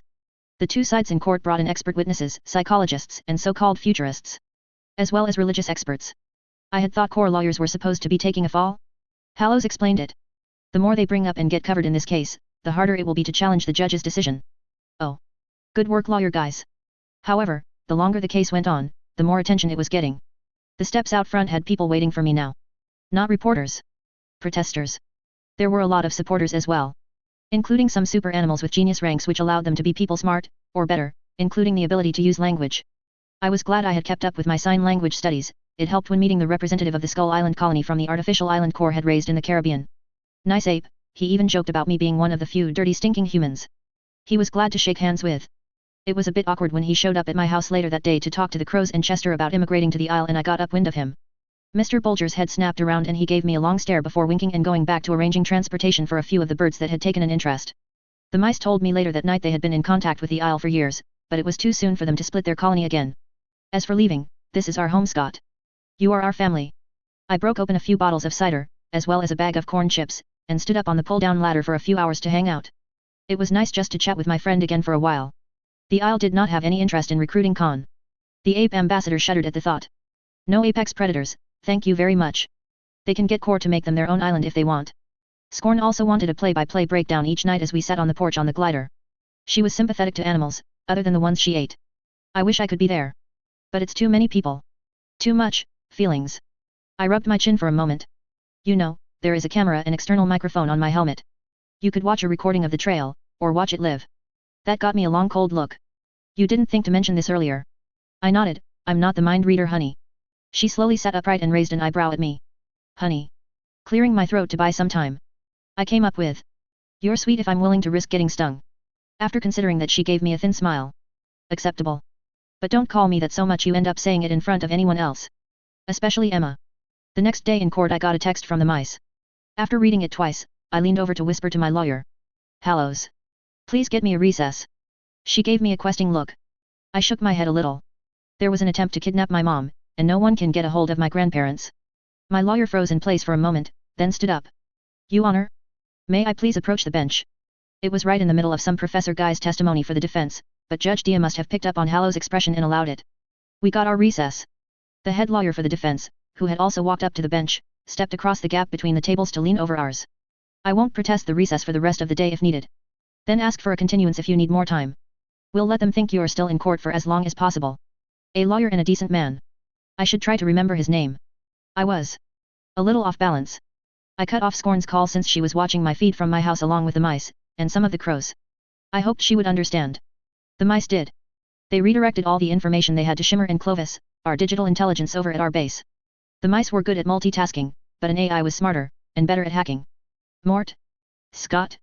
Are you with us? I jerked my head up. We had gathered up in a briefing room, and Shimmer had been saying something. I'm sorry, what did you say? She gave me a concerned look. Your sister was with your dad when two men tried to grab him and pull him into a car. She beat both of them so badly that the police had to call in ambulances to take them to the hospital. She then chased down the car, jumped through the rear window feet first, and forced it into a lamp pole. Then she dragged the driver out and began to beat answers out of her until she had to be pulled off by 4 security guards. I nodded my head. She triggered when Gaines tried to visit the hospital I was in. She's always been pretty protective. Brute 1, Genius 1 in advanced fighting skills. She retired from active duty to teach combat arts to the low-ranked brutes that sign up for the military after she had her second kid. Everyone on the team was staring at me. Fable finally spoke up. Your sister would have been around 8 at that time, and she went after a brute 4. I shrugged. It's not like she really won, he just wasn't fighting back. Whoever was involved at least didn't go after her husband or the kids. It seemed they were too smart to try to kidnap people living on a military base specialized in training super-ranked Marines. Or come after someone living in Concentric City. Talking was enough to get me thinking again. How did they know I'm Orpheus? I called the mice. Get me up to date. And please fill in Scorn. They didn't get my mom, which I knew. Probably due to mom going to the mother-daughter taekwondo lessons for several years. But they did get both of my grandparents. Their front door was found wide open, with a broken glass with blood on it in the living room. Like it had been pitched from the kitchen. Even throwing underhand, Grandma always had a pretty snap throw. I turned to Fable. Can you do the crystal ball thing? Please. She reached out to me for a moment, then hesitated. Yeah, I wouldn't want to try to hold the hand of an emotionally distraught brute either. Of course, but Shimmer was my strong connection to Coltrane. You can be the connection to your family, but your house, their home. Trying there will make it an even stronger connection. I got rid of the armor and took a walk out a side door. No one put together a random guy leaving the building in Orpheus. A block away, Manifest caught up with me and opened a portal to my home. On the other side, Scorn rushed over from the porch, stopped just short of me, and then stepped up to hug me right in front of other people. I needed that. Not just the hug, but her caring enough about me to risk getting teased by her sister and Fable later on. I whispered in her ear as I pulled her in. Sort of falling in love with you, honey. She nodded into my shoulder after a moment and gave me an exasperated sigh. Same here, dead man. Then she added. Now let me go because Fable is trying to take a picture. 37. Family plans. My name wasn't showing up on any forums as being outed as Orpheus. Not on the dark web either, or even on the darker Gandis net. Whoever decided to go after my family because they identified me as Orpheus either was keeping it to themselves or Manifest figured it out first. Or they just going after you because you're the Mice's listed caretaker and the one whose name is on the case for their recognition. These people may legitimately have no idea who they're messing with. Fable was once again in her fortune teller's outfit. This time with the colors matching the purple sweatpants and white hoodie she had been wearing under her illusion of a purple business suit. Did she always use the same colors as her clothes for her illusionary image? And why can't I see her illusions when I'm riding a corpse, but they do show up on camera? Not the time. Standing here in my real body, without a helmet muffling my hearing, I can understand the words she tries to softly mutter as she waves her hands over the basketball-sized crystal ball. The magic words that must have got stuck in her head as a kid from a dad joke. OWA. Tagu. Siam. It still works. Lights inside the crystal ball show my grandparents sitting on an old couch in what looks like someone's basement. There is even a stack of taped together old cardboard boxes with the top one labeled X-Max lights. There are two people in light shirts with flu masks on in the basement with them. One of them was standing by some wooden stairs with a shotgun in hand, the other one, a slightly built woman, held a baseball bat and looked to be berating my grandfather. Grandpa just sat there holding Grandma in his arms while glaring at the woman with the bat. Grandma looked more bored than anything else as she calmly answered something the woman said. Manifest took a few pictures with his phone. I can open a portal right into the room. But none of us are quick, so if they don't freeze up when they see us. He hesitated and glanced at me. I nodded. Yeah, they might shoot. Can you get up a barrier fast enough, Shimmer? She opened her mouth for a second and then shook her head. The guy with the shotgun isn't an issue. I can snap up a barrier between him and your grandparents as quickly as Moni opens the portal, but that leaves the batter. If I try to shield your grandparents from both her and the shotgun guy, I might end up leaving an opening for her. She'll only have a second or two to take a swing, but if she hits... She shook her head. Your grandparents are too old to take a hit. Not when they're already stressed out. I looked at the camera on my helmet sitting on the pile of armor in the kitchen corner. There can't be all that many houses in Florida with a basement. You got anything, guys? We got a group text. Clovis has us in the state government computers. We are comparing the images Manifest sent up with building codes, construction techniques, and how the sunlight was coming in the basement windows. More importantly, we have found social media posts, texts, and emails from the people who were arrested trying for your parents. They are members of a group named Earth Free. An anti-non-human rights organization. Your sister has entered the address of one of their local chapter compound in her dashboard navigator. None of the buildings there have basements. She is currently 14 minutes away at the speeds she is driving at. I sighed. Damn it, August. Standing up, I began to pace. I know all of you want to help, and I appreciate it. But having the royals be involved is only going to risk my secret identity. I had to stop as I said the fact that I had a secret identity out loud for the first time. Even more than it already is. I need to head off my sister, and deal with these idiots. Turning around I saw some looks that wanted to argue, but T-Rex cut them short. If they leave your grandparents alone in the basement, we will pull them out. That's our call to make now that we know people are in danger. I took a deep breath to argue, then realized I agreed. So I just nodded instead. Manifest? Can you put me on the road ahead of my sister, near somewhere she can see me up ahead where she'll have to slow down anyways? He nodded and began looking at a map for a good spot with a turn and an image from the roadside. I turned around to go to my bedroom to put on some normal clothes rather than the fancy workout gear I had been wearing under the armor. To find Scorn standing in front of my door. Her arms crossed in a stubborn look on her face. No. She shook her head at my denial. Are we together, or not? I tried to come up with something. She shook her head again. You aren't riding a corpse in some superhero fight. I'm strong and my mother, the rank 5 brute, you may have heard of her? She taught me to fight. I'm going. Get dressed. Sighing, I went and got dressed. Yes, honey. That got me a brute one slap on my ass. Captain, Marine Corps rank. Augusta, first name, Jones, married name. Was a little surprised to see her older brother on the road ahead of her with his thumb out, accompanied by a young woman with a rifle, and a tiger, all waiting for her on the side of the road.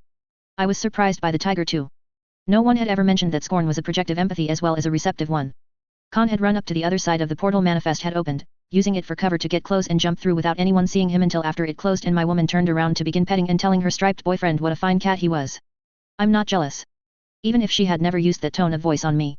My sister pulled over in her truck, and then got out of her car, her right hand concealed behind the truck door as she stepped out. Scott. Then she looked at Scorn and just knew. You got a girlfriend? She holstered her pistol as Scorn gave me a questioning look. She's real good at body language, part of her combat genius. Then I had 5'6" of fighting fit Marine slamming into and squeezing me tight as she lifted me into the air and spun me around. Hi, call me August. Why haven't I heard about you? What's your name? You know I'll have to kill you if you hurt him, right? Wait, why are you here, Scotty? Let alone how did you get here? I looked down at her. We're still figuring out what us is to each other. Brenda, but call her Scorn. Don't try it, she has a tiger. For Grandma and Grandpa. Called in a favor from a guy whose father I work with. Now put me down, brat. 38, take it to the man. I looked across the lake at the small collection of buildings. I expected a compound. You know.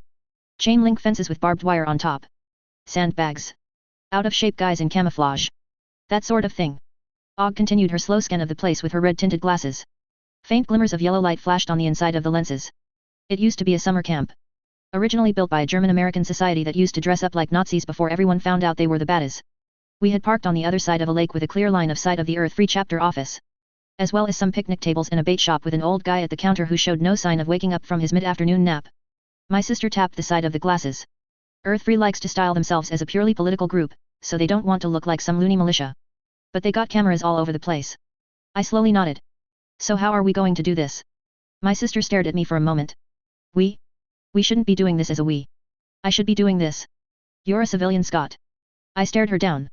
I'm immortal. And this isn't something sanctioned by your superiors, is it? She squirmed a bit. Well. Not officially. What about my new sister-in-law? Scorn's eyes widened a bit as she took a step back. I tried to smack my sister upside her head, something I hadn't been able to do since she triggered, and still couldn't do now. She can tell when someone's lying. Og locked eyes with my woman. Who in return slowly nodded, confirming my guess. I mean, she is an empathy, so I kind of assumed she could notice lies. It's not like I had ever lied to her, so I would know myself. Then Og looked at the tiger. And him. Khan lifted his head and gave Og what could be described as a smile, or at least something that showed off a lot of teeth. I pointed at him with my thumb. He gets people to tell the truth. Seriously, Og, what did you think he was here for, shilling for frosted flakes? She thought it over before holding up her finger at Scorn. Leave the rifle in the truck, it would give them a legal excuse to shoot first. Then we got in the truck. No sneaking, no real plan, we just drove up to the front gate of the grounds, which was sitting wide open, and then headed up to the parking lot. Og jumped out of the car and walked in the front doors of what looked like an official building. Then she proceeded past a secretary who let out an eep sound as my sister kicked in the inner door. Don't mind me, your boss wanted to talk to us anyways. I proceeded past her, with Khan walking in behind me as well. Hi, Mr. Khan wanted to register a complaint about your group's goals. Did you know that Earth First, while opposed to artificial intelligence, uploaded minds, and intelligent super animals, does not in fact have any problem with superhumans? Such as the two guys on the other side of the door who had stood up at Og's entrance, then started moving as I began to follow her inside. A big balding guy, well over 6 foot, had made the mistake of grabbing at my grinning sister. At which point he found out how a skilled and superpowered 5'6" woman could toss around a much larger opponent. Right into a wall, in fact, as well as part way through it, but the guy shrugged it off as he ripped more of the wall off, getting to his feet. Meanwhile, the other guy, shorter, and with a slighter build, had a gun in his hand faster than I could see it. It was some kind of automatic. I wasn't really into guns, so all I can say is it was rather small, something reasonably sized for a guy his build to shoot. And he was aiming right at me. At first. Then his eyes went wide as he began to shift the gun over at Khan as the tiger followed me into the room. I'm not sure if a gun that size would kill a tiger, or even seriously injure one, but I did know that the cat wasn't a regenerator, at least no more than rank .1 or so. So I didn't stop when I came into the room, but instead marched up to the guy until the gun he turned back onto me was up against my chest. Get out of my way. Really, I was expecting him to just shoot me. Which would hurt like hell, but was unlikely to kill me. But instead, he took a step back and nervously tried to raise the gun at my forehead. Which could kill me, or at least wreck my brain to the point of damaging my memories. It's not like I knew for sure, the one time I died I was back in my body before oxygen starvation could kick in and kill brain tissue. And I had never taken a serious blow to the head. Khan growled, the guy's eyes jerked over to look at the tiger again, which let me take the gun out of his hand. Grab a hold, push it backwards, and twist, just like I had been taught too long ago. Turning around at a crashing sound, I saw my sister on the other guy's back, grinning like a mad woman as she held onto him with a chokehold, with the toe of her boot wedged into the back of his pants to give her the footing to drive the knee of her other leg into his ribs over and over. Hey Scott, I think this guy's a brute too or so, have your tiger bite him or something. We're on a schedule. Have you ever had a tiger roar from 2 feet away? Loud doesn't describe it. Also, slamming your hands up against your ears to try to protect them from the sound of an apex predator screaming right next to you while you're holding a gun in one hand stings a bit. So since we were on a schedule, I left Og behind to finish up with her dance partner, and Con to stare down the other one as I kicked in a door labeled Director Bytrams. Inside I saw a white-haired older man holding a shotgun aimed at the door from where he was crouched down behind the other side of a desk. And was now aimed at the idiot standing there holding a gun and giving him an excuse. Me. I had enough time to brace myself. It hurt, it hurt, it hurt. Narrow choke buckshot from 5 feet away. The force of it hitting me made me take a step back, and it took something with it as some of it passed through me and then out of my back.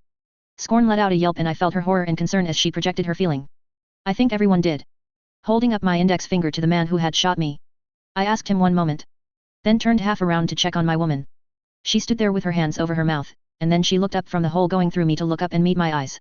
I let myself put all my feelings for her into my eyes and smiled. Then I turned back around. Bytrams, right? My name is Scott Morten. You took my grandparents and I want to know where they are. Don't deny it, don't bullshit me. Tell me where they are, now. The guy's mouth was moving, but he wasn't saying anything. He just stood there trying to wrap his head around me still standing there with a lethal wound, talking to him. I walked the rest of the way to his desk, grabbed the front end of his shotgun, and pulled it up against my chest. Or did you want to try again? Who knows, it might work this time. I adjusted my grip on the pistol in my hand before pressing the barrel up against his forehead. Or should I take my turn? I glanced at the side of the gun. Does the red dot mean the safety is on or off? 39 ER. Scorn walked up to the side of the desk, picked up a letter opener from the desktop, and set it onto Bytram's face just below his eye. He asked for the Mortens. Bytram started to say something but stopped as my woman pressed the point of the blade into his lower eyelid. Don't. Where are the Mortens? After clenching his eyes shut, and gulping, he gave us an address. We took him with us, just to be sure. The slim guy and the big guy followed us out of the building and the secretary was talking to someone on a phone as we drove off, but we made the 20-minute drive with no sign of any cops. Someone had dropped some cement highway barriers on the main road between the Earth-Free headquarters and the cop shop. Manifest was on the job. The house my grandparents were being held in was a weathered 2-story place in a rundown area built on what may have been the only high spot in the state. As we pulled up in front there were already a few people there waiting for a fight, all of them with rifles and pistols aimed at Og's truck from behind the railing, out of windows, and from inside of a car up on cement blocks in the driveway. Seeing me stepping out of the car, they hesitated at seeing my blood-stained pock-marked shirt, which Og had complained about for the last 20 minutes. Seriously, it's not like I have a towel to put down for you. Why didn't you just jump in the back with the tiger? I had told her. He doesn't like me, and I don't want to tempt him. Khan had let out a low growl in agreement through the window to the back of the pickup. As I faced down the bad guys, I got a text. Holding up one finger I began to dig out my phone. Hold up everyone, I got a text. I looked at it. Never mind. You guys can have Bytrams. We're leaving. The people guarding the house stared at each other as I tried to drag our hostage out of the car by the arm. My sister held onto his other arm and glared at me as she hissed. What are you doing? We need him. I tugged again. No, we don't, Grandpa and Grandma are out. But Grandma had chest pains after jumping one of them and is in the emergency room. We got to go. She turned and kicked Bytrams out of the truck. I looked down at where he was sprawled out on the gravel driveway. You come after my family again, and I will put you in the ground. Then I hopped into the truck and we drove off. Og wanted to know which hospital we were going to. Just pull over at the shutdown gas station we passed, I called Manifest. I'm sending you a picture in a minute. Thanks. How did I attach a picture to a text again? In my defense, it was still a relatively new phone with way too many bells and whistles. The ones I carried as Orpheus were cheap burners, but a lot easier to use. We pulled over. I took a picture. Scorn laid her hand on my shoulder and gently took my phone out of my hand with a sigh as she saw me start to struggle with it. I'll do it. It's nice to date younger people, they get technology. Half a minute later, all 4 of us stepped through a portal to a waiting room somewhere deep in the palace. Og rushed over to hug our grandfather over where he was pacing. Fable gave my blood-stained shirt a horrified look. T-Rex and Khan stared at each other before each of them deliberately looked away and ignored each other. Shimmer waved away a group of people in white scrubs who were rushing at me with a gurney and a cart. No, it's okay. He's a Regan too. Could someone get him a shirt, and maybe some wipes? Then she turned to me. Your grandmother jumped the woman with the bat as we were pulling them out. Then she went pale and sweaty and was clutching at her chest. We have a healer 3, triage, working on her now. But they want to test her and find out for sure what was wrong to make sure the healing took. Your grandfather can go sit with her soon, but they don't want a crowd back there. I nodded in relief, then caught myself before I fell as my knees started to go out. Oh yeah, I got shot. With a shotgun. That sort of thing catches up with you. Scorn grabbed my arm, concern on her face. My sister turned from looking at the doors our grandpa was being led through to glance at me. Oh, he lost some mass and a lot of blood. You guys got a pop machine around here.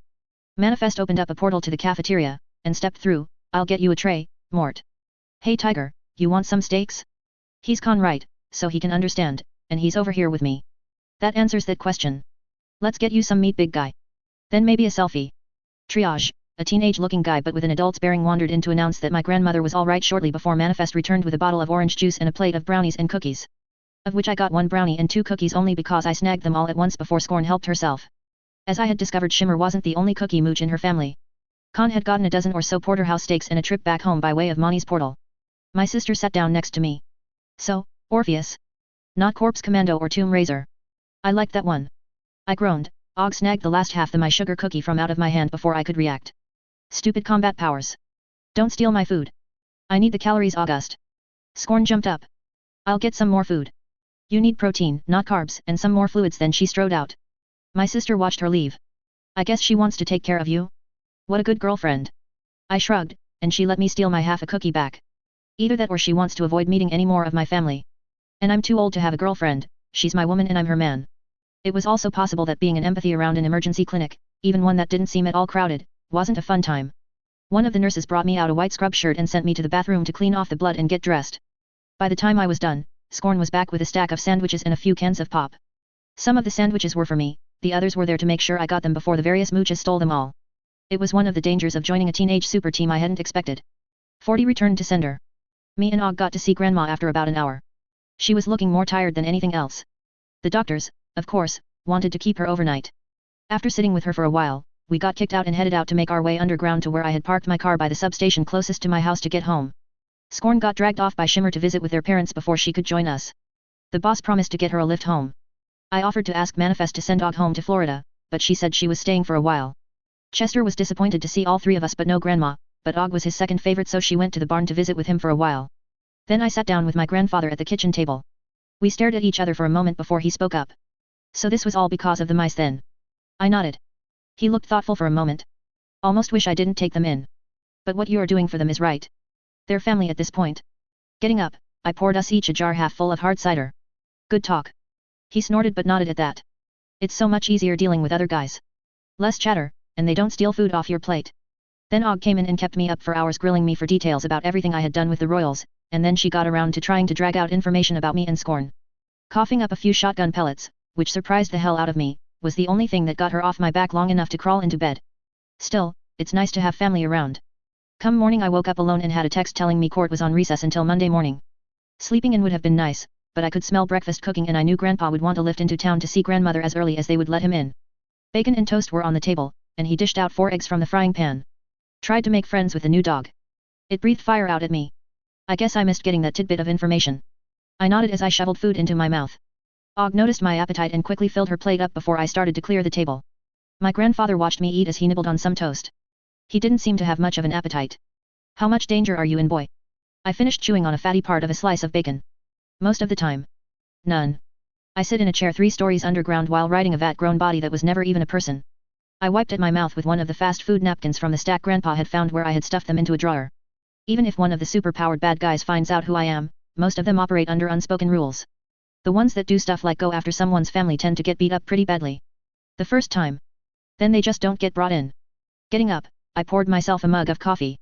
The real danger is people working for the government, and in the private sector. The circle taught most of them to be nice, but there are always new people rising in the ranks who think they can get away with kidnapping, blackmail, or threats. But even most of them know better than to target anyone in, or around Concentric City. Facing the old man, I sighed. But if you're worried about someone putting Grandma in danger again, I can call in a favor. You two can disappear somewhere no one will ever come after you again. Mom and Dad too. Speaking of which, I owed them some phone calls. I'm sure someone caught them up on everything, but I'm sure they would still like to hear from me. And I would like to hear they were okay from them as well. For a moment I wanted to go looking for a graveyard near the Earth-3 headquarters. But law enforcement had to be doing something about those people. Right? I had to at least give them some time to do it. And waiting would also give me a chance to calm down. My grandfather sipped his coffee. Nope. Going to talk to Naomi first. But I'm not inclined to run from bad men and fools. It's not the way we're raised. Og let out a sigh and nodded. Damned right, the kids would miss you too. Then she turned to me. Are you going to visit when we go back home? Jacob is old enough to keep a secret and he would love to find out his uncle's a superhero, even a gross one. I spoke to my parents on the way to the hospital, with Og shouting comments over my shoulder on the subsystem heading in. He walked right into a shotgun. Didn't even peek around the corner first. Grandma was waiting for us to get to the Palace Hospital to get released, and we went out for second breakfast, for me and Og, and coffee for Grandpa before we headed home. After showing them around the place, and what few changes I had made to the place since the last Christmas get-together, Manifest showed up to portal them back home. With a stop at Kores Studios for a few interviews where my grandparents spoke about their kidnapping, caretaking of the mice and the other super animals, and the family history of being able to keep our homestead after the surrounding land got turned into a national park. At least as long as a descendant of Enoch Morten continues to live there, not that anyone was going to be able to kick us out with Concentric City right next door. Og declined to be interviewed or filmed. Instead, she was having a terse conversation on her phone with someone wanting to know when she was returning to duty, and discussing her actions. I slipped away from watching the interview for a moment. Are you in trouble? She shook her head no while biting at her lower lip. Not really. It's more like I burned up a few more favors than I had planned on. Still. Worth it. She held up her fist. No one messes with my family, speaking of which. She gave me an evil grin. Does your woman plan on making you an honest man anytime soon? I want to be an aunt. I want to train second-gen super-powered nieces and nephews. They should be strong, right? Scorn got mass-based super strength by her build and you got force-based. So your kids could end up stronger than you and have Regen on top. Plus whatever your powers do when mixed with empathy. Maybe they will be able to speak with the dead or... Manifest gave me a look. I closed my eyes to keep Og from seeing me gloss over her shoulder and nodded as I tried to cover my sister's mouth to shut her up. She stepped back to dodge me, right through an opening portal. Hey. Which snapped shut. I gave Manifest a nod of thanks and headed over to try to cut my grandparents loose from their interviewer. 41. As a Regen 3 inside a corpse, I would gradually wear the thing down using up its biological resources to keep it functional. Even just walking around in one of the preserved Talon Trooper corpses would slowly wear it down with micro damage from even the simple movements of the joints. Mass to fix things up had to come from somewhere which would make the corpse slowly shrivel up as it took more and more effort for me to move it until I would have to use muscle mass to keep it going. But it turned out that not all the resources I needed had to come from the corpse. Compatible material could be injected into a corpse and then used by my regeneration powers, at least on a small scale. I couldn't replace a limb or anything, but I could keep a corpse from falling to pieces and keep it filled out and moist rather than shriveled up and flaking away. Which was important for the undercover work I had never thought I might end up doing. Coltrane had been recruited as muscle for a bank robber named Falco who was planning a heist, and Coltrane as part of his plea bargain had passed on all the information he had about it. Shimmer was our brute, with T-Rex a full rank behind her now. The team leader however had a well-known face, and T-Rex wasn't strong enough to take over for Coltrane on his job with Falco. Me, in Samantha Gregor's body was strong enough. But I wouldn't be able to dress her up in my Orpheus armor for this mission. I don't want to look like a girl, what if someone hits on me? Shimmer crossed her arms and huffed. Fable shook her head at me. Mort, she's dead. Room temperature, dull red skin from the preservative, and you can barely move her face around. No one is going to think, yes, that's who I want to go home with tonight. T-Rex coughed, while Manifest pursed his lips and looked at the floor. Fable gave them a look of disbelief. Seriously? Moni tried to speak, then just muttered something. T-Rex glanced at him, then began pointing at me in Samantha's body. She a brute with enhanced strength so her muscles are all buff while still looking feminine since her brute power left her agile. She looks like she was just out of her teens when she died and some guys like a girl that's reserved. She wouldn't be my first choice but some guys like to start with a low bar. He will get hit on. He turned to me. Just knock anyone on their ass who tries right off the bat. Then announce you aren't interested. He shrugged. It should work, most guys don't want to make that much effort. Worst that will happen is you end up in a fight. He pointed at my ride. Rank 4, not much of an issue. Shimmer uncrossed her arms.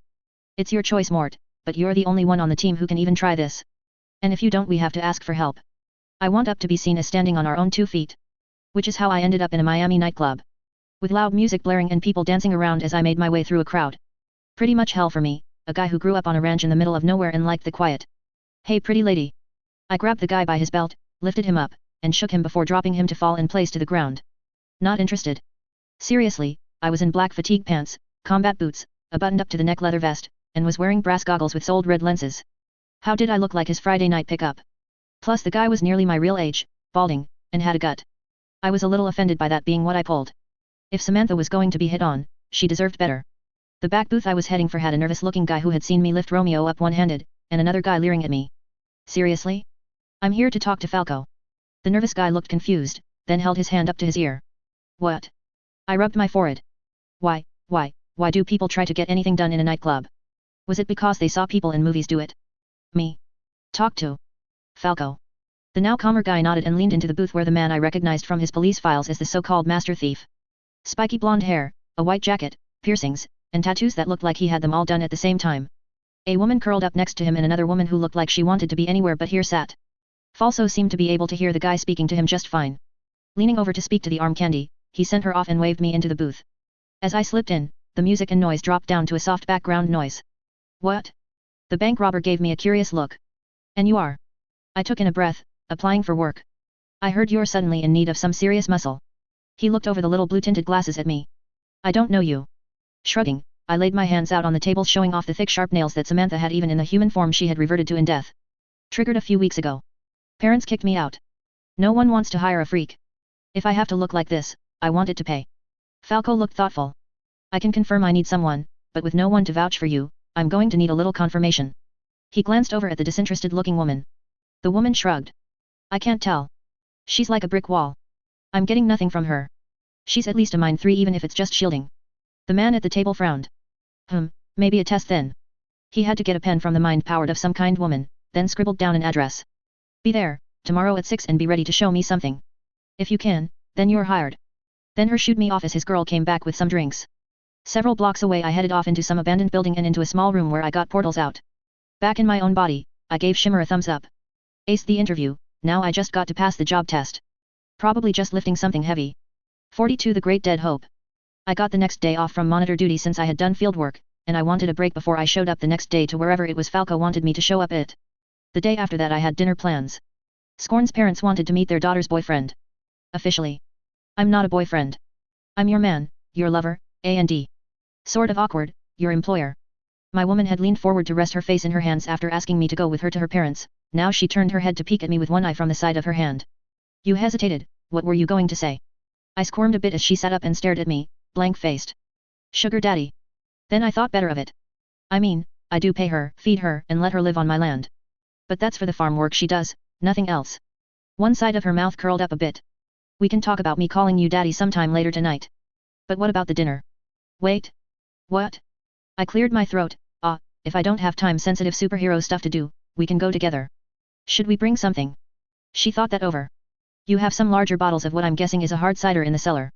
Would that be the good stuff you poured for me a while ago? I nodded. Applejack. Technically it's a brandy, but it's cold distilled which can give you a terrible hangover. I'll bring some of Grandma's appletini blend for your dad. It's fortified, not distilled. Light Knight was a force-based brute, and force former, whose strength and toughness were from an energy field that protected his body from harm while enhancing his strength. Which didn't do much against drinks with higher alcohol contents from removing frozen water and leaving behind all the stuff that helped make hangovers such a hell.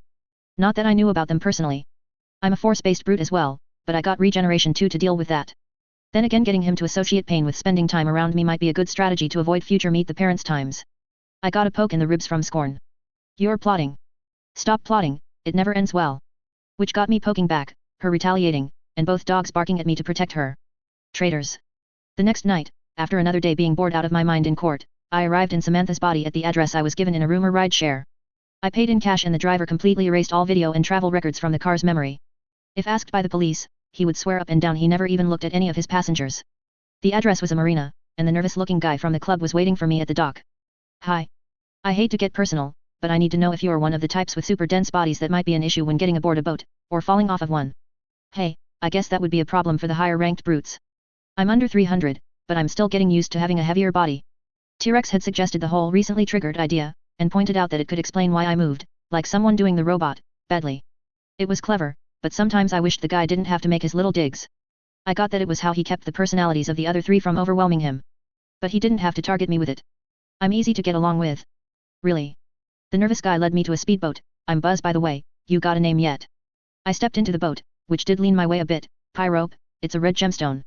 He shook his head at me, no one will get it if you don't explain it every time. But plenty of people choose their names and don't even bother to explain what it means. But at least it sounds unique. Buzz pulled a metallic-looking bag out of his pocket. I'm going to have to ask you to put all of your electronics in the bag. I'll lock them up on the boat for you. But this is a non-negotiable rule for everyone. If you don't want to do it, we don't go anywhere. Period. I shrugged, it's not like I needed the cheap phone I was carrying. The only people I needed to communicate with were currently gathered around my limp real body. So I occasionally split my attention between my own and Samantha's body to keep the rest of the royal informed of what was happening on my end. At least while I was sitting down and in no danger of falling over, that sort of thing might cause a lack of confidence in a criminal looking to hire help.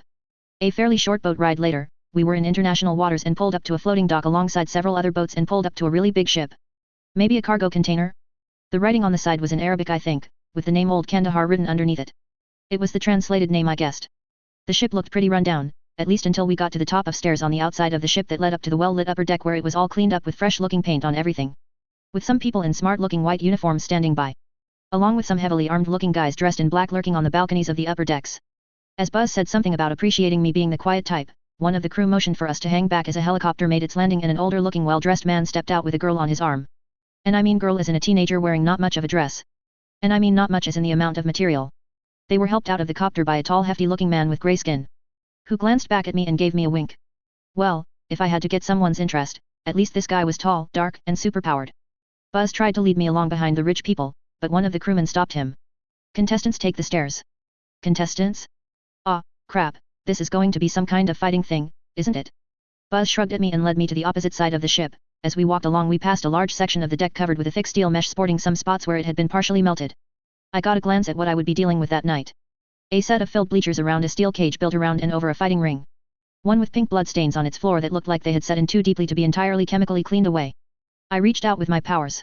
Fish and other meats mostly gathered up in one spot. Probably a kitchen. No dead bodies from people. That was hopeful. Then again it wasn't hard to get rid of a body at sea. Oh hey, the sea bottom is in my range, lots of stuff down there. I reached out to grab Buzz by the arm. I'm going to need to get clued in a little here Buzz. He turned around, looking nervous again. You don't have to win, just make a good showing. Prove you got what it takes. I pulled him closer. I'm not killing anyone, wait, that might make me sound weak. Not for free, or for payback. Buzz held up his hands. Oh no. Nothing like that. It's tap out or get knocked out. They even got healers to fix you up afterwards. I blinked. Hopefully, it won't come to that. Not many healers could do anything once someone was dead, so a failed attempt at healing might out me. And the dead can't get knocked out. And tapping out might mean I don't get hired by Falco. Guess I got to win. 43, fight. Fight. Fight. Buzz led me down 4 flights of steps to speak to another crewman with a clipboard and a headset. Turning to me he grimaced, sorry I forgot your name. I stared at him for a moment. Pyrobe. With that, he began to head off. I'll catch up with you after the fight to make sure you get back. Then the clipboard guy pointed me to a door. Wait in there until you get called. So I walked into a woman's locker room. Well, more like a changing/waiting room, although it looked like there were showers and a toilet in an adjoining room. This one had a table with bottled water and energy drinks and some tubs of ice as well as a nice setup with sliced up roast beef, salmon, and cut up veggies. Eating before a fight didn't sound like the greatest idea, but it looked like at least a few people had picked at the food. The room also had several fit-looking women, 2 of who were in the middle of changing out of their street clothes to some tight-fitting costumes. Awkward. I walked over to the chair the furthest away from anyone else and had a seat. It didn't matter if the body I was in was currently female, I was still actually a guy. This wasn't right. I was violating a place set aside for women, and even if it was for a good cause, it felt wrong. Like a betrayal. For me at least, other people might be fine with it, and I guess some people might feel like they belonged, but for me, I shouldn't be here. A hard-faced woman with so much muscle packed on it was hard to tell if she was really female was staring me down. Who the hell are you bitch? I slowly turned my head to stare at her, then looked her up and down in her chair before looking away in dismissal. She started to get up before a younger woman, now fully dressed in a tight pink and red outfit that matched the colors of her hair spoke up. Sit down Roxy, save it for the fight. You know what fighting in the waiting room gets you. Roxy sat down. I looked over at the other woman. What does it get you? She glanced over at me. Kicked out of the tournament, and billed for any damages. I'm code red by the way. Care to share, or haven't you picked out a name? Like some people. She looked over at Roxy who sneered back at her. I'm not here to make friends, but I didn't have any reason to be rude either. Pyrope, like the gemstone. That got me a sharp look from Roxy for some reason. Which I didn't care about, there was other information I needed that was a bit more important. So is this an all-girl fight? Just the 7 of us? Code Red shook her head. No, it's mixed gender, but mostly guys. We just get our own room to prep since we're ladies. She tilted her head and fluttered her eyelashes while saying the last part in a sarcastic tone. A few minutes later several monitors hung around the room, and Roxy grabbed a remote to turn the sounds up so we could hear a vaguely familiar guy walking out into the ring and grabbing a microphone lowering down on a cord. I think I saw him doing the talking on a robot fighting show. Welcome one and all to the 8th annual battle on the barge. A no holds, no blows barred knockdown and kick them in the head super-powered fighting tournament. Tonight we have 28 contestants to bleed for your entertainment with a cash purse of $500,000 for the grand champion. We have a starting bout of Clementine vs Axel. Bets are now open. Both fighters report to the ring. Code Red turned and hugged the other shorter girl who was wearing orange and white. Axel does a spinning thing around his center of balance that makes it hard to knock him down and then brings the force of your hits back at you as he spins in place. Focus on gut shots. I paid attention to the first fight, with her friend's advice the girl, no more than in her early 20s, kept her punches and kicks at a pale greasy looking guy's guts, but he was tumbling around making it hard for her to connect. Not that he could connect either. Clementine had a force field effect that flared orange when it deflected his hits. And it absorbed the force of them which Axel found out when she sent a half sphere of orange force as tall as she was at him, catching his whole body to slam him into the far end of the ring. Where Clementine was able to rush in and work his middle against the fencing without him being able to get away. The guy wearing the referee shift seemed disinclined to interrupt her. Axel tapped out when she backed off and let him fall to the ground. Then she turned to raise his hands up high to the cheers of the crowd, a huge smile on her face. Code Red cursed. Damn it, she used it too early. That was supposed to be her whole card. I stood up and looked over the energy drinks. It wouldn't have helped her any if she lost, and it wasn't looking good for her. The woman in red nodded absent-mindedly. The next few fights were men on both sides. As normal, most of the supers were brutes, the most common power, with some of them having odds and ends of additional powers. Like the blue-skinned kid I had kind of met in one of the gyms in the palace back in Concentric City, who had to be way too young to be participating in what had to be a highly illegal offshore fighting tournament. As much as I would like to be cool, I was old enough to feel the need to tell on him like a responsible adult. He had gravity powers. Oh. He must be Scary's kid. What was he doing here? His mom's loaded from lifting cargo into orbit. He must be out to prove something. To make his own name. Today it was Mr. Blue Sky. And he did prove something. That what superpowers you have don't always make the difference. Sometimes the bigger, higher-ranked guy wins. The kid launched his burly opponent, Farrakher, into the top of the cage, and then sent himself up to meet him with a punch to the face as the larger man fell, sending him flying up again on the force of the hit alone. He got 2 more good hits on the guy, and then Farrakher caught a hold of him. And broke him. Not the arm he had gotten a hold of him by, but the kid's jaw with a punch. An arm snapped over the big guy's thigh like a branch for firewood. Then Farrakher dragged him along the ground by his intact arm to stretch Blue Sky out, kicked his one leg so it was crossed over the other one, and stomped his foot down to break them both. Lifting the semi-conscious kid by his remaining intact arm, Farrakher looked him in the face, then spun him around and threw him into the cage wall around the ring, catching him with a kick in the guts as he bounced off. They carried the kid out, a little blonde woman already laying her glowing golden hands on his guts as she walked along with his stretcher. I'm guessing it's pretty much guaranteed that I'm going to end up having to fight that guy. In a way, I'm almost looking forward to it. 44, in this corner. I got called up 2 fights later. The guy I was up against was a tall strung-out looking guy with a few dozen fresh-looking black tattoos on him. As well as nearly white spiky hair. His eyes were twitching. The eyes should have warned me, it wasn't like his type were rare, but I hadn't personally met that many of his type. The name they gave him was Formula 1, which would have been my second clue if I were into cars. Before the bell even finished ringing, he was in front of me, grinning, as his fist rocked my face to the side. Great, another quick. What is it about Florida that triggers people to go fast? It's not like dealing with alligators requires lightning reflexes. The guy's face fell a bit when I turned my head from his punch to look back at him. No bloody nose, and no reaction to the punch. Other than trying to grab a hold of the guy. An enclosed space like this was the worst spot for a quick. Even one up at a rank of 4 maybe? From my point of view, it was more like he was teleporting around the ring rather than running back and forth. But he didn't have anywhere to go, and not enough room to build up any momentum to put any real power behind his punches. My combined brute rating matched his quick, so his ability to do damage was cancelled out by my ability to stop it. There were some quick ones, and 2s that moved fast just due to fast twitch muscles and sped up perceptions, but at his speed almost all of them had a force field that protected them when they moved fast. And let them punch people at high speed without breaking every bone in their hands. So for the moment, I was able to shrug his hits off, but if he could get some space to build up speed. I could see the walls of the chain-link cage around the ring bulging out as he was running around the barrier between us and the audience to put some power behind his punches which rocked me back and forth. The hits were harder, but they were still not doing much damage or even knocking me all that off balance. Can this be decided on points? Because if so I'm screwed, and worst, Falco isn't going to be impressed enough to let me join his reindeer games. Plus the crowd is getting restless, the announcer is trying to keep the energy pumped, but watching a blur going around and around while I stagger around, it's just not entertaining. So what do? Smack my hands together to make a sonic boom? Maybe Bravada could pull that off, but not me. I take another punch in the mouth, he does like those doesn't he? And from the hits he likes so much are all coming in on my left. Throwing up my arms defensively, I take 2 hits to the body, then lift my face clear of my arms like I'm looking around. Just before jerking my head to the left, mouth open, and snap down with Samantha's collection of sharp teeth. Hard. My head jerks to the right, but I don't let go. The bite is faster than any punch I could make, and the quick ends up standing on the other side of the ring, clutching his bleeding hand. And screaming as he falls to his knees in pain. Something is still in my mouth. Oh no. Ah, crap. I bit off part of his hand. I let it drop out of my mouth and catch it before it hits the ground. I got his 2 outer fingers and part of a bone from the inside of his palm. The crowd is going wild. I feel around in my mouth with my free hand to make sure I spit it all out as I walk over to the kid, and hold out his hand. Shouting to be heard, I try to reassure him. The healer is rank 3 at least, she can put it back on. No nerve damage or even scars. He toppled over as he tried to reach for his fingers, which the announcer takes as a tap out. Medics rush in but the blonde healer is nowhere in sight. A tubby-looking guy gestures for me to leave the ring back to the waiting room where I get a few stares. I head over to the refreshment table, grab a bottle of water, and head into the washroom to rinse out my mouth. Looking in the mirror, I can see a spray of blood on my face. Is this being a hero? Hurting some idiot kid? I was more than happy to go on a rampage shooting Talon troopers. But they're little more than robots, not people. That kid was participating in an illegal fighting tournament, not going out and assaulting people. I gripped the edge of the sink. Was this worth it to stop some bank robbery or something? Why am I doing this? My life is good as is, even better now. I'm not alone. That it. Right there. Shimmer was alone as she died. I was there for her. There are people out there with no one coming to save them, to help them, to stop people from wrecking their lives. Today isn't about stopping that, it's to stop those situations from happening in the first place. The kid would recover.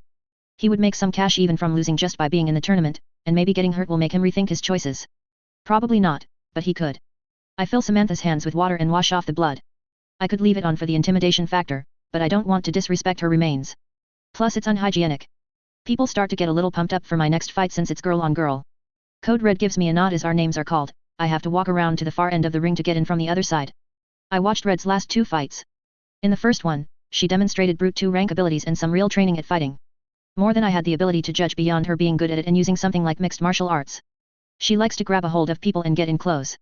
In her second fight, I saw why. Fire forming. Rank 1 or 2. She mainly wrapped it around herself, then burned people after she got a hold of them. She had held back in her second fight, doing just enough damage, and causing just enough pain to end it. Pain isn't an issue for me, but getting burned will do enough damage to leave Samantha's body obviously hurt even after I regenerate the skin. It will be too thin and even with some injections, too dried out. Not something that would impress Falco, and possibly even out me as too hurt to be alive. On the other hand, they call the start of the fight, Code Red takes a stance. And I hold out my arm, inviting her to grab hold as I walk across the ring towards her. She looks confused and smacks it aside like it's a trap. Which it is. Arm locks rely on leverage and the pain of twisting people's limbs around in ways that aren't meant to be. Pain doesn't work all that well on the dead. I hold the arm out and give her a nod and a grin for her to take it. Again she refused the bait and instead tried a kick, which hit since I'm not worried about taking a hit from a Brute 2, but she pulled away as I tried to grab a hold of her leg. This went on for a while, much to the annoyance of the crowd, until she finally gave in and grabbed my arm before she threw her whole body into taking us both down to the mat. Her feet braced against my body to lock my arm in place as she burst into flames. So I turn in a way that breaks something inside Samantha's arm. Muscles tear as I twist around, rolling over her feet to punch down into her gut with my other hand hard enough to make her curl up into a ball. I got up first, and as she tried to stand I kicked her into a corner of the ring, then followed her in. Piling on the punches one-handed, I got a knee into her hips and guts when she tried to block. She went up in flames again, but without sustained contact, they don't do much. Not more than I can easily heal. The punches are pulled, since I don't want to really hurt her. But I don't get tired, I don't let up, and I don't let her get out of the corner. Dropping down she yells out, "Christ! You win. Let up."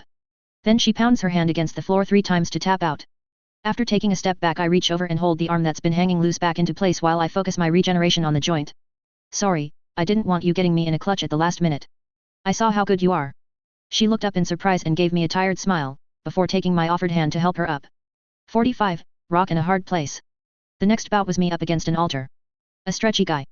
Since he had to grab a hold of stuff like the corners or the ring to stretch himself and then snap a fist forward, or let himself get pulled to the corner, that put him at altar rank 2. The nature of his rubber-like body put him at a Brute 2, at a 3 for toughness, but -1 for a lack of all that much in the way of enhanced strength. He bounced around the ring when he got called in, then froze in place when they called my fake name. Why? Oh. Stretchy guy can take a punch, but something sharp, like Samantha's teeth, might be a different matter. I gave him a big wide smile before I ducked under the top rope on the ring. A toothy one. He turned and walked over to his corner and slapped his hand on the support post 3 times. Nope. I'm out. There was a lot of booing, but with a few understanding nods from the audience. They left me standing in the ring for a few minutes. By my count, this left us with me, Farrakher, and I'm not sure. I kind of lost track. Looking around I see Roxy walking from the women's locker room with a pleased look on her face. I nodded to myself. Yeah. She and Farrakher would be a good match-up, which is why they sent her to knock me out of the competition first. I would take a dive, rather than risk getting Samantha's body hurt. But I think I can take Roxy, and I haven't had a chance to show off yet. Besides in Samantha's body, I'm a Brute 4. Roxy would either have to be a 5, or a whole lot better than me at fighting. She stepped into the ring barefoot and pulled her shirt off over her head. Well, I guess she is a woman. And there goes her pants. Definitely a woman. She stood there as the crowd cheered, and her skin began to turn darker, and thicker. And faceted as her entire body transformed and grew into a 7-foot-tall black shiny stone figure with ridges and spikes on her joints, all carved into a statue of a tall muscular woman. Who pounded her knuckles together with the sound of cracking stones. An altar for creating or storing away extra mass. Well, I guess she isn't afraid of getting bit. She tipped her head at me with a sneer. Even if Alaska man beats me, I still go home with 100,000 for second place. But to be honest, I'd beat the crap out of you for free. Alaska. Wait, I get 100 grand if I beat you? Cash. Roxy shook her head, stupid slut. Then stepped forward and swung her arm at me in a wide arc. She didn't even wait for the bell to ring. I took a step back out of her reach and nearly got my face torn off as a spike on her elbow stretched out with the sound of cracking glass to nearly twice as long. Correction, a high alter 4. If she can alter her shape into other forms I'd call her a 5. Circling to stay on the move I studied how she moved. Which was slowly. Neat trick with the spike. Can you launch them? She glared and tried to punch at me. I knocked her arm aside while watching her spikes. They didn't do anything this time. Either you can't or you are keeping it a secret for going up against Farker. Roxy sneered again and raised both of her first, spikes emerging from every single joint in her hands and pointing in all directions. I ducked and lunged forward to bury my fist in her gut. Her black stone body cracked and broke apart as she grunted. Between the broken glass like stone, I could see her entirely flesh belly underneath. Oh, she's not an altar. She's a stone former. She didn't change her body, she armored it. I got a spiked elbow to the top of my head in exchange for that information. It might be armor, but it's also a weapon and it's giving her reach. She must have planned on the headshot doing a lot more damage, or stunning me, so I get the chance to slip away. I run around behind her, testing her speed again, and slip and fall on her pants which are still lying there on the floor of the ring behind her. Before I can get up, the lights get blotted out as what feels like 500 pounds of hard stone drops on me. I guess she can go fast when all she has to do is fall down. I squirmed as she tried to grapple and I twisted around until we were face to face. She grinned, "What are you going to do, bite me?" Opening my mouth, I licked her eyeball. Saw it in a webcomic. If it's stupid and it works, it ain't stupid. She flinched back. Ah. Why would you? I got an elbow over the top of her shoulder, and dug it into her neck to push myself loose, then dug my thumb into her ear as hard as I could. It felt slimy inside. Hey. That went past your armor, and clean your ears. Yug. Roxy had rolled away, clutching at her ear, before pulling her hand away and seeing the blood on it. Oh yeah. Samantha had a little sharp claw on his thumb tip too. Didn't plan that, but that's not how I'm going to tell it later. I got to my feet, quickly, and kicked Roxy's arm out from under her before she could fully rise. Then I dropped an elbow on the back of her head. And myself on several spikes coming up from the back of her shoulder. I felt one of them come out my ride's back. I still cracked open the black stone on her head and slammed my elbow into the back of her skull hard enough to drop her face down into the mat. She went limp, and I pulled Samantha's corpse off of Roxy's spikes. What dripped out onto the mat was darker than blood. I hoped no one decided to check on it. I got my arm, the non-injured one, lifted as I was declared the winner. As I nodded to the crowd, I finished up healing the wounds. Then I decided to be nice and helped 3 guys carry Roxy out of the ring to the clinic. Her stony armor didn't vanish or peel away after she was out. So at the moment, she was a good-sized woman encased in a few hundred pounds of solid stone that wasn't flexing with her movements since she was out cold. The healer managed to get a finger inside the crack I made in the stone around her head. Crap lady, you cracked her skull. She got bleeding on the brain. Somebody get a sledgehammer in here, I need more skin contact. Whoops. Let me try. I got my fingers from both hands on either side of the healers and jerked, breaking away most of the stone on Roxy's head. The healer nodded at me absent-mindedly. Thanks, that did it. One of the guys who helped me carry her outside as he arrived in the medical room with a solid steel conduit bender and saw that Roxy had already been freed up. I patted him on the shoulder. I'm sure they'll need the rest of it broken away once the doc heals her head. That cheered him up. 46, Mountain Man. I wandered out of the clinic area without anyone offering to heal me. Either they missed seeing me get a black spike stabbed all the way through me, or they just didn't care if I wasn't complaining. Whichever it was convenient. The last thing I wanted was a healer getting their hands on me. I have a therapist if I need someone to tell me I'm dead inside. Waiting in the hallway, I had a good view of the aisle leading to the ring, and I could see people making bets, getting fresh drinks, and generally getting ready to see 2 people beat the snot out of each other for their entertainment. Who the hell are these people anyways? They look like they have plenty of money. Is this the best way they can figure out how to spend a Friday night? Go see a show, or play a board game or something. Hell, even go to a club and listen to deafening music while paying out the nose for overpriced watered-down drinks. At least I'm getting a cut of what the organizers of this are gouging the rich twits for. Probably a very small cut, but they have a lot of overhead. A ship, a healer, all the staff. Finally, I get the call. Me versus Farker. Should I drop out? This guy could literally tear me apart, which could blow my cover. And surely I've proven myself by now to Falco. But Blue Sky wasn't the only one Farker had brutalized. This guy had gone above and beyond just beating his opponents to get the win to outright torturing them. I wanted to take him down, and I think I could do it. Moments later, I started rethinking that as his first hit shattered my nose and sent me flying across the cage. He's fast. Not superpowered fast, not fast for a big guy, just plain fast. And he had a lot of reach. It balanced out his lack of formal training, but the guy had actual fighting experience which made up for it. I wonder if I can have a dead whale give the ship a bump. Was there anything handy down on the bottom of the sea? Snapping my head up, I looked at my opponent who was taking a slow turn in the middle of the ring with his arms raised to the cheering crowd, stopping only to look down at me with a cruel smile where I was half collapsed on the ground. Hitting him with my powers, I could tell that the guy had hit the buffet, and he didn't chew the recommended number of times. Not even close. There had to be at least 5 pounds of fish and beef in his guts. Cooked, but unprocessed dead meat. I let Samantha's head drop as I splint my focus. At least it was easier with my target just 10 feet away from me. Farquhar had begun walking across the ring to grab a hold of me when he suddenly stopped with a confused look on his face as the meat in his stomach began to twitch and try to work their way out to the other pieces of chewed up meat that each chunk had been cut away from, my powers trying to bind them back together into a larger, solid mass. And not very well. Between the meat from the fish and the cow, along with Samantha, I was splinting my attention between 3 corpses. So I had very little control over any of them, but I didn't need much control, just some movement. This wasn't something that could really disable someone, but it was something that didn't feel right. The big man laid his hand on his stomach in concern. Returning my focus to Samantha, I came off the floor and uppercut him with all my strength, lifting the guy 2 feet off the ground by his chin before he dropped back down to his feet. Then I followed it up with a punch to the guts. A shot to his groin might have been more effective. But even in Samantha's body, there are some things you just don't do to the other guys. I managed to get to the side before everything in his already upset stomach came flying out. Gross, it's all stuck together in a gooey mess. Luckily I don't have anything inside me to bring up. Should I hold your hair for you? Half hunched over he turned his head to give me a disgusted look, which vanished under the right cross that sent him down to one knee. I managed to get 2 more punches into the back of his head before he lurched back up to his feet and threw out his arms, sending me flying into the ropes. He gave me a grin through his gore-covered lips. Now we fight.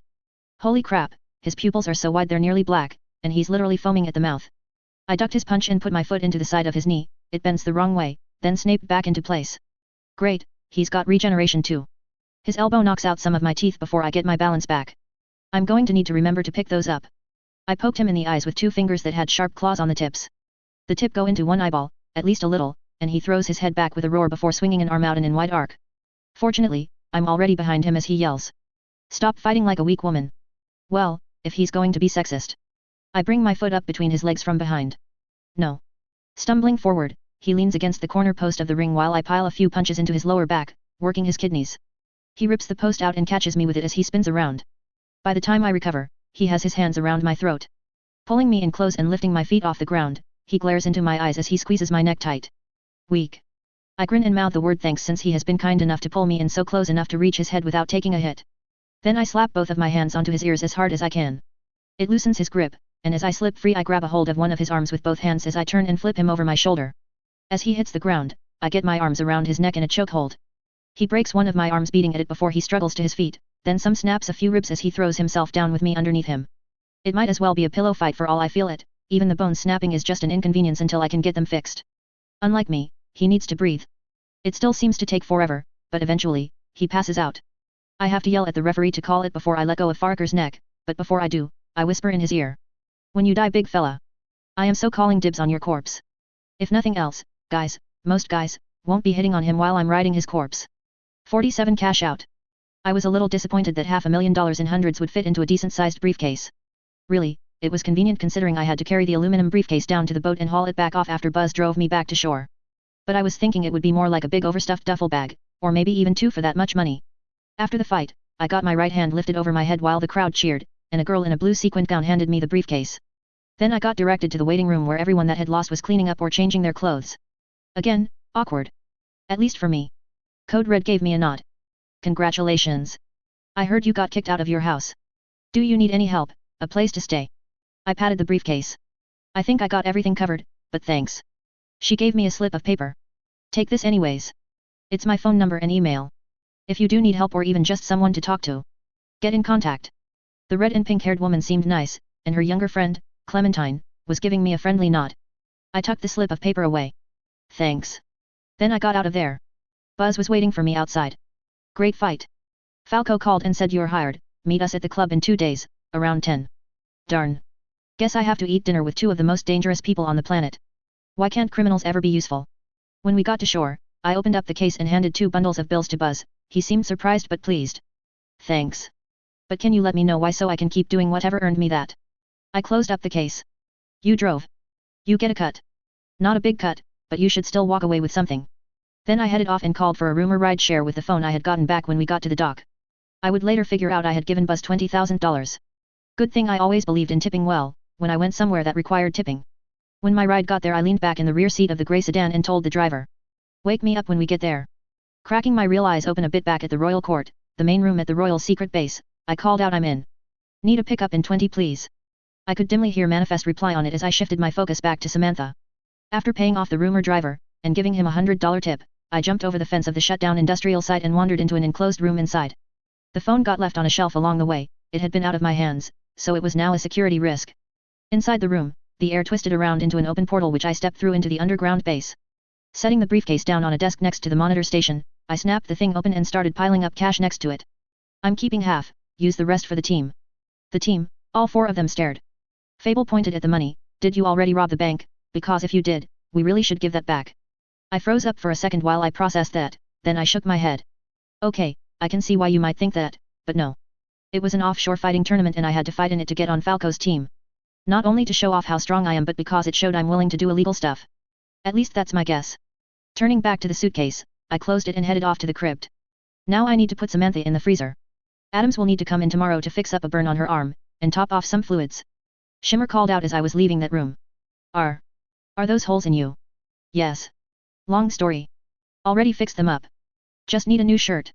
8 minutes later I got my original body up from my hammock and stretched. I found the team gathered up around me in a circle. Cutting off all escape. Shimmer had her arms crossed. Talk. Fable had her hands on her hips. With details. Manifest headed over to the monitor to look up people as I mentioned them. Code Red was a local there in Florida. She had been active for some time and was noted for training new heroes in how not to get killed. I thought she seemed nice. Farraker was out of Alaska and was named after its tallest mountain. He was not one of the good guys but had never been convicted. T-Rex whistled as he looked at the guy's file. Damn. And you beat this guy? I shrugged. He doesn't chew his meat. The lanky teen looked confused for a second, then his eyes went wide. Ew. Did you have it go up or down? Shimmer waved both of her hands to cut off that conversation. Don't answer that, just finish your report. Mr. Blue Sky being there was a bit of a surprise for the whole team. Fable and Manifest seemed concerned, Shimmer was pissed, and T-Rex. He laid his hand on Shimmer's shoulder. I'll talk to him. You would lecture. She began to argue, then paused and shrugged. Yeah, I would. But tell him that me and him are still going to talk about this at some point, or I can talk to his mom. After all of that, she still wanted me to type it all out as a written report. I want any other details you might remember, and we need to keep records. There was a beep from the monitor as the AI Clovis notified her that the mice had already typed everything up for me. Even though they weren't officially my sidekick yet. I still had to look it over, and as the boss predicted I remembered a few things worth mentioning. It was nearly 1 in the morning by the time I got home. To find a warm woman in my bed. A sound asleep, sprawled out, and softly snoring woman who had dozed off while waiting for me in a yellow nightie and with some sort of baggy matching shorts. She woke up long enough to murmur something and curl up to me as I got into bed before she went right back to sleep. I spent another long morning in court but we broke up for the day after lunch. Back home I watched some recordings of the classes I was missing, then got a few bottles of various ciders from the cellar before dressing up for dinner. I had on my white cotton job interview shirt, some black denim jeans, and my good boots. Scorn had on a green summer dress with yellow flowers, and sandals. She looked nice, and I told her so. You look good. Want to skip dinner and fool around instead? I got a smile for that as she fiddled with my collar. Thanks for doing this. Pulling her in close, I kissed her. Anything for my woman. As we got in the car, it occurred to me I should mention something. I picked up some money yesterday. Got just short of $250,000 in a case down in the cellar. Let me know if you need anything, or got a project you want to start. The other side of the truck's cab turned a little frosty. I pulled over to the side of the road and let out a sigh. It's money I got while pretending to be a girl who got tossed out by her parents after getting some non-human features after triggering. I gave half of it to the team because it doesn't feel like it's my money. So other than keeping some back for emergencies, I want to use the rest of it for the benefit of others. Scorn turned to look at me, still stiff-faced.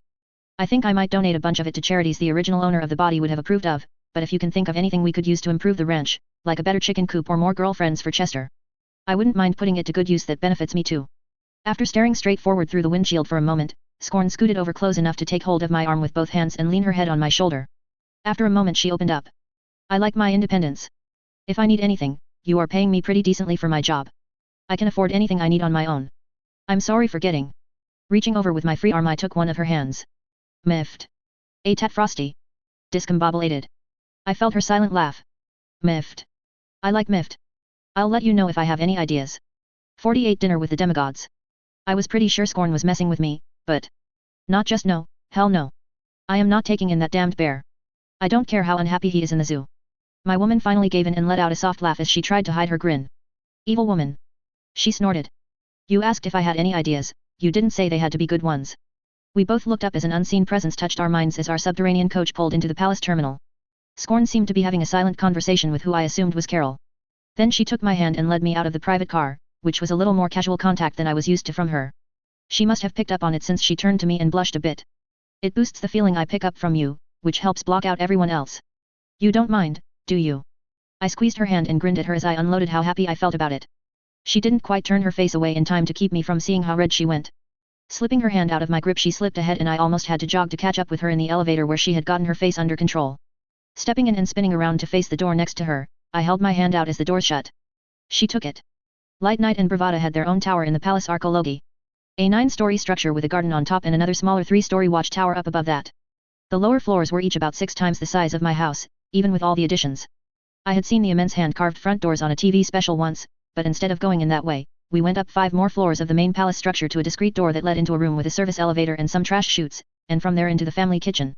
Bravada, one of the few rank 5s in the world, a contender for the strongest person in the world, was standing in there barefoot as she cooked up something spicy smelling while wearing a worn-looking frilly apron.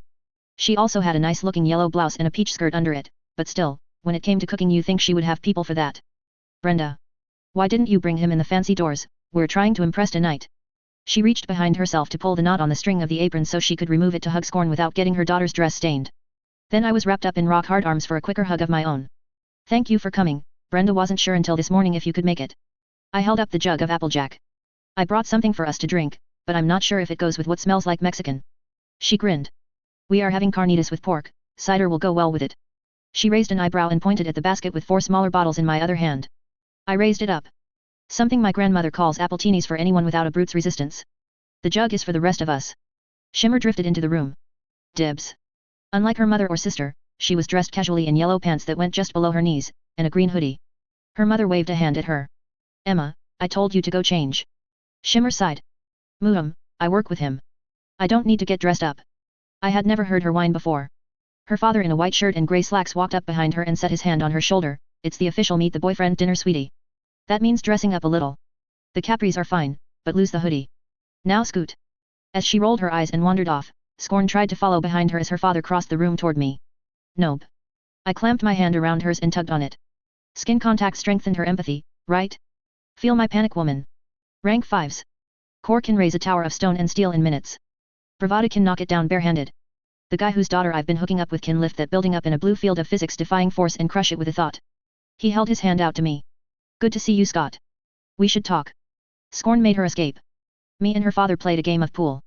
Light Night had his own English pub 2 floors down from the levels of the tower he and his family actually lived in.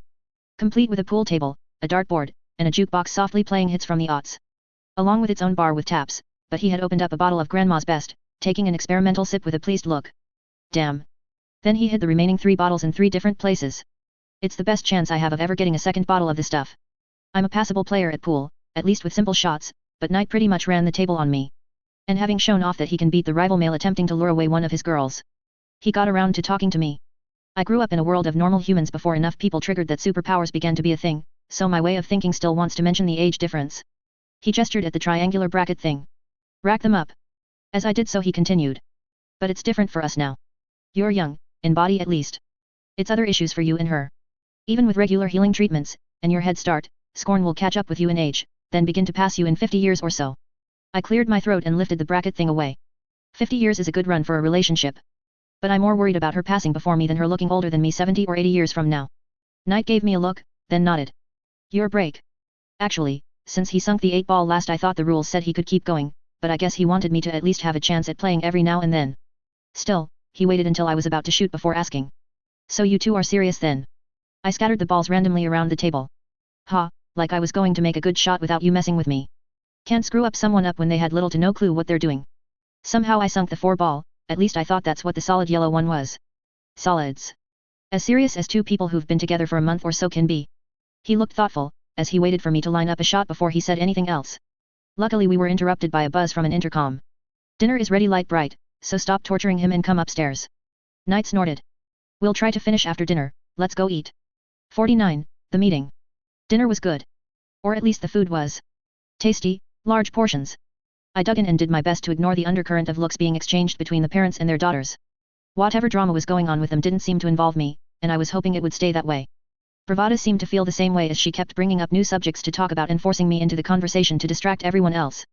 So do you raise anything commercially on your land? I took a sip of water to gather my thoughts. Well, the Ayam Samani chickens, there is a small market for them as a novelty at specialized restaurants since even their meat is black. But I make almost as much money from them selling the fertilized eggs for people that want to try raising them themselves. I used to grow some produce for the farmers markets, but the underground hothouses killed that market. I do can some things like parsnips that Core Values doesn't stock, but I only bother to do that for some friends and again some restaurants. Her husband started to say something, but bravado cut him off. So you've never tried becoming a full-time commercial grower? I shook my head. The fact is I just don't need the money. The house is paid for, again. I don't have any property tax due to Roosevelt's proclamation, the well still brings up pure water, and I bought a home fission cell to replace the old solar panels in the windmill. I raise most of my food, and the wireless signal from the Yucatan quarter reaches the ranch with the signal booster. Scooping up another forkful of something I had missed getting the name up, I shrugged. Other than pocket money and for the occasional necessities, money just isn't an issue for me. The Brute 5 looked over to her husband. You aren't going to object to someone having generation wealth, are you, Kevin? Light Knight twisted his lip around but then smiled at his wife. Certainly not. If your family works hard to make things easier for their descendants, then their descendants deserve what they have. Shimmer rolled her eyes at both of her parents. Can you two not start that up again? We have a guest. Scorn spoke up for what was probably the first time that night. Yes. Please. That made her parents exchange guilty looks before her father murmured, sorry kiddo. The rest of the evening consisted of clearing off the table, putting the dirty dishes into the washer, and heading down to Light Knight's personal pub for a few rounds of board games. We started with Risk since we had 5 people, while me and Knight never did finish the pool game. Then me and Scorn headed home. In the truck, I reached over and took Scorn's hand for a moment as we sat in the parking lot. I don't want to ask what was going on with your family, but if you want me to know, I can get the lowdown from Shimmer. She shook her head after a moment. Just leave it for now, it's too much to unpack. I just held her in bed that night, thinking about how lucky I was to have her in my life for her to feel it until she drifted off to sleep. The next day, Core's lawyers gave their closing statements which amounted to a final argument that our society needed to take things slow for matters that could have such a long-lasting impact on our society. Then my lawyer went on a tear. If not now, then when? If not us, then who? The judge called it for the weekend to make his final decision. I was so close to being done with this. Of course, this was important, but other than being here to show my support, which could have been done by propping up my white armor on its own, there wasn't a reason for me to be here. I didn't have anything to offer to the case. And I would have liked to sleep in that morning. It looked like I might have a late night coming up. The day before I had made a call to my sister. Hey brat, I need a car that a vapid young woman with a bunch of someone else's money would buy for themselves. And I need it bought locally. So I immediately thought of you. Can you hook your brother up? That got me irritated. What are you doing? Secret superhero stuff. She snorted at that. Do I get a budget, or are you expecting me to cover this? An hour later she called me back. Seriously? Some guys just showed up with 100 grand in cash. Yep, try to find something in red. There's a theme going on. What was waiting for me in the factory we were using for my drop-off point was something red with a broken up double white skunk stripe going down the middle and a snake on the front of a grill. Checking the back, at least it was a Ford. And it was exactly what a teenage girl on her own with $500,000 in cash would waste her money on. It was also freshly washed as both my sister, Manifest, and T-Rex had spent the afternoon test driving it at the Bonneville Salt Flats while I was stuck in court. And of course, none of them had bothered to top off the tank, probably at my sister's insistence. She was probably also responsible for the fast food trash in the passenger seat's foot space. I had to break open the gate at the old factory to get the car out of the fenced-off lot. I guess I could have lifted the thing and jumped the fence with a brute force strength, but my hands would probably wreck something important on the car trying to carry it over. I admit. I did floor it in the late-night relatively isolated industrial area, and I almost lost control of it. The thing didn't handle at all like a truck. Other than getting Pyrope a fancy new ride, and a fresh vest without holes in it, I didn't bother to change her appearance. I figured that she would wear working clothes on the job. I realized someone had the foresight to add a few extra keys to the keychain for appearances as I handed off my keys to a valet. Inside the club, I headed for the back where the sleazy-looking balding guy I had met before nodded me towards a back door and openly looked at my butt as I walked past him down the dimly lit hallway. Should I do something here? It's not like I care, but it's not my body being objectified, just the one I've taken responsibility for. I guess I'll just put up with it for now, but if he touches me anywhere? Well, Pyrope isn't the type of girl to put up people laying their hands on her without permission. Besides, laying into sleazy might give me a clue what his power set is, or if he's just a norm. The door at the far end of the hall had a camera above it that I looked up at before a buzzing sound indicated I was able to open it up and step in. Inside, Falco sat at the head of a table with Buzz and one of the women from the club 2 days ago, who seemed to be a mental, standing behind him. At the other end of the table, a familiar head of green feathers instead of hair supervillain.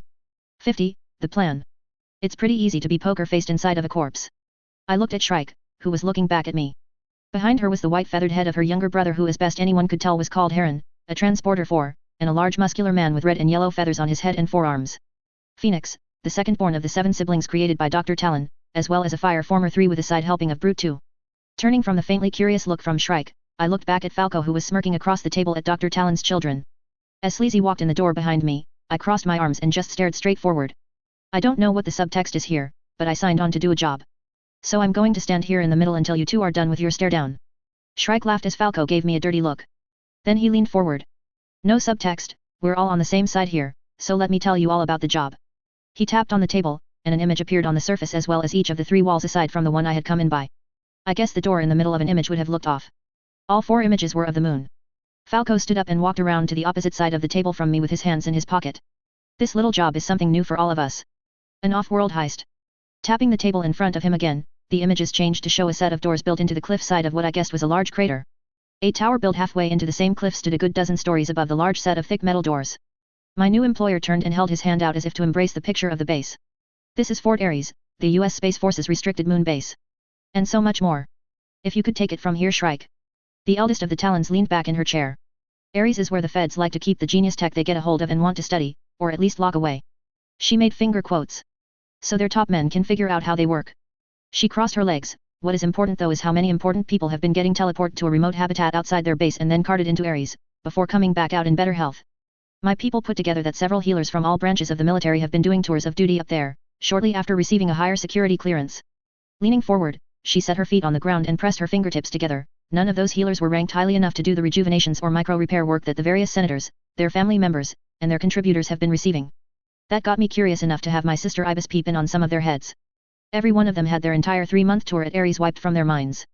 Again, something no known government employee is highly ranked enough to do. She stood up to tap her finger in the middle of the picture of the base in the middle of the table, causing all the images to switch to an overhead picture of the area around the base. Which I could now see was on one side of an area labeled Mare Imbrium. Shrike gave the table an irritated look, then glared at Falco, who in turn shrugged. I'm guessing the change of image wasn't planned. She cleared her throat. From everyone I've consulted, our best guess is that the feds have a power booster.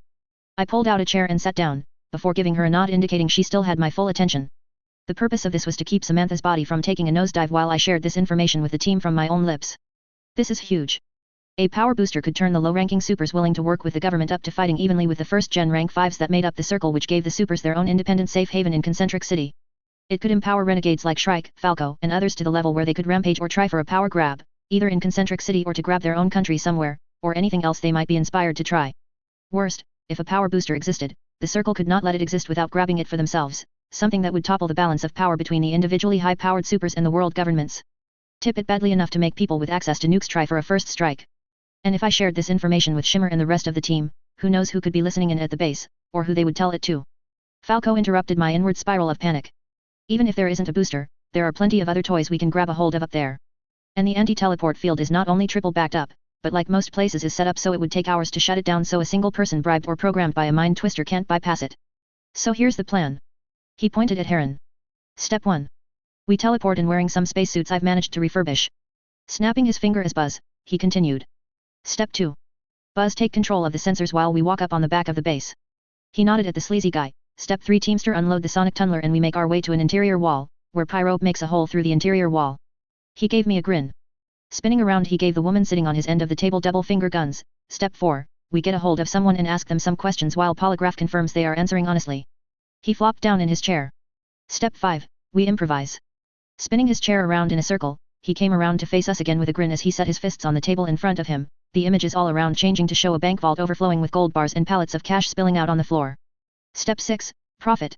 I leaned back in my chair. And when does this go down? He winked. Right now. Heron. The younger man closed his eyes for a moment as an intense white light began to flow out from behind him, then advanced across the room towards me. Then I was elsewhere. 51, 10-. As the white light faded away I found myself standing in a large, humid warehouse-like space. From the high multi-paneled windows it must have been some old industrial building. Large overhead fans keep the air from being too still and new lighting fixtures keep the room brightly lit despite the grime discoloring the old windows. A set of large matrix printers was finishing up what looked to be the last helmet for the dozen or so advanced design spacesuits set out on various tables and stacks of pallets. Falco waved his hand at them. I do hope we have everyone's sizes. Checklists are on the clipboards on the table, buddy up and go over them with each other once you're ready to get dressed up. We leave in an hour. Everyone, including me, was looking around at the racks of guns, the stacks of body armor, and the tracked cannon-like device labeled sonic destabilizer. Stay clear of working end. Me, I was looking for something else. Bathroom. My new employer gave me a grin and shot finger pistols at me again. The suits all have catheters, but I don't blame you for going before we leave. Don't bother to try to make a call though, I got this place wired to block all signals. I shook my head. Not an issue, I left my phone in the car. One of them, the other one was shut down with the battery pulled. The lie detector, polygraph, volunteered to show me to the woman's room. Or at least the one the boys aren't allowed in. It's the only way to keep at least one of them clean. Luckily, the door locked. Sitting down, pants up, I let myself crack my eyes open back in my own body. Paper and pen. The teens, who jumped to their feet as I spoke up, looked confused. Right, who their age bothers with handwriting. Top left drawer on the console. Leaning to my right to keep the back of the pad to the camera over the entrance door, I quickly jotted down the information that was for the royals only. Ares base on the moon. Shrike backing Falco. Heron teleporting us up. There is a power booster. The Gov is using it. We are stealing it. Tell me what to do.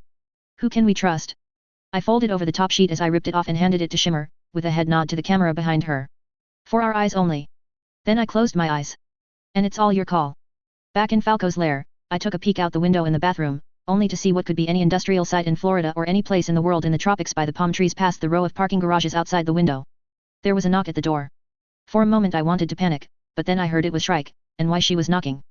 Hurry up, I don't want to deal with a catheter either. Oh, just a second. I got to wash my hands. Nice. Amaretto and brown sugar scented hand wash. And I can even smell it in Samantha's body with her enhanced senses despite the whole being a corpse thing. I got as far as beginning to dry my hands on some white quilted paper towels when Green Top started banging her fist on the door again. Stepping aside as I opened the door, the grumbling supervillain gave me a sharp look as she stepped in, and I slipped out once she was clear of the door, pulling it shut behind me. Polygraph was standing outside, leaning against the wall with her arms crossed. Well, I was next. I gave her a nod. I can find my own back unless I'm supposed to be under your watch. She waved me away. Just stay on this floor if you feel the need to stretch your legs before we go. Lords knows I'm looking forward to going EVO in Falco's freewear print suits. I stopped and turned to look back at her. She gave me a grim nod. Buzz took his out and tested it underwater, so at least they're airtight. After staring at her for a moment, I muttered, wonderful, and headed back to start getting suited up. In addition to the suit, there was an undersuit which meant I had to dump Pyrope's clothes in a duffel bag, along with a pump-action shotgun and a .45 automatic I picked out for carrying once we got in the base. The machete in a sheath on a belt I keep out to go over the suit. Looking around, I saw Falco strapping a high-tech looking handgun mounted on a belt over his suit as well. Leaving me to wonder if it, or even a normal gun, would work in a vacuum, or near vacuum on the surface of the moon. And if he was planning on doing away with the hired muscle after I did my job of tearing open the wall on the inner base. If he did, well, that actually worked for me. Let him and his people take the risks of grabbing the booster, and wait for them at the exit. Those suits look easy enough for Samantha and me to grab, twist and tear. It might even have to go that way if no one betrays anyone. It all depends on what Shimmers decides. If the booster gets stolen, the missiles might go flying just on the chance the Circle had gotten a hold of it. The best thing I can think of to do is wreck the thing. Take it out of the hands of the government before they boost one of their high-ranking pet supers and use them against the rest of us while leaving the wreckage behind to make it clear no one else has it either. I just have to hope this isn't something they can rebuild, and that Shimmer either agrees with me or comes up with a better plan. She's smarter than me. And young enough to care about everyone. I'm older. Age has turned me from someone who wants to be a good man, to one that is willing to settle for being good enough. It's enough for me to take care of my own, and those who need and will let me help them. I can't help the rest of the world that seems determined to see everything burn rather than work together. Polygraph returned with her hands smelling like a cookie, but I didn't get the chance to see if Shrike showed character while no one was watching. The lie detector began to strip down to bike shorts and a halter top to start putting the undersuit up. Checklist buddies. I nodded and began looking at one of the clipboards to figure out how to put on the oversuit. Each suit had 5 hours worth of air, plenty to get into the base and walk back out of the teleport blockers. Not that I needed to worry about running out of air, but I checked to see if I could hook my air tank up to someone else. Shrike and her brother Phoenix were stone cold killers. I wouldn't mind seeing them turn blue as their air ran out. But Heron was an unknown, while Falco and his band of thieves were rumored to avoid killing. Kneecaps on the other hand. Polygraph checked my seals and turned on my air as I sealed up the helmet. The air had a dry, stale taste to it. After checking the lie detectors, I strapped on the machete and half drew it to test if I had it in a good spot to pull it out if needed. From the inside of the helmet a transmitter cracked in. Time to get a move on. Bags on the table, and everyone in the ring painted on the ground. As I turned around, I saw Teamster holding his hands up to sonic destabilizer, which began to shrink down and fold away in a twist of the light until it vanished. Then he turned to do the same to our bags, and what looked like a portable hatchway surrounded by a ring of folded up airbags connected to air tanks. I was guessing that was how we were going to seal up the tunnel we made into the base behind us. Thoughtful of them. As Teamster finished up packing away the last of the equipment, including the half-cleared away gun rack, I wondered if the teleport blockers could interfere with his power. It's space manipulation either way, right? I was going to hope Falco had planned and checked on that beforehand. Heron lifted his hand and again I was engulfed in white light as Falco shouted over the comms. Pow Alice, straight to the moon. 52 breach party. As the white light faded away, I found myself on the featureless expanse of the surface of the moon. The suit shifted itself around me as the internal pressure expanded out where it could. Falco spun around to check on everyone. I don't hear a whistling sound on the comms, so I assume no one is leaking. Looking around, I checked on polygraph, then Buzz. The lie detector was looking around in concern while the device controller had a look of sheer childlike wonder on his face. Waving to get polygraph's attention, I gave her a questioning look and a thumbs up. She nodded and returned it. Holding my hand up to block the intense white sunlight, I got a look at the landscape all around us. The featureless landscape. Falco? Which way is Ares' base? I saw his suit begin to slowly spin around, with one of his gloved hands in the air. Southwest? Which I now realize I had no clue which way that is. Anyone? The suits turned back and forth as everyone tried to look at each other without the ability to just turn their heads. At last, Heron held up his hand. The blockers are that way. He pointed in what could have been a random direction. I can feel them from here. Falco set his hands on his hips. Excellent. That's why I hire the best. Teamwork people. Shrike began to mutter on the comm line, while Phoenix slapped Heron on the back. Good job, little brother. Then he turned, took an 8-foot step with both of his hands waving around as he tried to keep his balance, hope. And then face planted on the ground. Crouching down, I jumped lightly with both feet in the direction Heron had pointed. Bunny hops everyone, the astronauts already figured out the best way to move around up here. No need to reinvent the wheel. Of course, I had to finish my hop with a 3-point landing to keep from falling flat on my face myself, and this right after me going off like I was the expert. But at least I wasn't the only one who needed a while to get the hang of moving on the moon. I'm on the moon.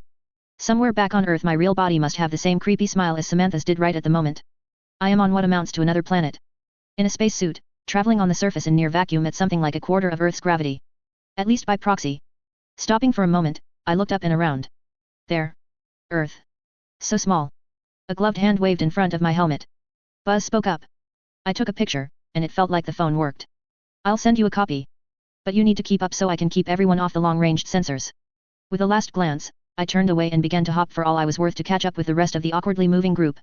We got to a cliffside where Heron confirmed we were facing the right way. Teamster pulled out the sonic destabilizer from his storage. And some shovels. Falco announced over the comms, the sonic rock crusher will shatter the stone between us and the base, but it won't get the tailing out of the way. Time for the brutes to earn their keep. It basically went, fire the disruptor which created a backblast of exploding rocks and dust. Dig out 20 feet of rubble, then fire it again. 4 hours. Phoenix voiced my concern. Hey, don't we only have 4 hours of air in these suits? Falco laughed. 5.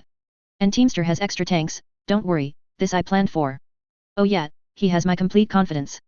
Finally, as I cleared some stone away, I could see a barrier made of white fibrous material with bits of broken stone bedded in it. Buzz walked forward to run his hand over it. This is the insulation to keep air from leaking out in the porous regolith. I'm not getting any signals from the other side, so no one should be waiting on us. I gave him a look, that was a possibility. He gave me a grin and a thumbs up. Expect the unexpected. Then hire a girl who can take down Man Mountain Farker to deal with the unexpected. You're up. Just wait for us to plug the tunnel behind us so the air from the base doesn't all leak out and set off an alarm that's out of my range. The airbags on the side of the portable hatchway inflated almost instantly and ballooned out to overlap each other as well as seal off the tunnel.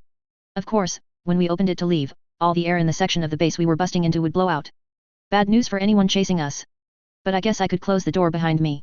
And they had to have hidey holes and emergency suits in there, right? After getting a thumbs up from Buzz I began tearing off the 2 feet or so of sealant with Phoenix stepping up to help widen the hole until we were looking at a wall of thick steel. I reached for my right glove. I have to take the gloves off or I tear them up ripping the wall open, but that's going to depressurize my suit. Falco held his hand with one finger up in the air. Hang on, then reached up to turn off his comm before pressing his helmet up against Teamster's while they talked things over. I mean, the vacuum wasn't going to hurt me, or would it? The lack of air wasn't a problem, but depressurization and cold could damage Samantha's body pretty badly. I think. Damn you, Falco.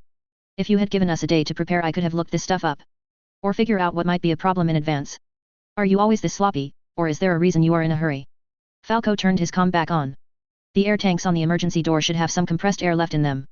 If we disconnect them from the airbags and vent them, it should help. Other than that I would say try to hurry up and punch your way through. Phoenix tapped me on the shoulder. Once we got some air in here, I can heat it up without opening my suit. That should protect your hands a little.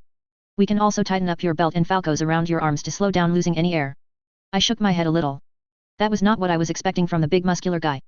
He must have recognized the look as he sighed. Dad picked out good genes for intelligence for us too. I got a degree in structural engineering and audited various physics classes. Online of course. Holding up both hands I apologized. Sorry, it's just no one hears about you guys other than getting into fights and stealing things. He nodded. It's okay, I am used to it. Besides it helps sometimes to be underestimated. After tightening up the belt, and taking a deep breath, or is that bad if you get exposed to a vacuum? I think it may blow your lungs out somehow. Anyway, I tugged off both gloves, and instantly some heat in the air from where the big guy was holding his palms out at me, as well as a dull pain in both hands and some whistling sounds coming from my sleeves. Bracing my feet, I punched the wall, bringing my fist up from my hips as I put my whole body behind the punch.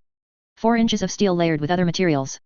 One punch put my fist all the way through as air began to rush in through the hole and shot up dust all around us. I paused before I pulled my fist free and began to tear the hole wider. I had never really tested how strong I was in Samantha's body. This strong. Falco began to clap his still gloved hands together. We're in. 53, inside job. Stepping into the hole I had torn in the wall of the base, I found myself in a long curving corridor. The air had a chill to it and a sour smell. I stood guard as the rest of the group began stripping off suits and pulling on their clothes, body armor, and weapons. Everyone left their suits in the hallway, not quite trusting the tunnel we came in. Although if the seal on the door we brought with us failed, this whole corridor at least was going to be depressurized.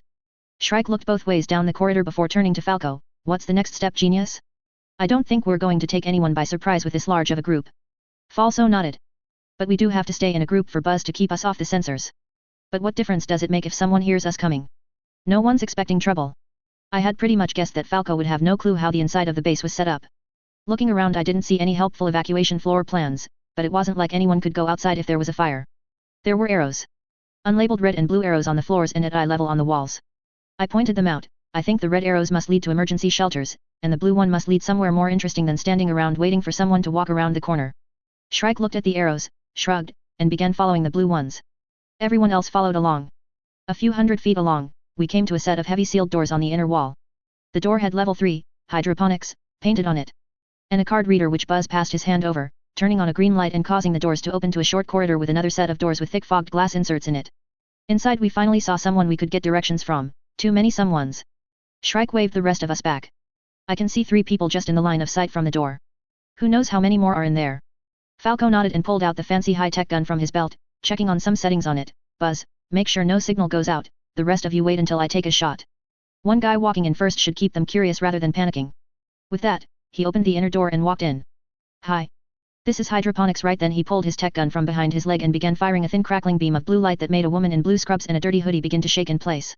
Shrike went in next, followed by her larger brother, who proceeded to brutally take down an older man and another woman between them, slamming them against walls into the ground, before the green-feathered woman went running off after someone who had begun screaming for help. She came back with blood on her hand, dragging a whimpering young chubby guy clutching his arm. Teamster frowned at her and held his hands out as a big red bag with a first aid cross on it folded out of his storage. He didn't say anything, just handed it to Polygraph, who began slapping gauze pads on the guy's torn-up arms. Shrike sneered at both of them. Falco waited patiently while the lie detector kept the guy from bleeding out, while the other captives exchanged looks before the older of the 2 women finally spoke up. What do you want, and what do we have to do to not get killed? The so-called mastermind grinned at her and waved a hand at Polygraph as she finished taping up the wounded guy. Well, as you can see, we, or at least most of us, don't want to hurt anyone. We want the booster. The power booster. The woman stared at him for a moment. Well, I'm not going to pretend I don't know what you're talking about. There had been rumors. But anything like that is on level 7. Past an armed military checkpoint on 6, and there's at least 3 floors of solid rock past it in level 7. Falco glanced at Polygraph, who gave him a faint nod. Excellent. Now tell me more about this checkpoint. Marlene Hanover, who probably had more degrees than the entire lot of us, had never been down further than level 4 where the kitchens, gyms, and sick bay were located. Nor had the rest of her research team. So they weren't a lot of help. As Falco began figuring this out, Teamster began producing rolls of duct tape and securing the 4 captives. Buzz meanwhile had taken their tablets and was looking up information on the base. I took a look over his shoulder. The base was laid out like a wagon wheel with all the access for pipes, electronics, stairs, elevators, and air circulation in the middle, and a corridor wrapped around the whole thing on the outer edge where we had come in. Even getting access down to level 6 would involve walking right into the middle, which was the most densely trafficked area of the floor. Going by the schedule Buzz pulled up, we at least were on the 3rd shift. The 4 captives got stashed in a storage room, with the door frame bent to keep it shut, while Falco consulted the group. So ideas, anyone? Rush the security checkpoint. Phoenix spoke up from where he was looking at one of the tablets. Is there any reason we can't use that sound cannon to dig down several stories and just tear a new hole in level 7? Falco stared at him long enough for the big guy to sigh and tap himself on the chest. Structural engineer. It seemed obvious. The mastermind shook his head. It's smart, but it would take several hours to dig down that far through solid stone. I stomped my foot on the ground. How much stone is there between each of the upper floors?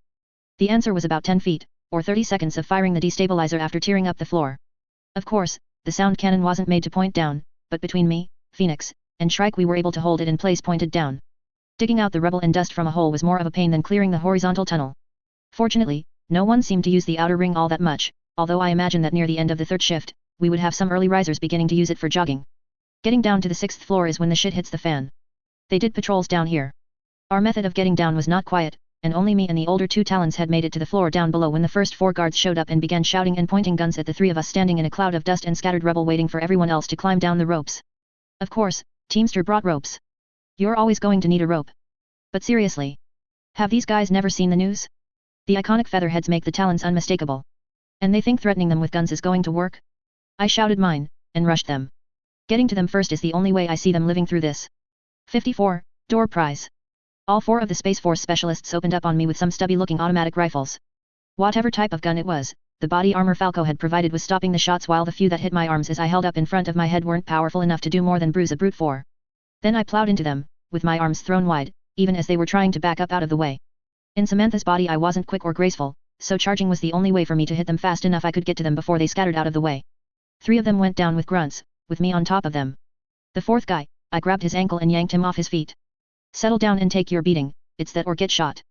I could hear Shrike laugh behind me as I clocked one of the guards in the face hard enough to knock him out.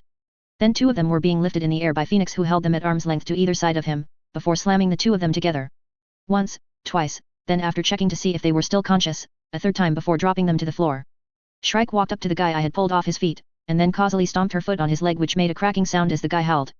She's nice, I like her. So you can stay here until someone comes to help you instead of dying. She leaned forward while pulling his head up by sinking her claws into the top of his helmet. Unless you do something stupid like pull out that handgun and take a shot at us. In which case I'll pull your heart out of your chest and force it down your throat. Try to make the right call. Then she dropped the groaning man to the floor. Buzz was focusing on something only he could see as he got to the bottom of the rope. We got alarms going off all over the place, lots of chatter, and off-duty people getting woke up. He looked up at his boss, Falco, as he slid down the rope. Boss, they got a mechanical. Falco tapped his chin. I don't think we have time to go through 3 stories of stone, we're going to have to take the checkpoint. He held out his hands. Here's the plan. Pointing at Buzz, he told him to jam the elevators and the passcard locks. Turning to me as I got up, he pointed to me and Shrike. You 2 take point and hit the mech when we get to it. Then he finished with Phoenix. Take the rear and weld the doors behind us. Shrike grabbed my shoulder, you go first. Bullets seem to hurt you less than me. I didn't argue, but instead grabbed and snapped off the retractable wire cord with the passcard off the guy who I punched and began running in the direction the 4 specialists had come from. Who knows? It might work. A few hundred feet down the curving corridor there was a heavier door than the one we had seen on the hydroponics floor. It was thicker, more like a vault door. I tried the Space Force guy's passcard, but the light stayed red and made a rude buzzing sound at me. Shrike jogged up to me and gave me a look. Can you bust it, or does Nix have to melt it? Looking at the door, I set my hands to get a good grip and set my foot against the lip of the wall below the door. So Nix for Phoenix, and I'm guessing Ron for Heron, what is the short version for Shrike? With an audible groan of tearing metal, something broke inside the door. Then something else, before the door began to bend under my hands. The green-feathered woman crouched down and looked through the hole I made, ducking back as bullets began flying through. Kess. It's short for something else. I'm thinking you don't have a good nickname for Pyrope. I tugged and pulled the door entirely free before tilting it so I could carry the thing through the doorway as a shield. It's just 2 syllables. Does it need a short version? Shrike shrugged and began following behind me as bullets ricocheted from the other side of the door. She leaned off to the side now and then tried to help direct me since I had to hold the ripped-off door roughly by the middle and couldn't see around it. Keep going straight. I mean, it's nice to have a name to use with just the people you like, it's friendly that way. Then she screamed down the corridor ahead of me. Seriously. Lord Vader has arrived, jack-offs. Your guns aren't going to stop us, just make you targets. Grenade launcher. I slammed the door down, but still got knocked back a few feet as something hit the other side of the door in a burst of flame and an enormous kaboom sound. Shrike was swearing behind me as another grenade, then another slammed into the door. I could hear her clearly as the dead can't go deaf unless their eardrums get shattered, and while the grenades were loud, they weren't up to that level. Or at least not to the level of shattering a brute force eardrums. I guess I had to adjust how I judged things in Samantha's body. So I could also hear Phoenix as he came up behind us. How am I supposed to weld doors shut when you walk off with the door? He tapped me on the shoulder and pointed at the door, gesturing with one finger for me to wait, then made a lifting motion at me with his hands held over each other about a foot apart. Then he laid down on the floor and slapped my ankle. I think I got that. Lifting the door as he peered underneath it, he stuck out his hands to fill the entire corridor ahead of us with flames from below the door. Hot air blew back as screams sounded out ahead of us. Twisting my hips to swing the door a bit to the side, I got a look down the corridor as Shrike raced past me to begin kicking guards who had thrown themselves to the side, saving them from most of the flames. Only one guy, the one with a multi-barreled gun lying next to him, was dead. I set the door down. I'm going to need a moment, I'll catch up in a second. Then I slumped down onto the floor, letting myself ease back into a sitting position. He had only been dead for a moment. So. Heal the lungs. His eyes can wait, I know they got healers up here. Legs are bad, but the heart is next. Seal up the major burns on the legs so he doesn't bleed out. Squeeze the heart, again, and again. I felt the specialist's panic. He stirred back to life and felt me inside him. I pulled back to Samantha before he could recover enough to force me out. Too bad it's doubtful if I will ever to able to find out if this triggered him. Heron was standing guard over me. A pistol in hand. As I began to stand up, he gave me a mildly concerned look. Are you functional? I nodded. Ripped something in my back lifting the door, had to give it a chance to heal so I could walk. He turned from me and began to run down the corridor. Good, because the mech has everyone pinned outside of the checkpoint. You're up again. You know, no one ever mentioned how much I'm supposed to be getting paid for this, but I think I should be getting a bonus. The central floor of the level was a full story lower down, with stairs and a ramp leading down to a heavy-duty looking elevator up against the wall on the far side. The one with a humanoid-shaped war machine standing in front of it, the one which was probably the reason they needed the two-story high ceiling here. The mech was rougher, more industrial looking than the genius-made ones I had seen back at the palace in Concentric City. More like something built by a committee than someone with a full concept in mind. But even with exposed wiring and open panels, the force field visibly holding back the gush of flames washing over from Phoenix was more than enough to protect it. Most of the group was backed up in a corridor far enough back to put them at an angle to the heavy industrial laser mounted on the chest of the machine, which had left scorch marks and melted lines of metal along the wall and corridor ahead of us. What did they want me to do about it? Can't Buzz take it down? Falco looked back as I yelled and gestured to where Buzz sat against the wall with both of his hands over his face.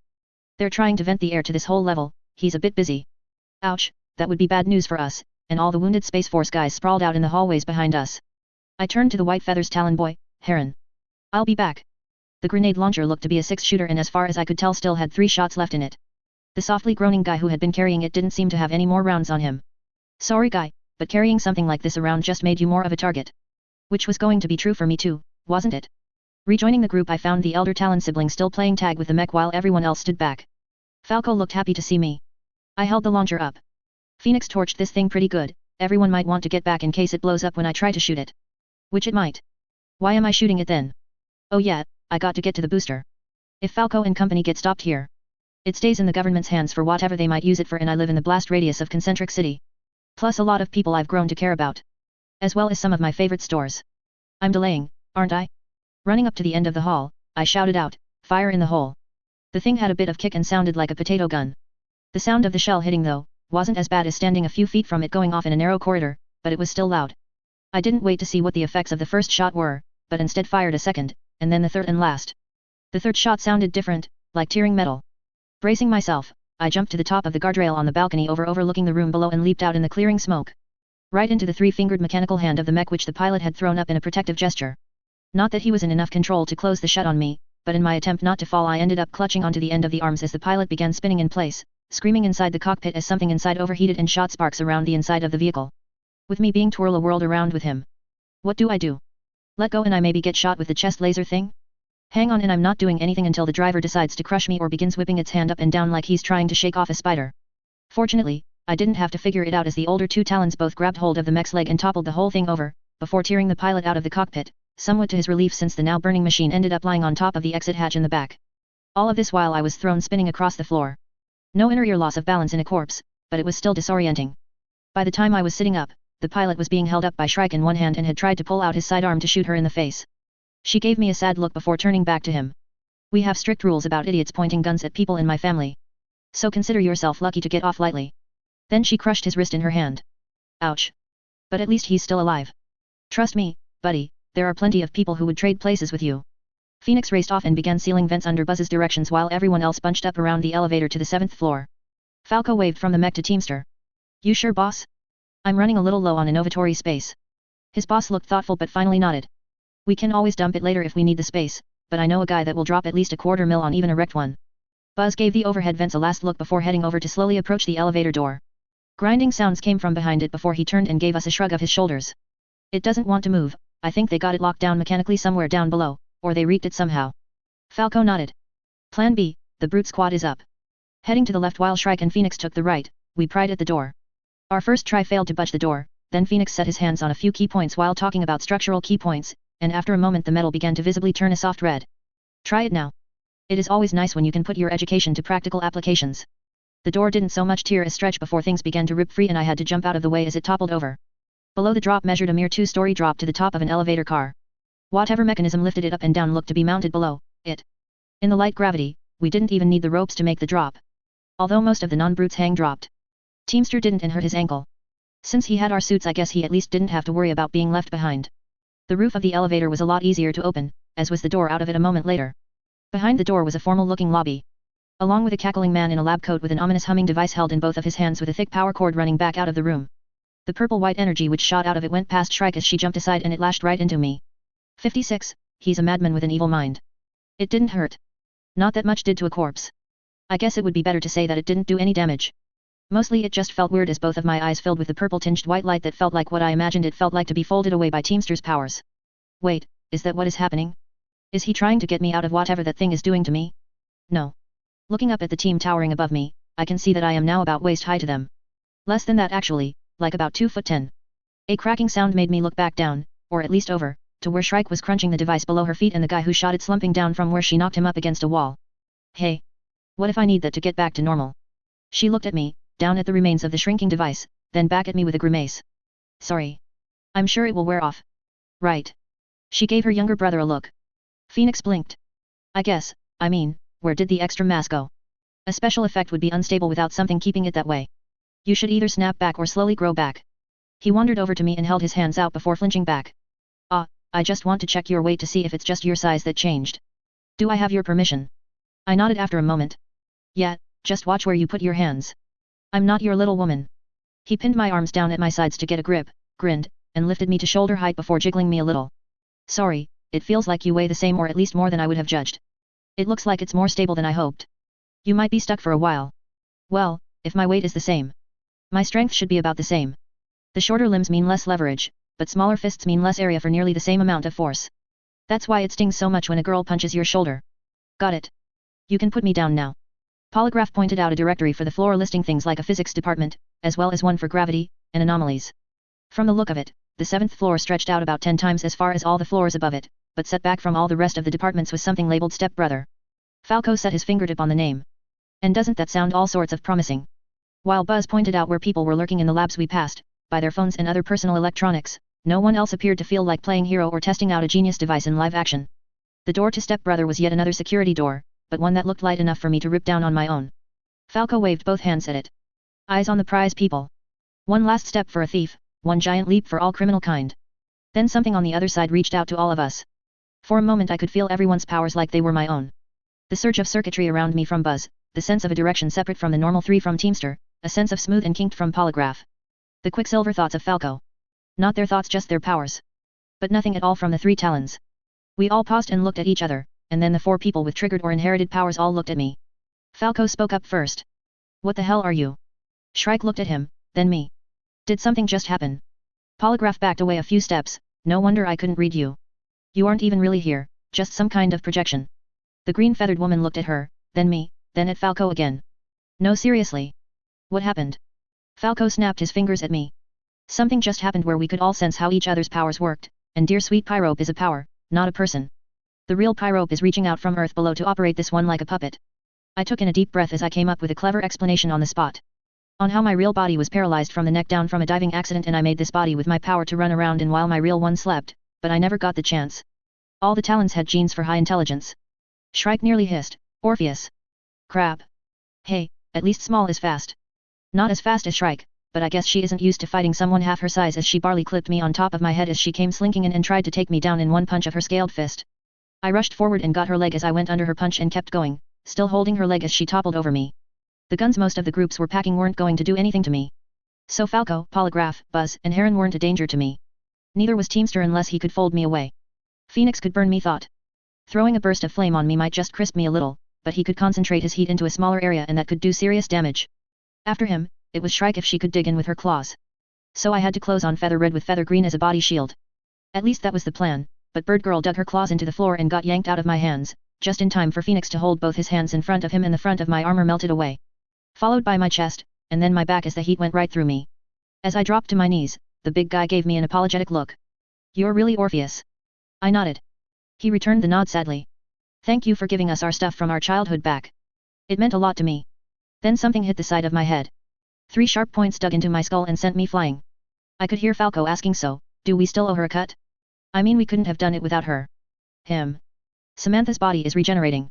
But there isn't enough left for her to heal the hole going through her, not enough to even fix the spine, enough to get her mobile. And dragging myself around by the arms isn't going to do much. Plus Shrike still isn't done yet. Her foot comes down once, twice, then a third time. Cracking my skull. How much can a dead body take before I get kicked out? I've never had to find out before today. Worst, I failed my mission. Falco and company might get out of here with the booster and the world could burn. Then the same sensation of knowing everyone's power comes back and seems to narrow down to just me. My skull popped out from below Shrike's foot. Something warm filled Samantha's chest as regeneration 4, possibly even 5 began creating new material to replace missing or burnt flesh and bone. And the regeneration isn't the only power to get boosted. None of Samantha's powers, the booster, which I assumed this was, only seems to affect the living, but my limbs fill with power as my brute 3 rose to at least a 4. And my weird 4, the power to sense and control the dead. It's not limited to the dead anymore. 57, step-brother, what are you doing? There was an audible crackling sound as new material knitted itself together to replace my bones that had been burned to shattered stubs and ash. Phoenix seemed to shrink away as he took a step back, but that was just the size alteration wearing off of me as my now rank 4 force-based brute power disrupted the effects of the weaker genius device. Of course, I was only dimly aware of all of this. Despite my weird power getting pushed up past its theoretical 4, all the way up to a 5, I still lacked the mental capacity to use it at that high of a rank to choose to do anything consciously. Unconsciously. My trigger could have been a healing ability. Reaching out with all my desire to fix my dead friends in the smashed-up bus, and to tear them free of the wreckage, was the basis of my power. My realization that they were beyond help is what twisted, and limited it into what I ended up with. Whatever was boosting my power, was activating it on the level it could have been. Namely, healing people. Every single person we had hurt on the way into the base. All at once. It was also giving all of them some of my force-based brute power, and linking me mentally with all of them. As well as someone else. It's alright. As soon as we finish healing everyone, the link with them will drop. I wasn't the only one healing people. Stepbrother was using my power even as he was boosting it. Your power is amazing. We can reach halfway across the moon, even while you are reaching here from Earth. And it's not just injuries. It's cancers, failing vision, anything that you recognize as something wrong with a human body. Is there someone in my head with me? Creepy. No wonder I freak people out when I'm the one doing this. My head rocked to the side. I looked up in irritation as the shallow cuts Shrike had made trying to tear my head off healed up almost instantly. She glared back at me. I'm trying to have a conversation here. Do you mind? How are you using my power? It's what I do. I link to other people's powers and make them work the way they were supposed to work. At full power. For both of us. We're supposed to steal you, or the machine we thought was you. Or I was supposed to destroy the machine to keep it out of everyone's hands. Are you? I stood up. No. Good. I don't want to be destroyed. It sounds like it would hurt. Falco's entire criminal gang as well as the Talon family was facing off against me. Stepbrother is a person, not a machine. I was supposed to wreak it to keep it out of your hands and the government so it can't be used against any of us. I held my hands out to the side. That plan is off the board. So I'm just looking for a ride home at this point. An electronic tweet came from the door as it opened. Standing on the other side was a young boy. Dark-skinned with his hair shaved down to his scalp, and dressed in butter yellow surgical scrubs. He made a go-back gesture as a few concerned-looking people clustered behind him before he nodded at us. Well. Let's get going. Falco held up his hand as if to stop him. Wait. You're the booster? Stepbrother. The kind nodded again with a grimace. Call me Larry. And my power is duplication, the boosting is just a side effect of whoever's power I'm linking to. We should get going. While I could still feel my link with the kid, the one I had with all the wounded and injured people in the base and several other spots hundreds of miles all around began to fade. However my powers worked, without an injury to heal, I was losing the connection. Shrike closed in on the kid. Why didn't we feel your power linking up with any of us? She gestured at her two brothers. The kid shrugged. You never triggered, or inherited that connection to wherever the powers come from. Your powers are all innate even if they draw on the same sources. I can't link to you or either of them. He smiled. But that means you can still trigger. So don't feel like you are being denied. It's more like you are in cheat mode. Double dipping. Turning from Shrike he began heading down a hallway we had passed by earlier. If we shut down the teleport block down this way, your transporter should be able to skip us out between the brains. Falco took a few long strides to catch up with the kid. You seem pretty smart for what, a 10-year-old? The kid nodded again. 12, but I age slow. When I link with a power that alters the body rather than just giving someone a power, some of it becomes permanent depending on how long I'm linked. And they don't realize how many people they let get close enough to me to copy were Genius 1 and 2s. Falco looked thoughtful. So you're copying my powers right now? Larry grinned, yes, I hope you don't mind. I've never met a quick before, and you got the type of it that I can keep. Coming up to a discreet unmarked door, the kid looked at the passcard lock which beeped open as Buzz cursed. Damn, it's never that quick for me. But I can see how you did it. It's better that way. Faster. The room inside was a gantry overlooking something several stories tall, of which we could only see the top of it as the rest of it was in a deep pit before us. Two turrets with something lethal looking mounted on them unfolded from the ceiling. Buzz held up his hand. I got one. Larry glared at the other. I got mine, now let's turn them on the blocker. The turrets spun and began shooting out pea-sized beads of brightly glowing light. Each burst sent a burst of heat across the room before they flew out and began punching holes of melting metal into the blocker. Heron looked out toward the outer wall. I got a way out. But only out onto the surface. Teamster, we need the suits. Phoenix held his hand out towards me as I reached for my suit as Teamster spilled it out onto the floor. No, I think you're going to have to find your own way home. Or if I understand how it works, abandon Pyrope here while you wake up back on Earth. Heron sighed. Yeah, nix.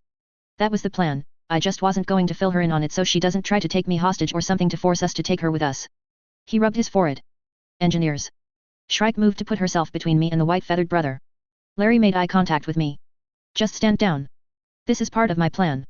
I raised my hands in surrender and took a step back. Fine. I don't want to make this a thing. Or ruin a chance for us to work together again in the future. We don't have to go out of our way to be dicks. The green-feathered Talon sister continued to give me looks of distrust until both of her brothers were suited up. Only then did she hastily begin to pull her suit on. The kid was helped into one of the spare suits as well and the entire gang gathered together as Heron explained that he needed closer contact, to thread the needle out of here. A moment later, only Larry and I were left standing in the room. He pulled off his helmet. Teamster's power was enough to slip me loose from the transfer. Now I can explain why I brought you here. 58, Endgame. I gave Larry a look. He waved his hands back and forth.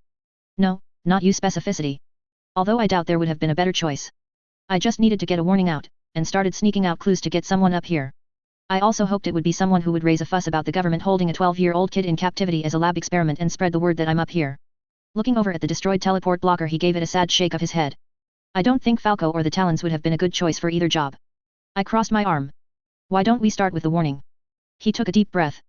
I'm basing this on something I felt back when I first triggered when I was 4. Even with me being a genius too now, I don't remember or fully understand what it was I linked to. But I would judge them as a rank 6.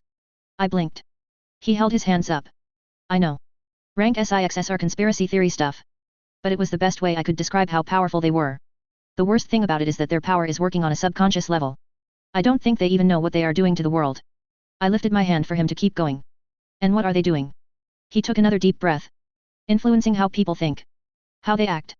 They want everything to work like a fictional world with superpowers, like a comic book or a movie. And they have enough range to affect the whole world. Except for people like you that they can't target. Outside the still open door to the blocker room, I could hear yelling. Holding up one finger, I headed over to the security door and pressed the button on the wall panel to close the door. Then yanked on something that looked important for opening a heavy door that sprayed out something oily when I broke it. I held my finger up again. I bought us some time. Let me unpack all of that for a second. After taking a moment to think about it, I finally admitted. Nope.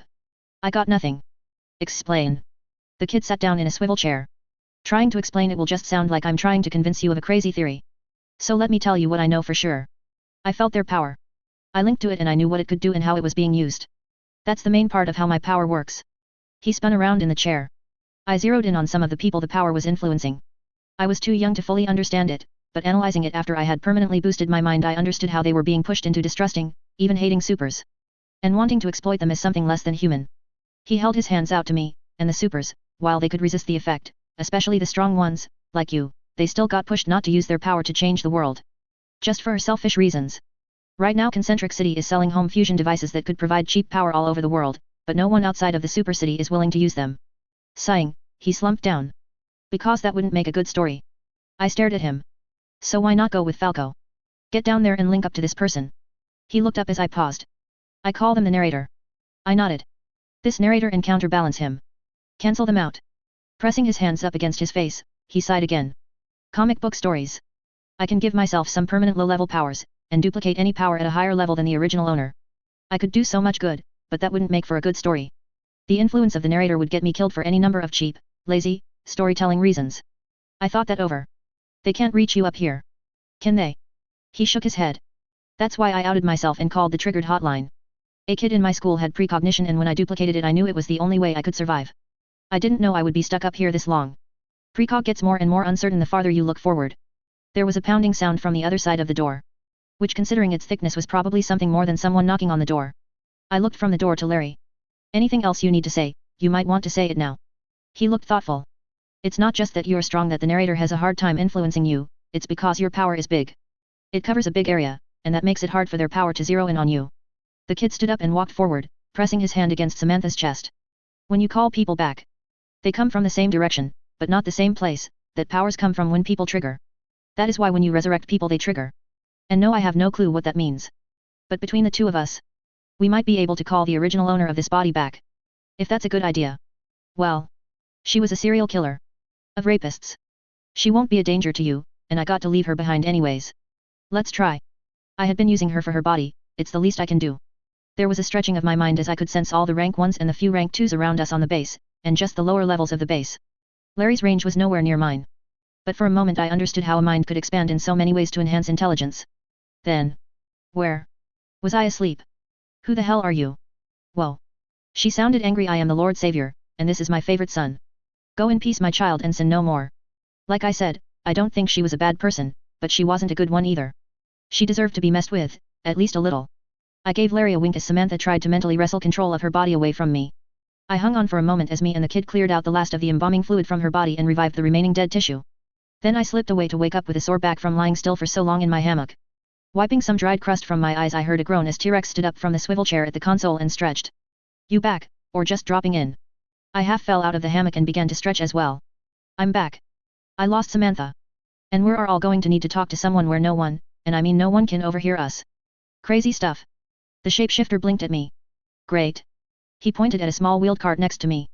Drinks and snacks. Then you might want to take a shower too. I'll gather everyone else up. 59, after report.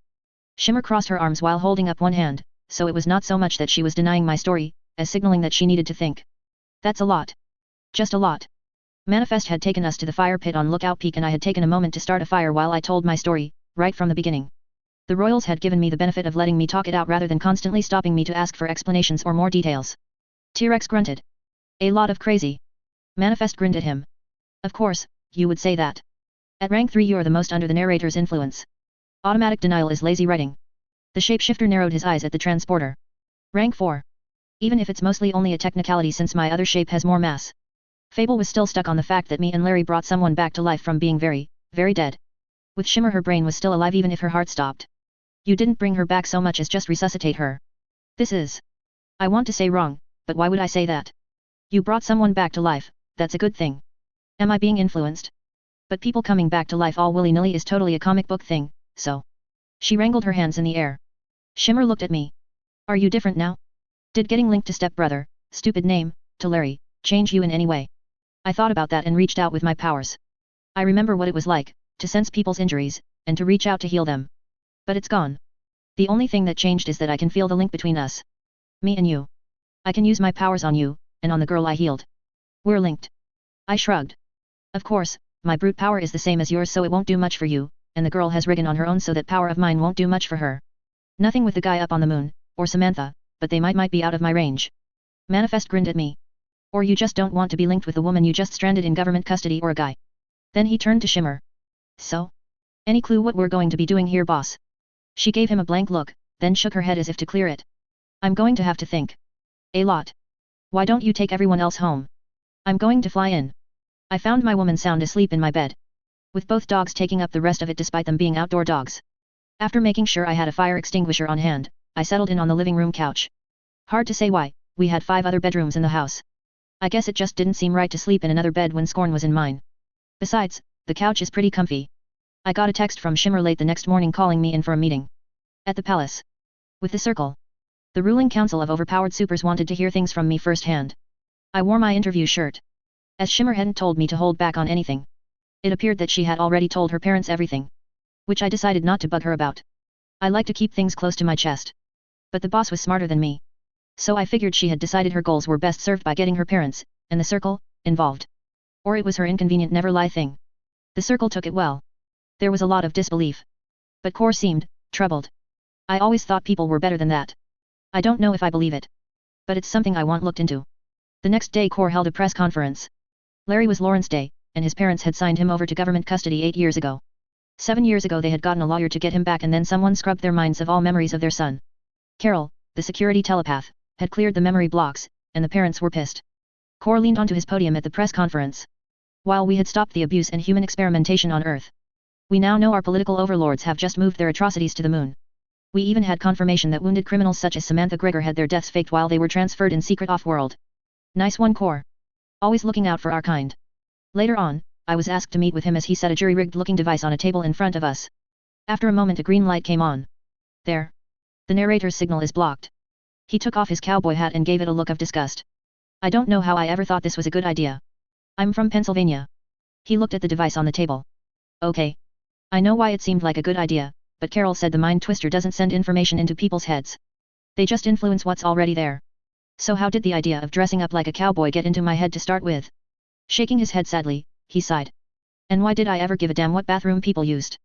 I could have just added some unisex ones in an afternoon. He straightened up in his chair. Sorry. I'm still reeling a bit here. But what you care about is why I called you here. Right. I nodded at him. He tossed his hat across the room and began taking off his string tie. Shimmer had a bit of a falling out with her parents. The details are between them and her. But she has decided to relocate out of state. And to sign up with the government-sponsored hero program, and the royals are going with her. He held up his hand. My problem is she decided not to try to bring you with her. She doesn't want to take you from your home, or her sister. I think she doubting her own motivations for some of her decisions, like shanghaiing you into her team. The thing is son, she needs you. Or someone like you. Not just for your powers, or for your older viewpoint. But because you aren't under the narrator's influence, and never have been. She needs that reassurance that what she decides makes sense to you. Or she'll get stuck in an endless loop of doubting herself. I sat there for a moment. Can you find the narrator? He shook his head and tapped the device on the table. It's coming from everywhere, it's not like they are projecting it like a telepath. I've been told it's like we're all inside the borders of their mind. They don't send their thought out, we just get them like they're our own. The deep ones that influence you without ever thinking about them. Looking up, I could see the haunted look in his eyes. Are they the source of superpowers? He slowly shook his head. It was suggested. But we have no clue. If they are even more scary. I scratched my chin. I'll back up the royals. As long as they will have me. For their sake. But I would like a favor. He nodded. Name it. There's a monastery I would like to visit. Without anyone ever knowing I was there. Epilogue, choices. I didn't use a corpse to use to visit Captain Gaines, or Brother Tom as he was now called. For this, I wanted to look him in the eyes, with my own. Gaines was still burly, but he had let his hair grow into a short shaggy cut. With the round bald spot on the top. Shaved, not hair loss. Considering how nice a day it was, I guessed that a brute four didn't have to worry about getting a sunburn on the top of his head. He was weeding out in something too large to call a garden when I caught up with him and looked up with a slight smile when I blocked out the sunlight. Hello. Can I help you? I stared at him. As a brute 3, I couldn't beat him in a fair fight. Which is why I had something tucked away in my belt behind my back underneath the linen shirt I was wearing like a jacket. Manifest had gotten it for me. It's only good for one shot. So go for the head if you do use it. And don't leave it behind. It's a bit distinctive. He leaned back, then sighed. Oh. Hello Scott. Is this when I die? I took a step back as he lowered his eyes to his hands. May I have a moment to pray? I found my voice. Will it help you? He slowly shook his head. The prayer isn't for me. Killing someone. It stays with you. I would imagine even when it's someone who deserves it. I eased my hand behind my back, and the handle of the device vibrated as it scanned my fingerprint and armed itself. How did you know who I am? He smiled sadly. I'm not the only one with powers who had sought sanctuary here. Brother Michael had sought a place where he wasn't constantly driven to try to change things for the better, and failing. Most days here are the same. Looking across the field, I saw other monks gathering. Gaines held his hands together, palm to palm. They won't interfere. This is your moment. You have the right. I held the device against his forehead and took way too much satisfaction in seeing him flinch. Watching people die. Helpless to save them, to be able to do nothing for them but watch them go still. That stays with you too. It haunts you. I gripped the handle tight, the trigger under my finger. Then I relaxed my hand. Last week, I think I would have killed you. And stolen his corpse. Rank 4 brute, the altered body version. There would have been no sense in letting it go to waste. But then I had to ask myself what could have possessed someone to put on a costume the same day they got their powers and throw themselves so recklessly into playing at being superhero. I pressed the button to disarm the device. Don't you dare use this information to excuse yourself. You still made the decision that ended up killing 3 kids. But let me tell you about someone we're calling the narrator.